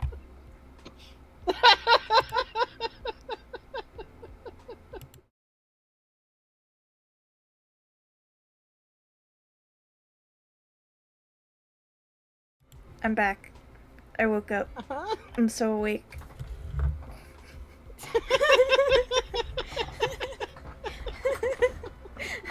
Good morning.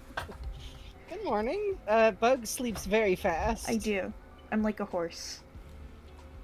Yeah, it's distressing. They just sleep in the same awful sitting posture that they use all day. Curled up with just legs bent backwards, I assume. Oh, my legs sit like this. Oh, no, I don't want to see you. I sit like this all day. I sit like this all day. I'm sitting like this right now, actually. No! This is what I'm looking like in this moment. No! And the microphone is here. No! Bugs my back? Huh, what? Dexester! Even 100. Even 100? What the fuck? What? We made $100 today, Frankie. Well, honestly, I didn't tell, like, you, the viewing audience, this, because I didn't want you all to think that you had to, like, meet some, like, hidden metric. But literally, my bar for considering this, like, successful enough to do again would have been, like, $10 donations. Yeah. So, thank you all very much for being up for this, and meaning this could be a very viable way for us to both move forward and maybe phase out having Bugs need to take, like, a bunch of commissions all the time. Which would be really cool. Because then Bugs could rest, and Bugs could draw for themselves more, and both me and Bugs would be able to work on, like, personal fan projects, or personal projects, or other stuff Bugs could do sleep. So, what? It's really wonderful of y'all to support us trying to find another way to help support a Bug so that they don't just hunch over crossed legs. Huh? Thank you all for the wasps and the hearts. So thank you all very much. Yeah. we will definitely start doing these, and obviously we'll talk some more, but if everything goes good, once Bugs has worked through the commission, we're gonna do the commissions we've promised so far. Yes. Like, folks who paid us to have their stuff done on stream, that will still happen. But once those are done, we will probably start doing these more often. And yeah, as we said, if you can't financially do this, don't. Yeah, don't worry about it. We'll be fine. Like, if at the end of the day, like, we'll be okay. Yeah. But it is exciting. It is. We are always grateful as hell. You don't have enough to release a wasp yet? Okay, hold on a sec. Oh, do you need help? This. No, I got it. Are you sure? There we go. You're inter. You're inter? You're inter. There we go. There you go. You're inter. Uh-huh. Yeah, we definitely gotta go to bed after this lumbo. What? I do not have an intern. Even the inspector is not an intern. Are we sure? I do have this, but he's not an intern either. He's a gremlin. Thank you, Dexester. Thank you for spending all your wasps. Thank you for your wasps. Oh, Adrian wants to make me infodump and 900 points. Good fucking luck, Adrian. I hope you can find a goddamn topic. Good fucking luck.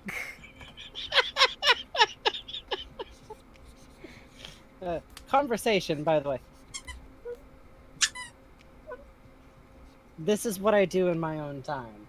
I have a peek into what a Frankie does if a Frankie is too spaced out to do anything. I literally just squeeze two things that make funny noises. Oh, you only ask about which fast food place is the best? Okay. Five Guys. Yeah, I'm... KFC, though. The Sadness Bowl at KFC is good. Wait, no. I've never had the Sadness Bowl The at Sadness KFC, Bowl is the perfect like food. it because I actually like. That's the thing, is that it's all the food you want in one bowl. Yeah. Your brand of neurodivergent. Here's some info has helped me focus on making my model's legs work. I'll be honest, Excellent. I'm glad, because I think that makes sense to me. Like, I also just like listening to people infodump about stuff. That's why I follow, like, a historical sewing expert person's YouTube. And I literally just sit down like, please tell me how annoyed you are by the misrepresentation of corsetry in historical film, ma'am. Thank you. This is... By the way, short version. It usually sucks and nobody does corsets right. Hang on, I have to Google the side view of a basset hound. This is coming out kind of odd. Basset Oh, I am indeed talking about... silhouette. I am so happy that I said that and someone in chat literally said Bernadette Banner, understanding immediately who the fuck I was talking about. Purely by the strength of how annoyed she is about corsets in historical shit all the time. She's great. She's got a guinea pig, so sometimes at the end of her videos, it's just footage of her guinea pig wandering around on her carpet. No. Making little noises. That's very cute. She's great. I also, I like her for a lot of reasons. Like, her take on historical stuff is really good. The way she puts together information is really nice. She's got a good handling of it. But she also, like, uses, like, non-binary inclusive language, which is really cool. And I think she actually yeeted an old set of project videos because they were, like, associated with Harry Potter. Oh, wow. And they're just gone from her channel now. That fucking So rules. I think she actually just said, fuck it. Yeah, which is really nice because, like, one of her outfits that she was very fond of was this very, like, streetwear, like, witch-themed kind of thing. And I went back to, like, go take a look at one of the videos because it was, like, associated with, like, a McGonagall-style cape. And that bugged me, but I watched it anyway, and I'm like, oh, this shit ain't here anymore. So I think she straight up just yeeted the Harry Potter shit. Oh, good for her. Which, again, big speculation. But speaking personally as, like, a queer trans person, whenever I see someone just deciding to like say fuck their old content when it has to do with Harry Potter toys. It's nice. It's just nice. Because like at this point, if I see in someone's bio like proud Gryffindor, I do myself a little turnaround.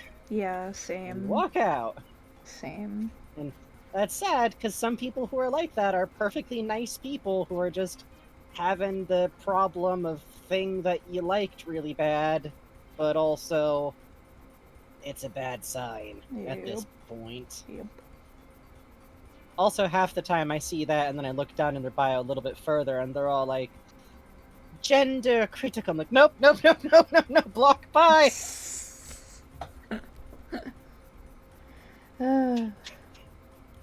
Hey, I forget, is Neil Gaiman an asshole or is he cool? Am I mixing him up with someone else? I think Neil Gaiman is like normal level famous dude, like not.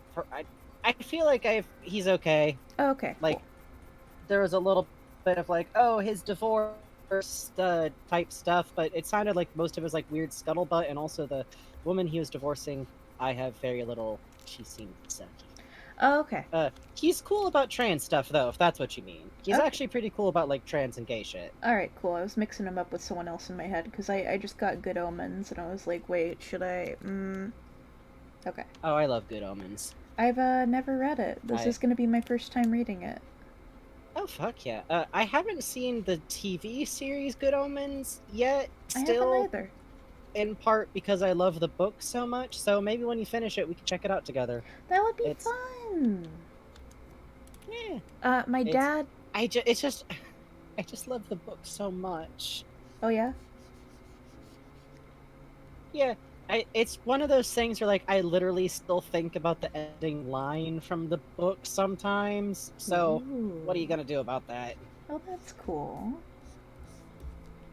You were gonna say, though, about your dad? Oh, because of my dad's work, which is reporting on entertainment media, we get press copies of books mailed to us sometimes to review.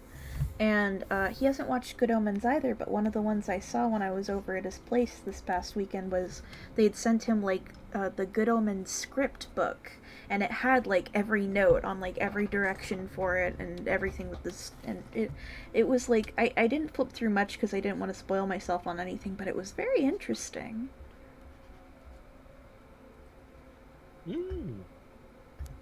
Yeah, honestly, like, I'm not sure if I'm the biggest fan of, like, a bunch of Neil Gaiman's books so much anymore, but I was really into them when I was a teen, and they still mean a lot to me. Oh, that's cool. No particular reason that's shitty or nothing. I'm just not as into his narrative style these days. It's more of a taste change thing than anything specific. I still like a lot of it, and I think of it fondly, but I'm not picking them back up to reread. I feel that. Like, the same way I might reread, like, a T. Kingfisher book or something. Oh. Was it the short one, Crash Dash, or was it the long one?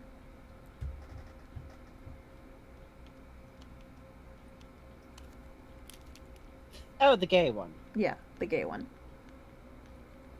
I think so. It's in a context that's, like, very British. Oh. It's not bad. Oh, okay. Doom Patrol's gonna have characters created by Gaiman, huh? Oh, yeah, and I remember him saying something recently about... Oh, yeah, the short one that's used as slang all the time for cigarettes over there. Yeah. That's different. Something about casting a non-binary actor or something for a series of his. Pretty cool. Wonder what it's about. Cool. I will admit, past here, I don't keep up with Doom Patrol or Neil Gaiman's extension works. I just liked a couple of his particular books when I was a teen. Neverwhere I was very fond of. Yeah, I'm excited to read Good Omens. I think it's mostly just that I now consider most of the Death comic book, Sandman comic books, super pretentious. Yeah. I cannot return. Sandman is the most pretentious thing on Earth, and I can't with it anymore. Oh, okay, crap. It's still... Sorry. Go on. But yeah, like, Sandman didn't age well at all, and the script for it is a nightmare, and I don't know how anyone worked. the dude wrote like full-on prose for panel descriptions. Yeah, oh my god. Oh, The that's mutual I was right! thinking of was into Sandman, yeah, that's a whole other thing. You were... And I'm not getting into it, and the last thing on Earth I want to do is talk about all the ways Sandman was problematic or anything. I'm just mentioning this in passing. Well, I actually want to get off the subject pretty fast. uh... Not in a trauma way or nothing. Just Okay. Sorry, you were gonna say though. Didn't you have that comics class where you had to study the script? And... Yes. Oh. That comics class was brilliant because one of the exercises that he did is he gave us a page of the script for Sandman, and he gave us a page of the script for Watchman, which has a much like starker, like barely anything in the script kind of thing. Mm-hmm. And he had us try to make both of them into the page of comics that they're supposed to turn into. And I hated it so much I fought with the teacher about it, but he was right to do so, because now whenever I write for someone making a comic book, I am intensely thinking about how that shit's gonna translate out. Yeah, it fucking rules. Like, Frankie's scripts are so fun to work with. I think incredibly hard before I say shit like, and the staircase going ever upwards with books spilling out of their shelves to either side of this big, long, narrow... By the way, there's 6 more panels on this page.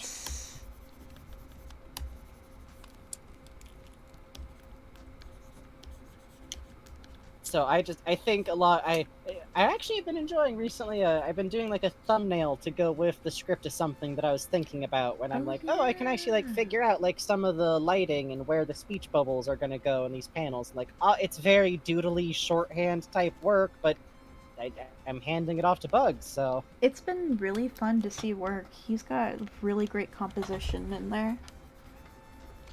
I'm pretty happy with it, honestly. I think it'll be nice. It's an RE8 thing, I'll tell folks that much. Mm-hmm. And it's just, sometimes I get a little snippet of a moment, and it was something that looked like a comics format, so I'm like, I'm just gonna work on this, and then do something with it, and then Bugs went, he will give it to me, is what you're going to do. Give it to me. Because I'm over here, goofus that I am, like, oh, I don't want to, like, accidentally give you, like, work out of nowhere, like, just because I wrote something. I'm just doing my... I don't want to... the horror of being handed off a finished storyboard. Oh, God. Oh, no. This is the worst. Oh, no. My cool creative It's even already got where all the characters shit. are standing in relationship to each other, all worked out. This is awful. I hate making things for my friends. Yeah, honestly. P.S. If you are my friend and a streamer, hit me up, please. I make something for you, okay? I want to animate shit. Please.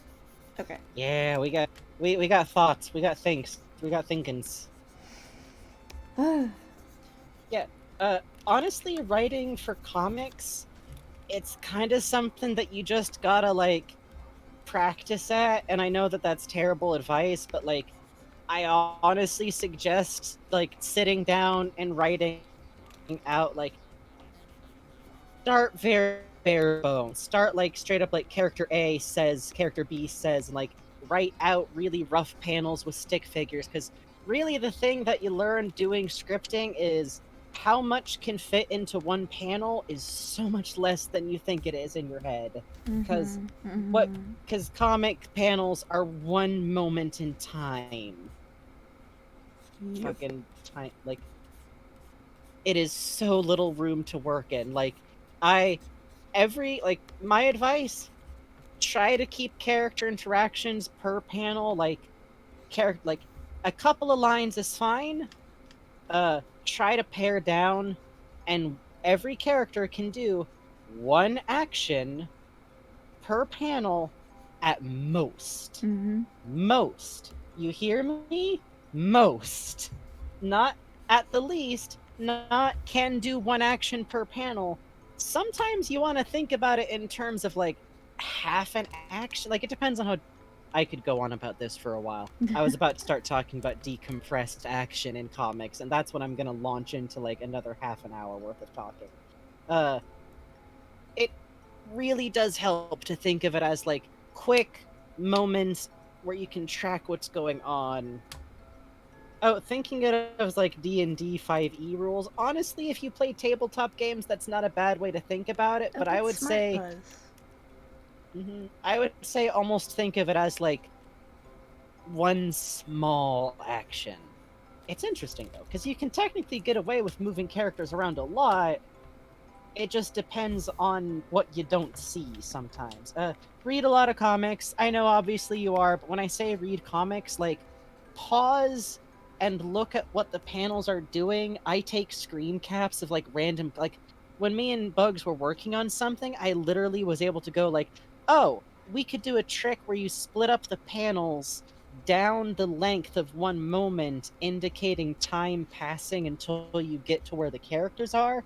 Here's the screen cap of where I've seen this be done before. Like, and obviously we didn't then copy exactly what that did. It was just a way of saying this is what they're doing for the panel.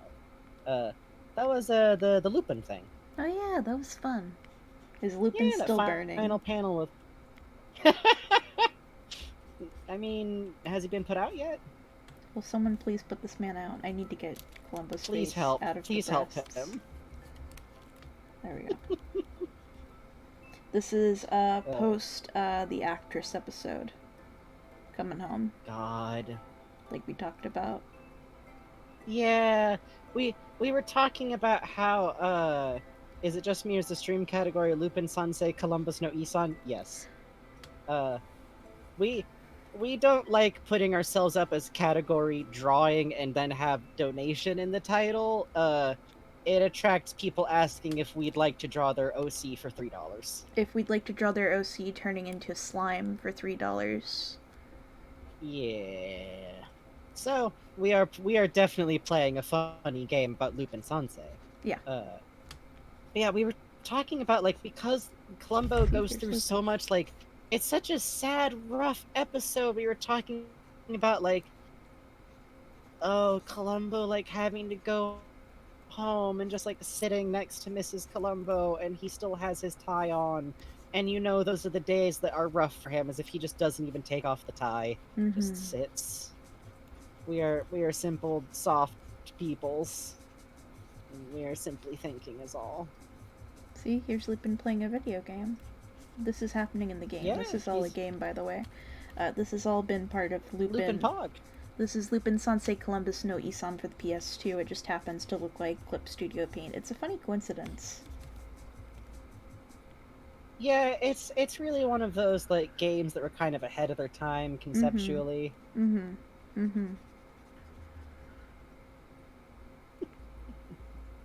We should wrap up though. It's 12:45. Oh, for sure. I'm almost done. We'll be wrapping up a whole 15 minutes earlier.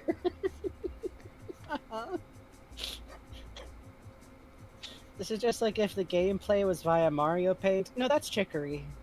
You should play Chicory though if you haven't. In chat. I'm directing this at chat. It's a good game. It's about a little dog. It's such a little dog. And a paintbrush. Such a little paintbrush. They're such a dog. They're a little non-gender specific dog, and I appreciate them so much. Mine was named Toast. Oh. Also, if you do not have money or want to see what the game looks like before you play it, also a funny streamer named Holly Hollowtones has been playing Chicory. It's been very fun. You should watch those streams. You should watch. I don't know if you've heard of her. Hey, streams is free. Kinda. Sorta. As long as you like watching Mostly that free. funny ad from McDonald's about the streamer eating a chicken sandwich and live reacting. Such a great ad. So cool. I really feel like I keep McDonald's getting ads gets for me. Photoshop.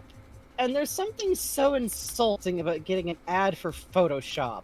That's like getting ad for water that comes out of the pipe, but it's like water that costs $5 a cup.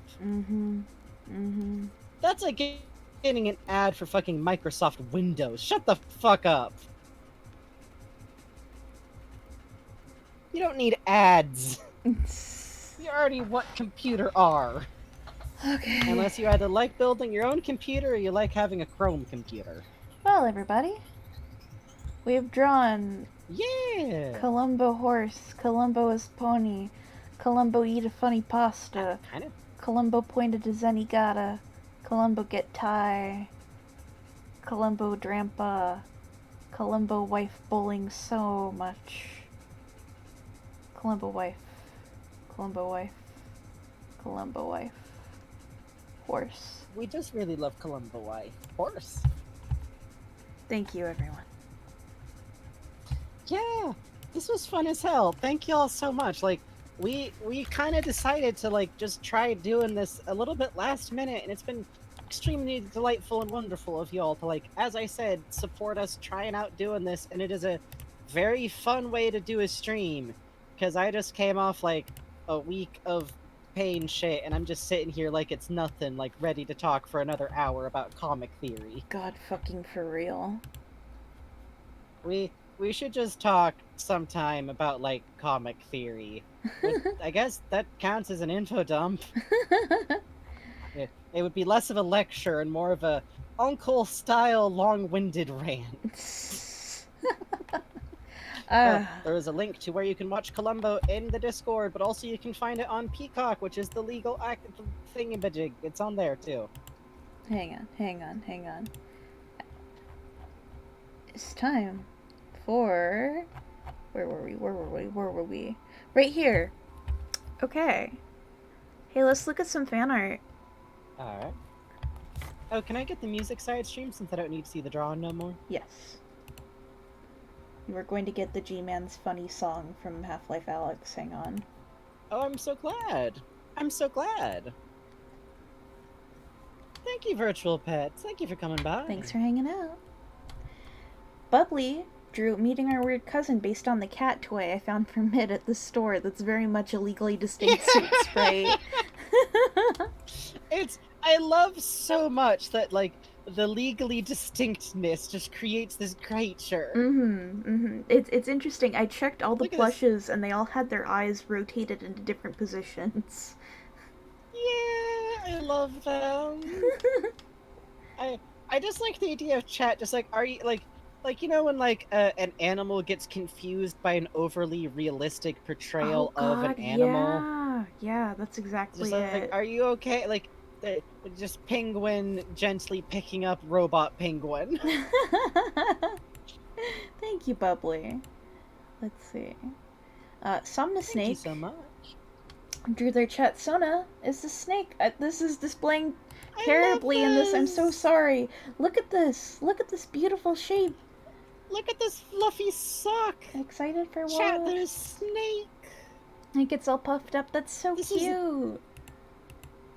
This is an ultimate baby, is the thing. This is Lost Sock Baby. This is wonderful. Thank you, Somna Snake. Thank you so much. Thank you so much. Gordon Footwork downloaded a voxel editor and made it bugs. It asked me. Yeah, look at this. I'm in the real. That's a bug.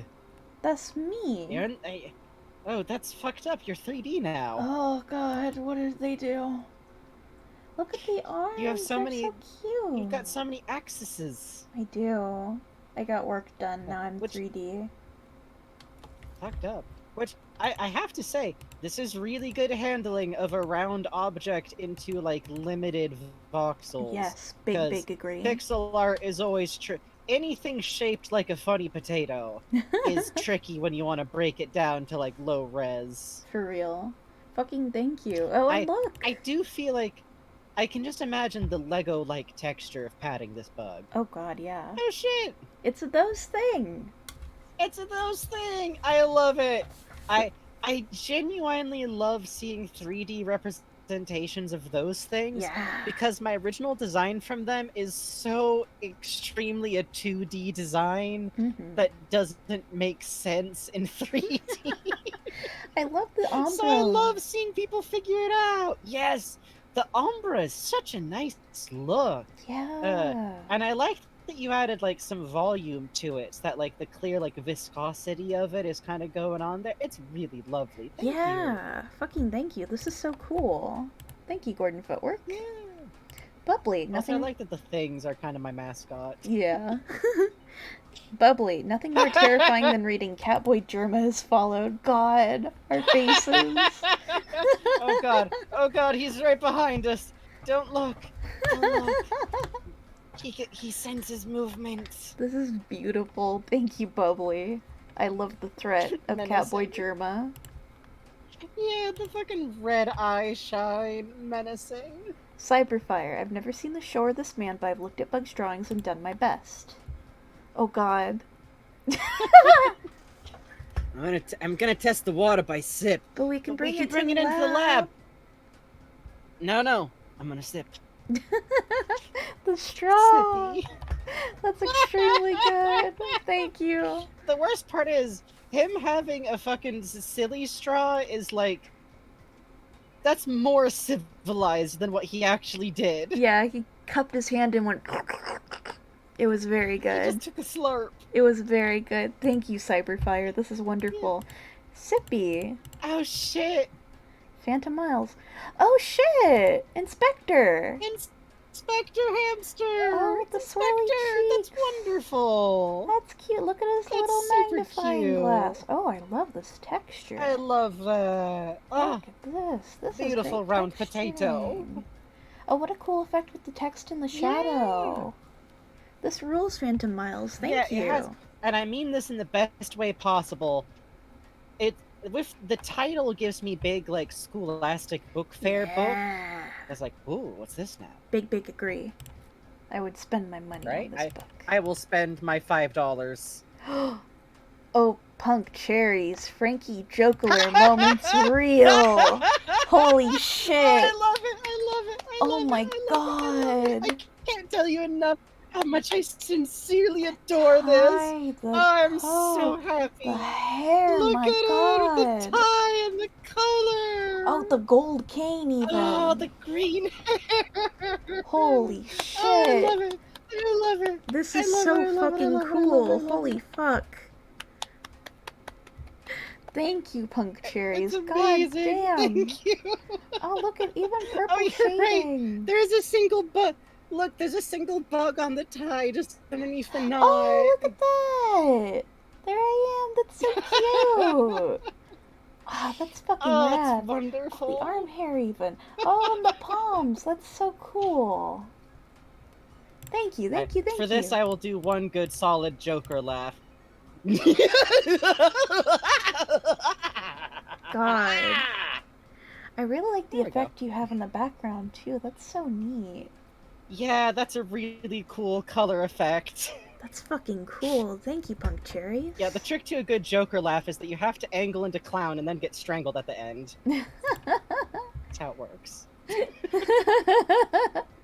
The truth revealed. No! No, that's a lie. Wow. That's a Wow. lie. Wow. No. No. You guys want to see something? Among Us. Hang on. Among Us. You have to tell me if you're Among Us. Was it this one? Hang on. I have an illustration layer around here. Yes, I edited. It's Among Us. This is Among Us. Okay. Okay. Thank you, Gordon Footwork. I have no idea what the chat just saw, so I'm going to trust you that it was nothing sus at all. It wasn't. You spelled out sus with a worm as the last S.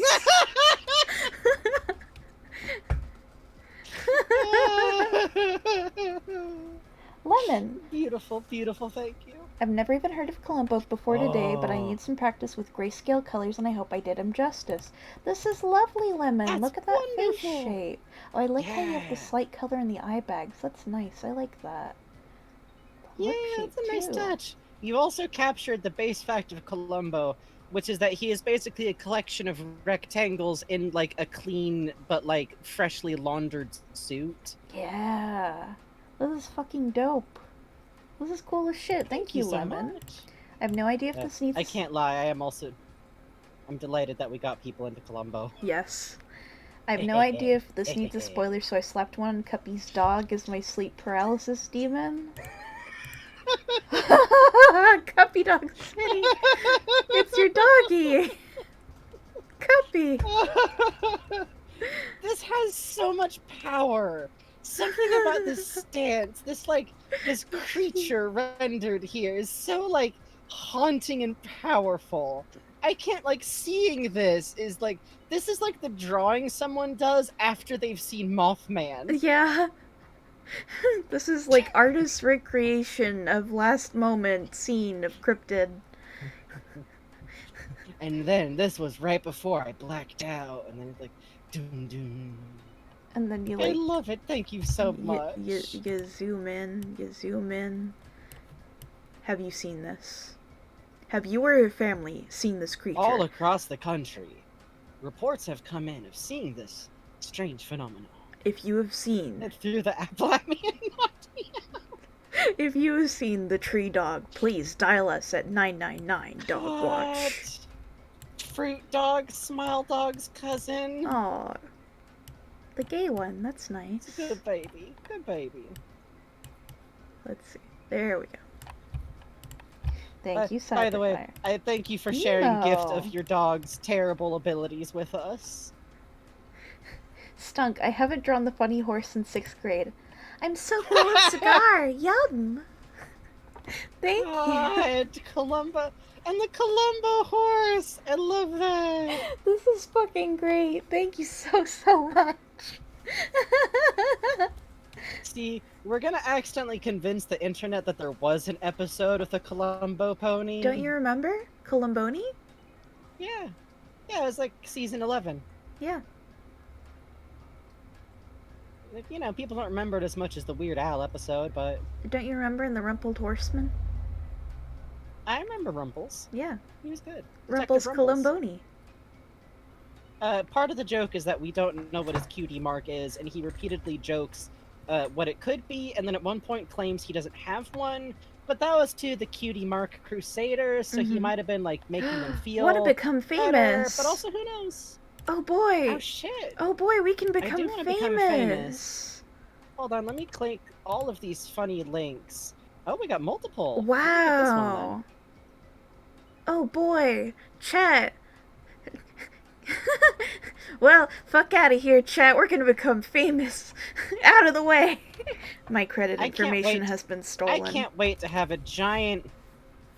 Ah, shit. There goes my social security card. Where were we? Thank you so much, Stunk. Thank you, Stunk. This is beautiful. Face full of bugs used ad permitted term gay boy. Yes. Cuppy Dog City. I mean, the sun exploded. Huh. Dear Princess Celestia. Reading fucking Wikipedia. Oh my god. Oh, the little Among Us with the antenna. I was gonna say, did you see up with that? Oh, the little man. With this tiny little Among Us bug. I think adding fluffy antennas to a tiny Among Us might actually be the perfect creature. I'm sorry, I think actually that might be the ultimate being. Yes, big agree. Thank you so much. Holy shit, Cuppy, Thank this you is so adorable. A bug us. When the bug is... I also really love that I love that I'm reading off information about Blazball from, like, a magazine labeled Blazball, because that is how I always feel about it. I like my face. Oh, and it's me banging on the door going, no! Stop telling Prince, stop eating cigars! Look at the bug Stop face. doing these but I'm locked out by my internet. God, if the bite taken out of the cigar. Fucking beautiful. Fucking Y'all, wonderful. thank you so much. Thank you. Where am I sending you guys? And honestly, I have to say, it's legitimately good to be back.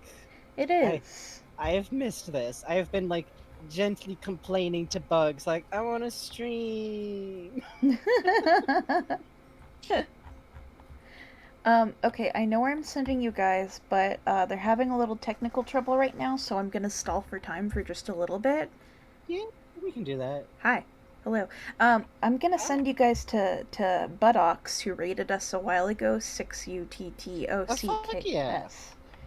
I think, if they can get back online, they're playing Genshin Impact. If not, Mothboy Benry has someone else to suggest. He Oh. has someone to raid.